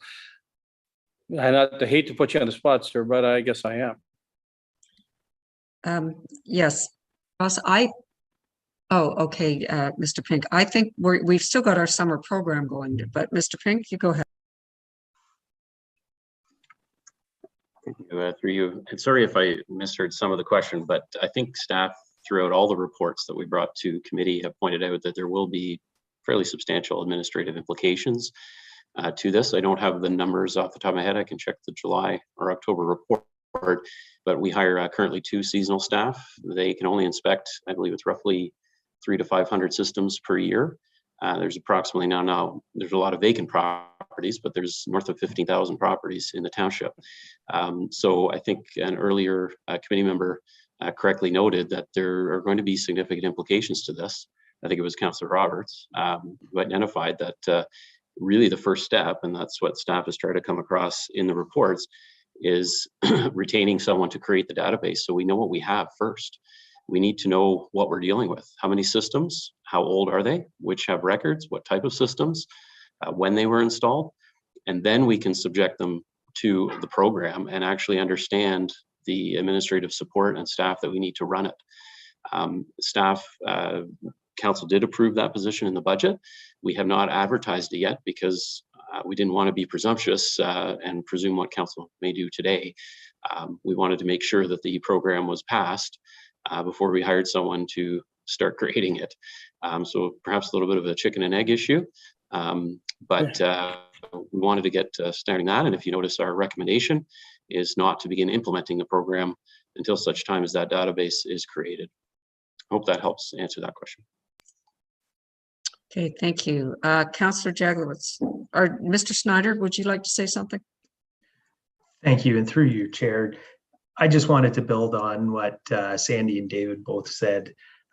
First with Sandy, the cost of inspections, the potential is that this could vary greatly. The geography of the township, water access, and the fact of, is there an existing system with record, or is this a system without record entirely? These are all factors that would play into the cost and the anticipated cost of a phase 2 inspection when required. So it's hard for me to say to you that Simcoe or Tiny, who's implemented a system and is applying $130 or $200, whatever the case may be, that we can even be remotely in that neighborhood consistently. So that would be something that would have to be given considerable consideration. And then building on David's comments, yes, the intention is to create the database, evaluate, and whether we have to come back with a revised policy and procedure to adjust, it's the implementation then through that policy and the creation of that database that becomes critical. Okay, thank you. Councillor Jagowitz. Thank you, Chair. I'm hoping I can move this along. I have a question, and then I have my main thing. It's for David. David, is it correct that the cost of the sewage inspection program is a building department expense? I just need the answer to that before I proceed. Is that correct? Is that, you mean from the reserves? Okay, well, that's where I'm going, Chair. That's what I figured. So what I'd like to then suggest is that we can put this to bed right now, because what I've heard is the program will be much better if it's run by the municipality, and it would be much better if it didn't cost the taxpayers anything. And at my last look, we have many millions of dollars in the building reserve that can only be used for building purposes. And it would seem to me that it's quite obvious that at least for the initial phase, say the first 3 to 5 years of this program, it would make sense to have either this department either bring on staff or hire contract people to implement this program, and their budget just automatically comes out of that reserve. And once they've got the database created and have inspected all the bad systems, then maybe it can settle down to something different. But I think that would be the thing that would be palatable. And what I see in front of us here now is probably a pretty good starting point. So maybe we should get on and let them get on with their job and approve this. Thank you. Okay, I just have a clarification question. Can the building reserves can't be used for the ongoing program, can it? Mr. Snyder? Thank you, and through you, Chair. We have done some investigation with legal counsel on this. This is a building code matter. The permit fees that we collect today are not set to give consideration to the additional expense of a program as such. I appreciate the acknowledgement and the thinking that there is a reserve fund that could be used for that, but I think that would require further discussion with legal advice there. Supplementary, Please go ahead. Yep. Yes, briefly. You have to remember the source of those building funds came from building permits primarily, and almost all of those building permits included a septic system. So I don't see why it couldn't, and I think it should be looked at. I think it's makes perfect sense to me. So anyway, if that's not the case, then I would put back to you, Mr. Snyder. Then what do you think those funds will ever be used for in the future of this municipality? And I mean I'm not trying to be difficult there, but isn't kind of what that's there for, to ensure compliance with the code, or like, it's not when you take in that fee, I know you issue the permit, but then you have to follow up with inspections. And that's basically all this is. It's just inspecting that the permit that was issued is being managed properly. Anyway, listening to me. Mr. Snyder, maybe you could help us out on what you can use those funds for. Respectfully, and thank you, Chair Bridgman. The issuance of a septic permit, yes, there is a fee associated with that to manage the administrative end of things and the building code construction aspect of that system. So admin, inspection, final certificate. Upon completion of that, the onus really is the maintenance on the owner, just as with any building. There's no required, at this point, no required maintenance inspection in the building code in our territory for septic systems. The onus lands to the property owner. Okay, thank you. May I, just before you speak, Mayor Harding, I would like some clarification too. I mean, we need the data no matter what. We have okayed that, it's in our budget. Do we have to make a final decision on where we're going with this entire program before we start down that process? I think what I just heard was, let's get all our data in, and then we can figure out how we want to handle the program going forward. I think we're committed to the program, but we don't need to make a decision now, and we don't have the information to see if we've got 40% high risk. I know we don't, but just as an example. So that's sort of my question at this point in time. And I don't know, Mr. Snyder, if you'd like to help me out on that.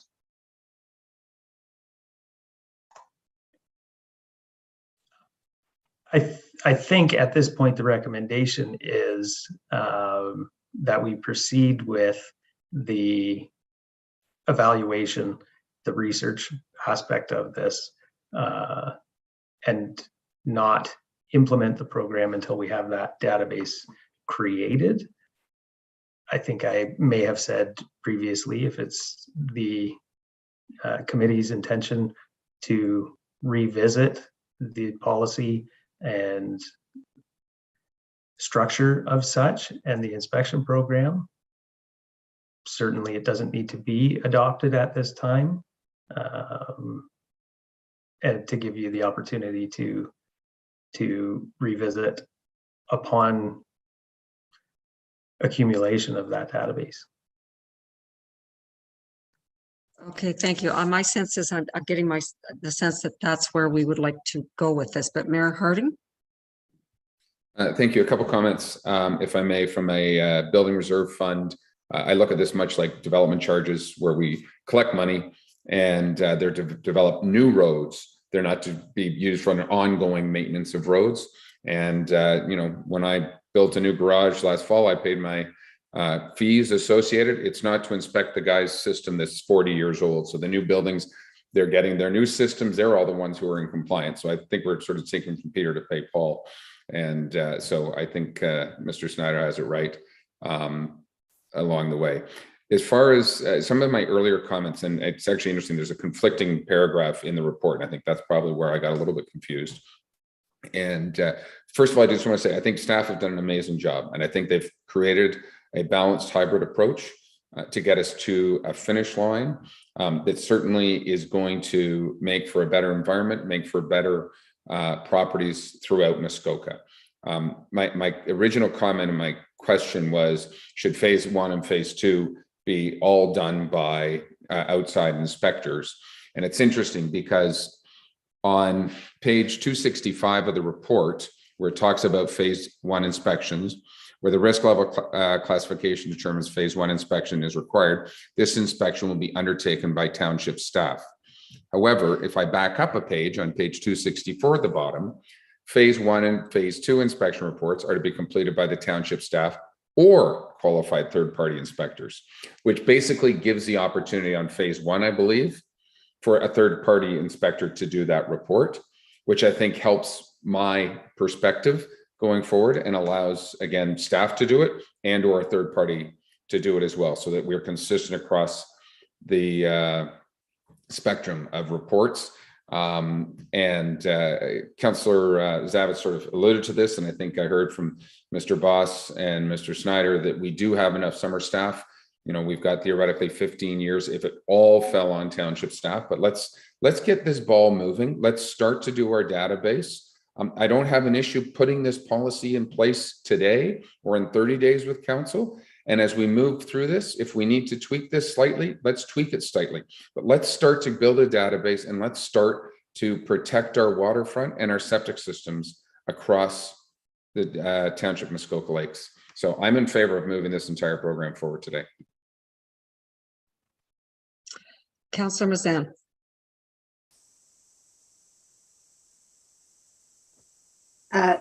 Thank you, and through you. You actually articulated the questions that I had, which was we can at this point move forward with the data collecting. I didn't think how we implement is a separate topic. So I just think for staff, I think they need to have confidence. We as a council have been very committed to this. As far as the implementation, there have been things that have come up today that I'm just, I don't know if it's like late in the day or whatever, but now there's been a lot of discussion. I feel like I needed some tweaking or at least an understanding on how this is going to be implemented. I think I heard Councillor Jagowitz say that he'd heard that people don't want to pay for it.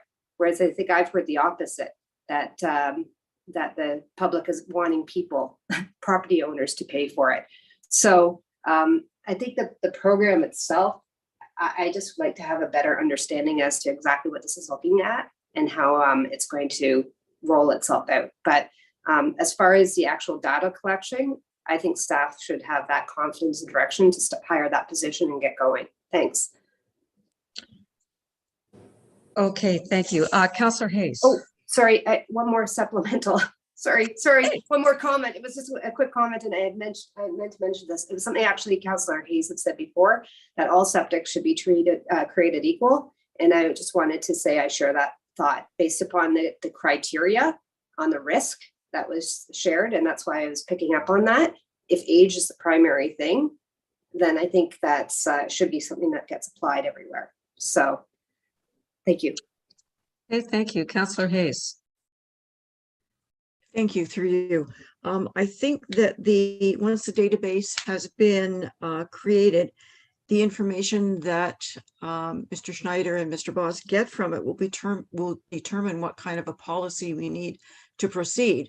So we're kind of putting the cart before the horse. So I would definitely support the database being created before we finalize our policy. I would ask two questions. Is the current information that you have of septics, is it digitized right now? And my second question would be, with new sales, quite often the sale is dependent upon a septic inspection. Are we privy to these inspections that we could put in the information on our database that you are creating?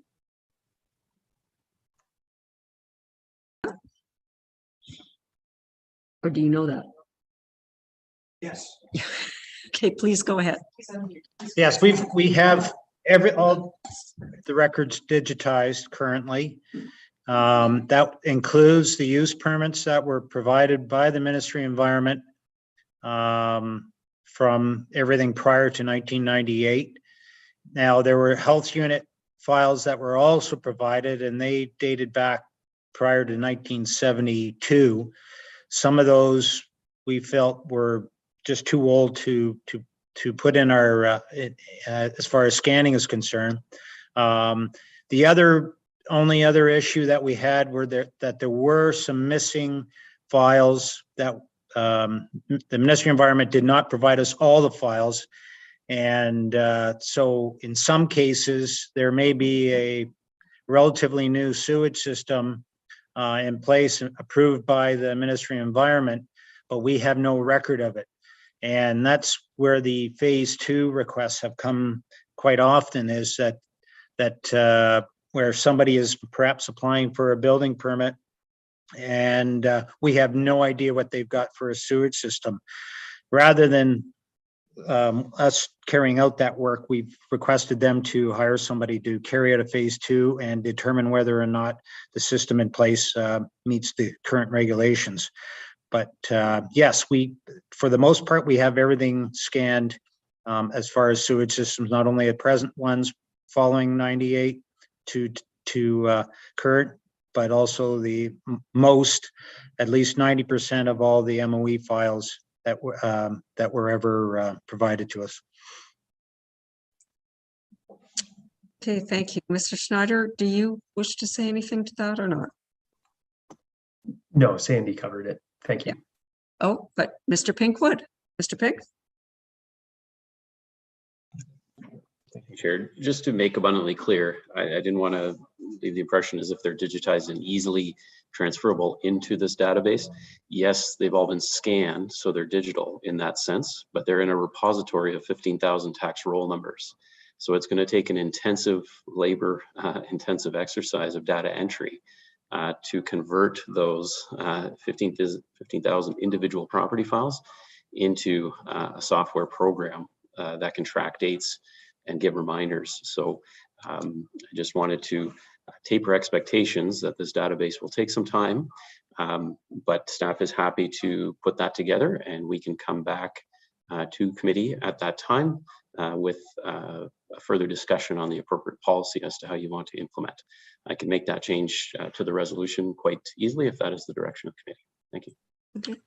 Thank you. I was just going to say Mr. Pink actually has the resolution over at his place. So can I get a nod? Do we want to just okay the hiring and the data collection now and hold off on decision on the policy? We change that resolution to that. Can I get a, okay, so Mr. Pink. Yep, Councillor Nishikawa. Sorry. Oh, Thank you. Sorry, I just wanted to clarify something. I think it was Councillor Zan had raised. When there's a property being sold, are people then now, like in the sale process, does the municipality require them to do a report on the septic at that time? Or are we just talking about the fact that a property owner, or excuse me, a potential property owner chose to hire an inspection on the whole property, and that just sits there? Because I have big concerns about that, because I get asked out to look at lots of situations where that inspector didn't catch so many important things, but I'm not sure. I just wasn't sure if that inspection report actually shows up prior to the transfer of the title, I guess. so perhaps Mr. Faust or Mr. Schneider, I don't think we have the legal right to ask for that. I think that question was asked before, but does someone know the answer? Thank you, and through you, Chair. It's not something that the township currently requires. Oftentimes we do receive inquiries from realtors requesting information on systems, and we provide that, or through the municipal record search, that information is also provided. If they engage and have an inspection completed by an individual, that's not something that's provided to the township on regular, if at all. Thank you. Okay, thank you. Councillor Roberts. Thank you. Through you, Chair, to Nick, probably Mr. Schneider. Is that something that we could put in place, that all sales require a septic inspection that is provided to the township? And not to delay the sale, I can just see our current realtor on staff here, or on committee, but can we ask for that and just say, if you're selling the property in Muskoka, you need to do a phase 1 or phase 2 inspection? Mr. Schneider. Thank you, and through you, I have seen other municipalities' policies that do request that a phase 1 or phase 2 inspection be completed with the property sale. through the implementation of a policy such as before you.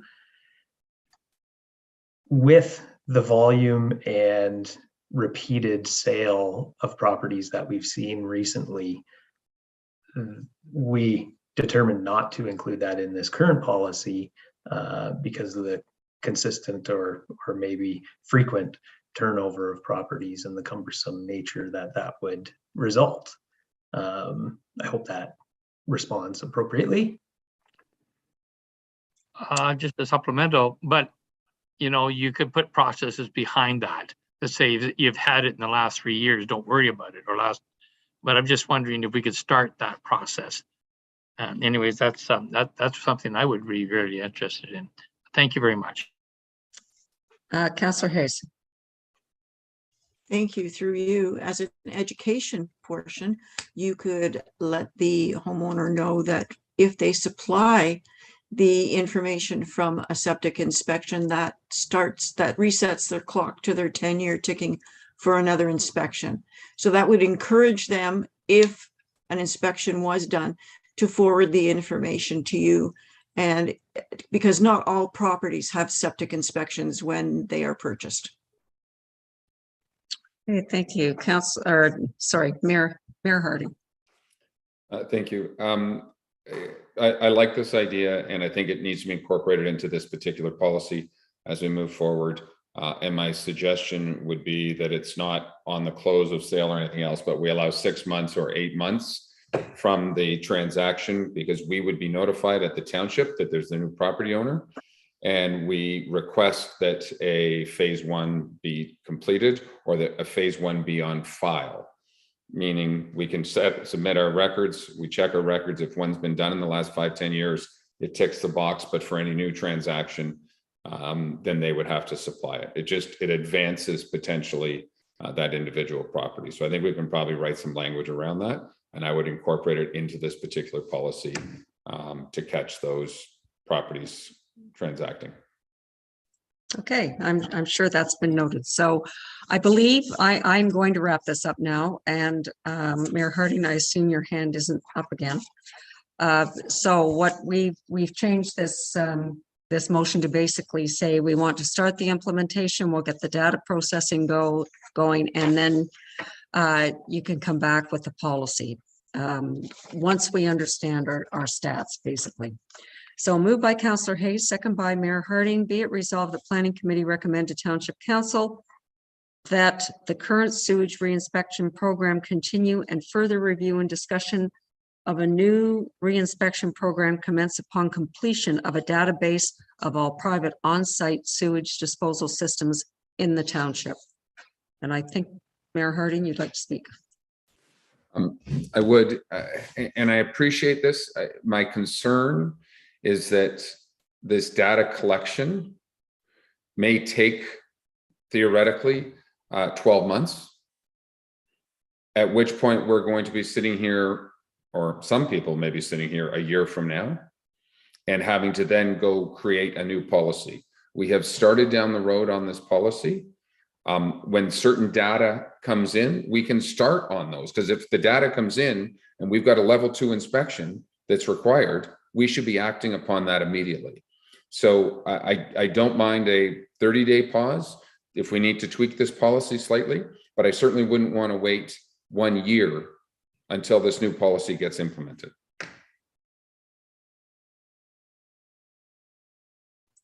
So I must confess, I think we can say we are liking this policy, but we're not sure of the details yet. And I, for one, am uncomfortable moving that forward at this point in time. I'd like the data collected, and then we can do that. That's so all the work that staff has done isn't gone. We can just revisit this later. Mr. Schneider? Thank you, and through you, Chair. I'd just like to address that, the mayor's concerns. If an issue is found through this process, we are still performing the current reinspection program. So if an unsafe condition is found, that will be addressed by staff through the appropriate building code and building code act avenues to avoid those catastrophic events. Okay, thank you. Last word, Mayor Harding. Thank you. Respectfully, if we find a high risk level sewage system though, or as we go through the database and something is over 30 years old, that does not necessitate us currently inspecting that system or requiring an independent inspector. I believe our summer students work on lakes and work on certain geographical areas, work their way down streets. They're not back and forth all over the township. Or correct me if I'm wrong, that our policy is not, as soon as we find a tank that's over 30 years old, we're going to go identify and inspect that one immediately.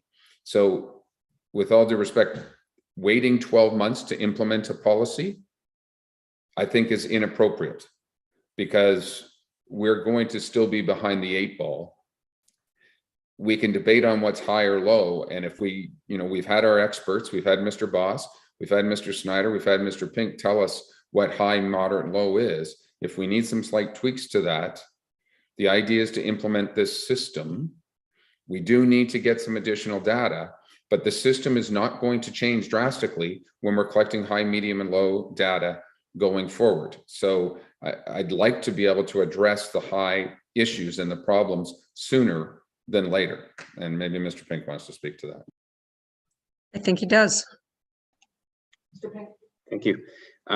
Your worship, you are correct. That's not how historically the program was done. It was generally we had identified a lake or a problem area, or as you say, street lot by lot. However, I'm happy to explore with Mr. Boss and Mr. Snyder whether, as we create the database, I don't think anything prevents us from sending the summer students out to an area or a property that has a 30-plus-year-old system or has no records. I'm just hesitant to suggest that we've just had a lengthy discussion. I think, respectfully, I think we've heard 10 different opinions of how the program should be.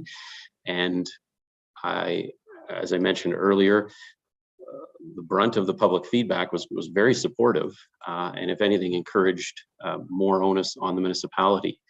So I'm hesitant to change the policy now to suggest that onus is on the property owner to hire contractors to do inspections without going back to the community for more feedback or consultation. So unfortunately, I think we're between a little bit of a rock and a hard place, but what I can suggest is, again, creating the database, I think, is a prudent move. And if, as we're creating that, we discover what could be issues, I believe we have the ability under the Ontario Building Code in our current program to address them. Could I suggest then, Mayor Harding, that we add to this motion simply because age equals high risk? When you come across a 30-year-old system, it will be inspected immediately. We don't need the whole policy in place, but that takes the risk, the higher risk ones. No, I'm not seeing any support for that. Okay, I think we're leaving it the way it is. And who else had their hand up? Mayor Harding? Thank you. Again, I'm happy with it as it is. We've identified that there's issues, but I am going to request that we revisit this sooner than 12 months. That if people have some specific questions or concerns that we want more on the individual property owner, we want more on the municipality, let's have that debate, because that seems to be really the only debate that we're going to have. And I don't think we need to wait for all the data in. We can put some more information out there, but let's just move on today, and we'll try and set a course next month or the month after, or whatever, to bring this forward, because this was a policy, was a mandate of this council, this term of council, and I would really like to see a policy in place before the end of this term of council. My request. All right, so maybe we can look at 6 months when we've got half the data, which would be a pretty good representation of what we're dealing with. Councillor Mazan. Thank you, and through you. And I would support what the mayor has just suggested there. I don't think we have to wait to have all the data. I just didn't want to have the data hold us up, or I wanted to make sure we were separating the two there. Because I think there's just some key questions that as a council we want to understand on how we execute or how we implement. You know, that, as I said, I was hearing a couple of different things about who is responsible for payment. And another key thing is who is actually going to be the responsible body for actually doing the exit. So there's probably some key questions that as soon as we all agree on those, or at least the majority of council can, that then the implementation becomes a little bit easier to have happen. So anyways, long story. I support, I think what the mayor said. I think we should continue this dialogue on the implementation plan while we wait for the data. Thanks. Okay, so I'm going to suggest maybe 5 or 6 months. Does that make sense, Mr. Snyder? Will we have enough data then to extrapolate to what the township looks like, do you think? Thank you. I hope so. We have to go through the process of recruitment for this position. So I'm hopeful that we can begin the database and gathering that information and have some substantial, it may not be 100%, it may not be 50% of that information gathered and qualified. But I'm hopeful that we have some indicator of what our township looks like and where we're going to be going. So maybe I could suggest you're back to us in August, just with an update of where you are in the program so that we know. That be okay? Report in August? I think so. Yeah. Okay, perfect. Okay, thank you. Councillor Savas? Thank you. The last word. I see no reason to create undue pressure on our staff. I certainly think this piece is on cruise control. I love the discussion we've had. I don't believe that this council is held to account for a new septic system before we get voted back in or not. So I would certainly support the August piece, and council after council before us passed it off to us. So I think we need to just take our good time and great discussion, and I look forward to August where we'll talk about it again. Thank you. Okay, thank you. I am going to read this motion. Actually, I think I already read the motion, so all in favor?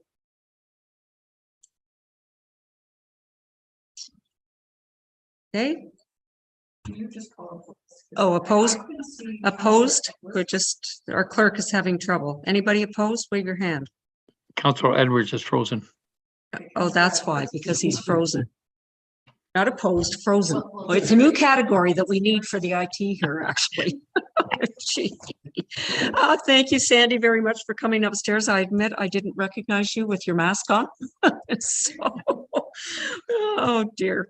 Anyway, okay, thank you, everybody. That passed. And where are we? We're 3 o'clock. So we're going to take a quick break because we have very little left to do, but I think we need just a quick comfort stop. So I'm going to give you 5 minutes. 3 o'clock, we're back.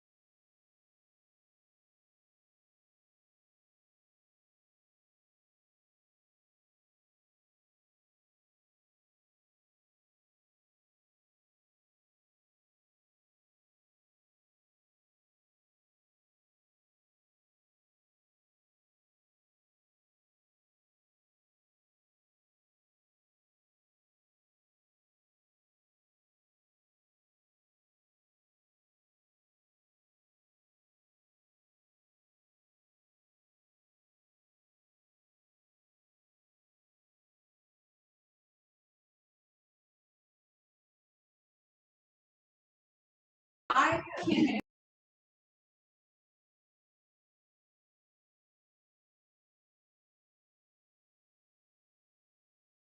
don't think I budgeted. Can we use the reserve? I wanted to use the building reserve. Oh, okay, everybody, please come back.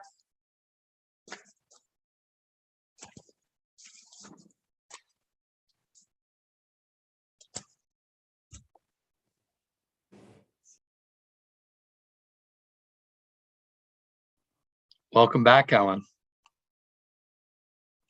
Oh, he's frozen again.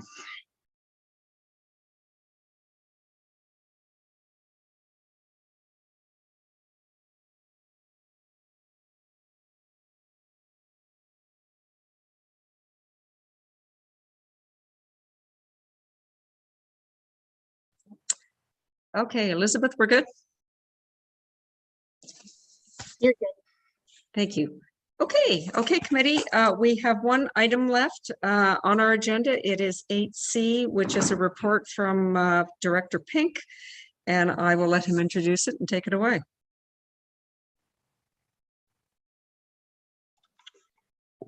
Thank you, Chair. On page 239 in your agenda packages, you'll see a staff report. We did receive correspondence from a very long acronym, provincial ministry, and requesting our input on potentially regulating what they're referring to as floating accommodations or camping over our waterways. And staff has gone through an analysis of the legislative authority, which really falls under federal jurisdiction to control vessels, and also notes concern about protecting the unique character of Muskoka. I think, as all councillors know, our policies and our bylaws are extensively debated, tested, amended, and enhanced over the years to ensure that boathouses and docks and other structures along our waterway are appropriately sized and appropriately used. And I wouldn't consider it, to my knowledge anyway, a rampant or widespread issue, but I am aware of a few instances where we received complaints of large structures being built on the shoreline, essentially two-story boathouses, and upon inspection by building staff, we discovered that they're in fact floating vessels, they're licensed, and there's no ability to really regulate or take any action on those, even though they would quite clearly not comply with their zoning bylaw, I believe, in those instances. So ultimately, staff is recommending that the ministry consider prohibiting such uses on our waterways. However, if they wish not to go so far, that at least give consideration to subjecting such items that are moored more permanently, subjecting them to municipal policies and bylaws. I will leave it at that and am available to answer any questions. Thank you. Okay, thank you. Anybody have any questions or comments? I think we all know some of this that's happening. Councillor Kelly. Thank you, and through you, I'm glad this was raised. I thought the report was well done. I think we should be doing whatever we can to lobby primarily in the federal arena, because I know on 2 or 3 different lake systems in the US I'm familiar with, very clearly boats. Nobody's trying to pretend they're attached to the land. They just drop anchor in the middle of a bay in front of your view and carry on as if they were on land. There's water taxi services to bring food and provisions to these things. They are put out on short-term rental, and they, unfortunately, because of the jurisdiction here, it would be a nightmare to try to enforce any sort of behavior on those things, and which is why getting onto it early, understanding it early. These things take different shapes. Some of them look like Winnebagos of the sea. Some of them look like tiny homes just floating. And I really do think we are doing the constituents a service by getting onto this as early as we can and try to find a way to help the federal government realize the scope of the problem or the potential problem and take whatever action they can. to stop it. Thank you. Okay, Councillor Hayes. Thank you, and through you. Other than boathouses, we currently have cabin cruisers, sailboats, and pontoon boats that are all capable of going out and staying overnight on the water. Most of those people that do that don't park in front of somebody's cottage. They want the seclusion, so they find areas where there are no cottages to park. So, you know, those would be the good ones. I think what we're a little bit leery of is houseboat cities, where you get 2 or 3 of these getting together and they form little subdivisions right in the middle of the lake. And they're there for a good time, and it's usually a loud time. So I don't really know how you can differentiate between the two. But just if you think back, just in some of the chats that we've had with people over the last 6 months, one gentleman was very upset because people came and fished in front of his cottage, and he wanted to know how he could get that stopped. So I think it's something that, yeah, we have to look at. I think if it was moored in one place for more than 2 nights, I would certainly consider that a short-term rental. So. Okay, thank you. Mayor Harding. Thank you, and I appreciate the report, and I certainly do believe we need to put our stake in the ground on this, that if it's a boat, it's a boat, but if it's accommodation, it's an accommodation. I might suggest also that we could highlight a pretty egregious example of this that had occurred in East Bay area on Lake Muskoka over the years. The property is no longer there, but I'm sure we have numerous photos of this boathouse cottage that acted originally at one point as a boathouse. I think it became an aerodrome to become legal, but became a 4,000 square foot boat cottage, and might be a nice example to explain to the province of Pandora's box, so to speak. And I don't, I think Mr. Pink probably knows, I'm happy to offline, I don't need to single out a specific property, but those people who've been around the table long enough would probably know what I'm talking about. So thank you. Well, we actually have current examples of that now too. Councillor Roberts. Yes, thank you, Madam Chair. And through you, we have to do everything that we can to curtail any potential. And unfortunately, our net that we throw will drag in the good, respectful people. But we've got to make sure that we curtail this, because I can see Airbnbs on the water if we don't. And there's people that really don't care, and they won't park in the middle of the lake. They'll park in a bay. Okay, Councillor Savas. Through you, so I'm going to make the big bonehead question here, right here and now. As I read this, and certainly there's an example of what we're talking about right across from me. I can see it in the water, and it's been there for 1.5 years, and staff is well aware of it. Ministry of Northern Development, Mines, Natural Resources, and Forestry. Presumably, this is a provincial versus a federal.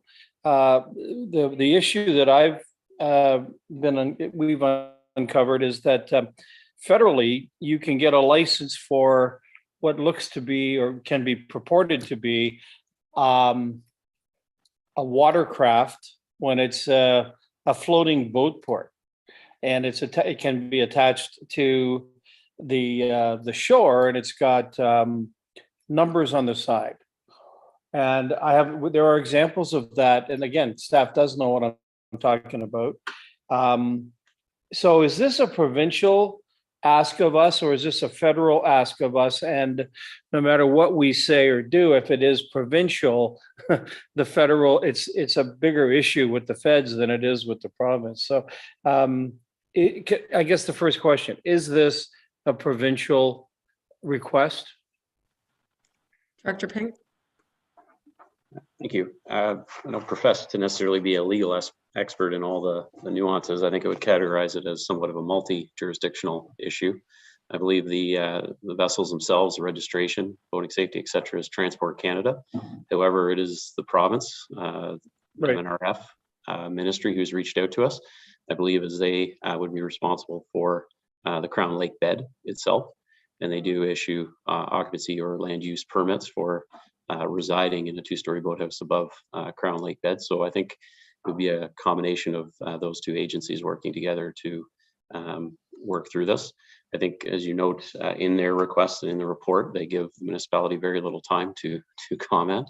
Although, albeit if future regulations are drafted, we could comment again.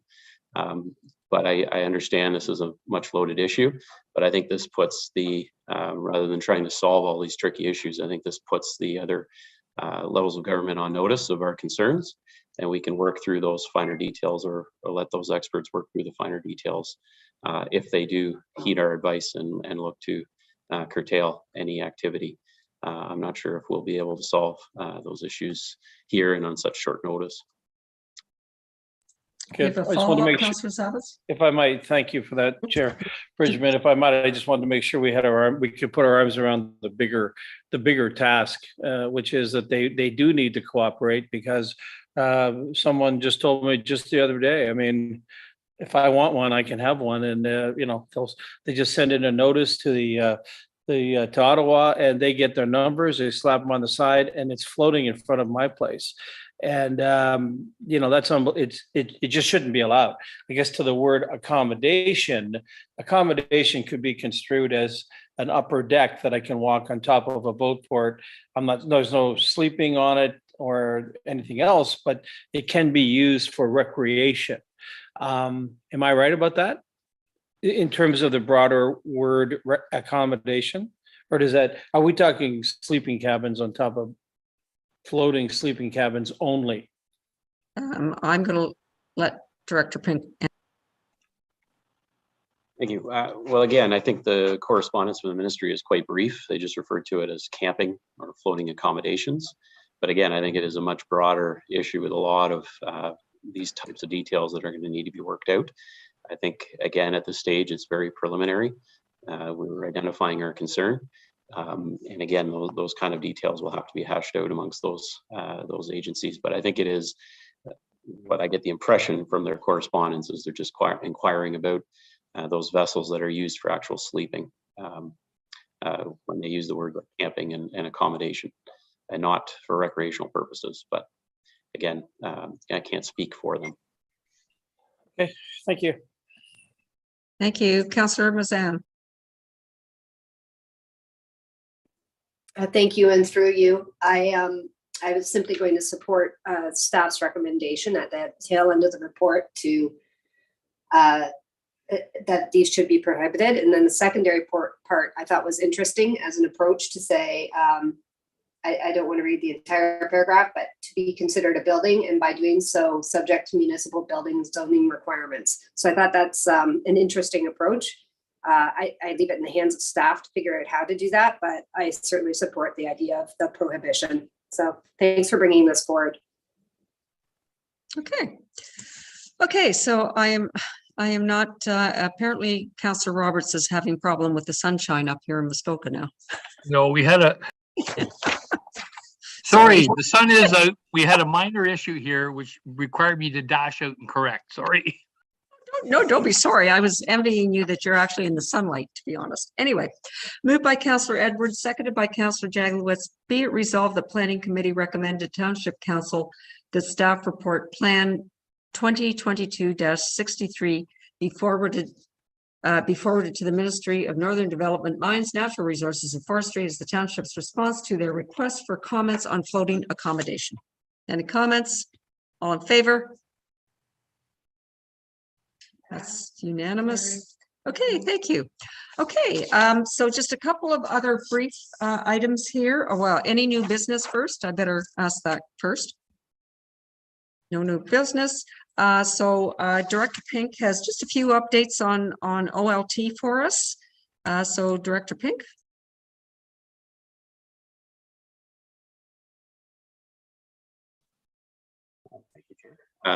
Just thought it would be helpful to note we have been adding the link to the OLT website on the agenda.